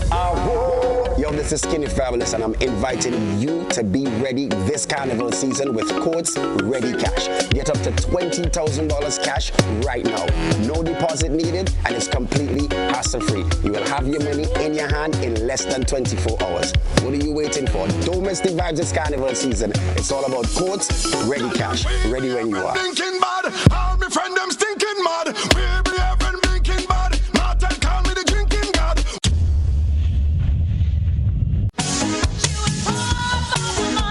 A whole new level of convenience and comfort awaits you when you shop at Rise and Shine Supermarket and Hardware Supplies, Griffin Lane, Grenville. Convenient, because we are open Sunday to Sunday. We're even at your service on public holidays. Comfort, because we are easily accessible to the physically challenged. Free Wi-Fi is available while you shop, and bags come at no charge. Everyday low prices and excellent customer care. Adequate parking available. We supply everything you can possibly think of. Family and home supplies, fresh meat, vegetables, and personal care products. All brands of cooking gas at affordable prices. You can send in your order, have it pulled, or pick up express.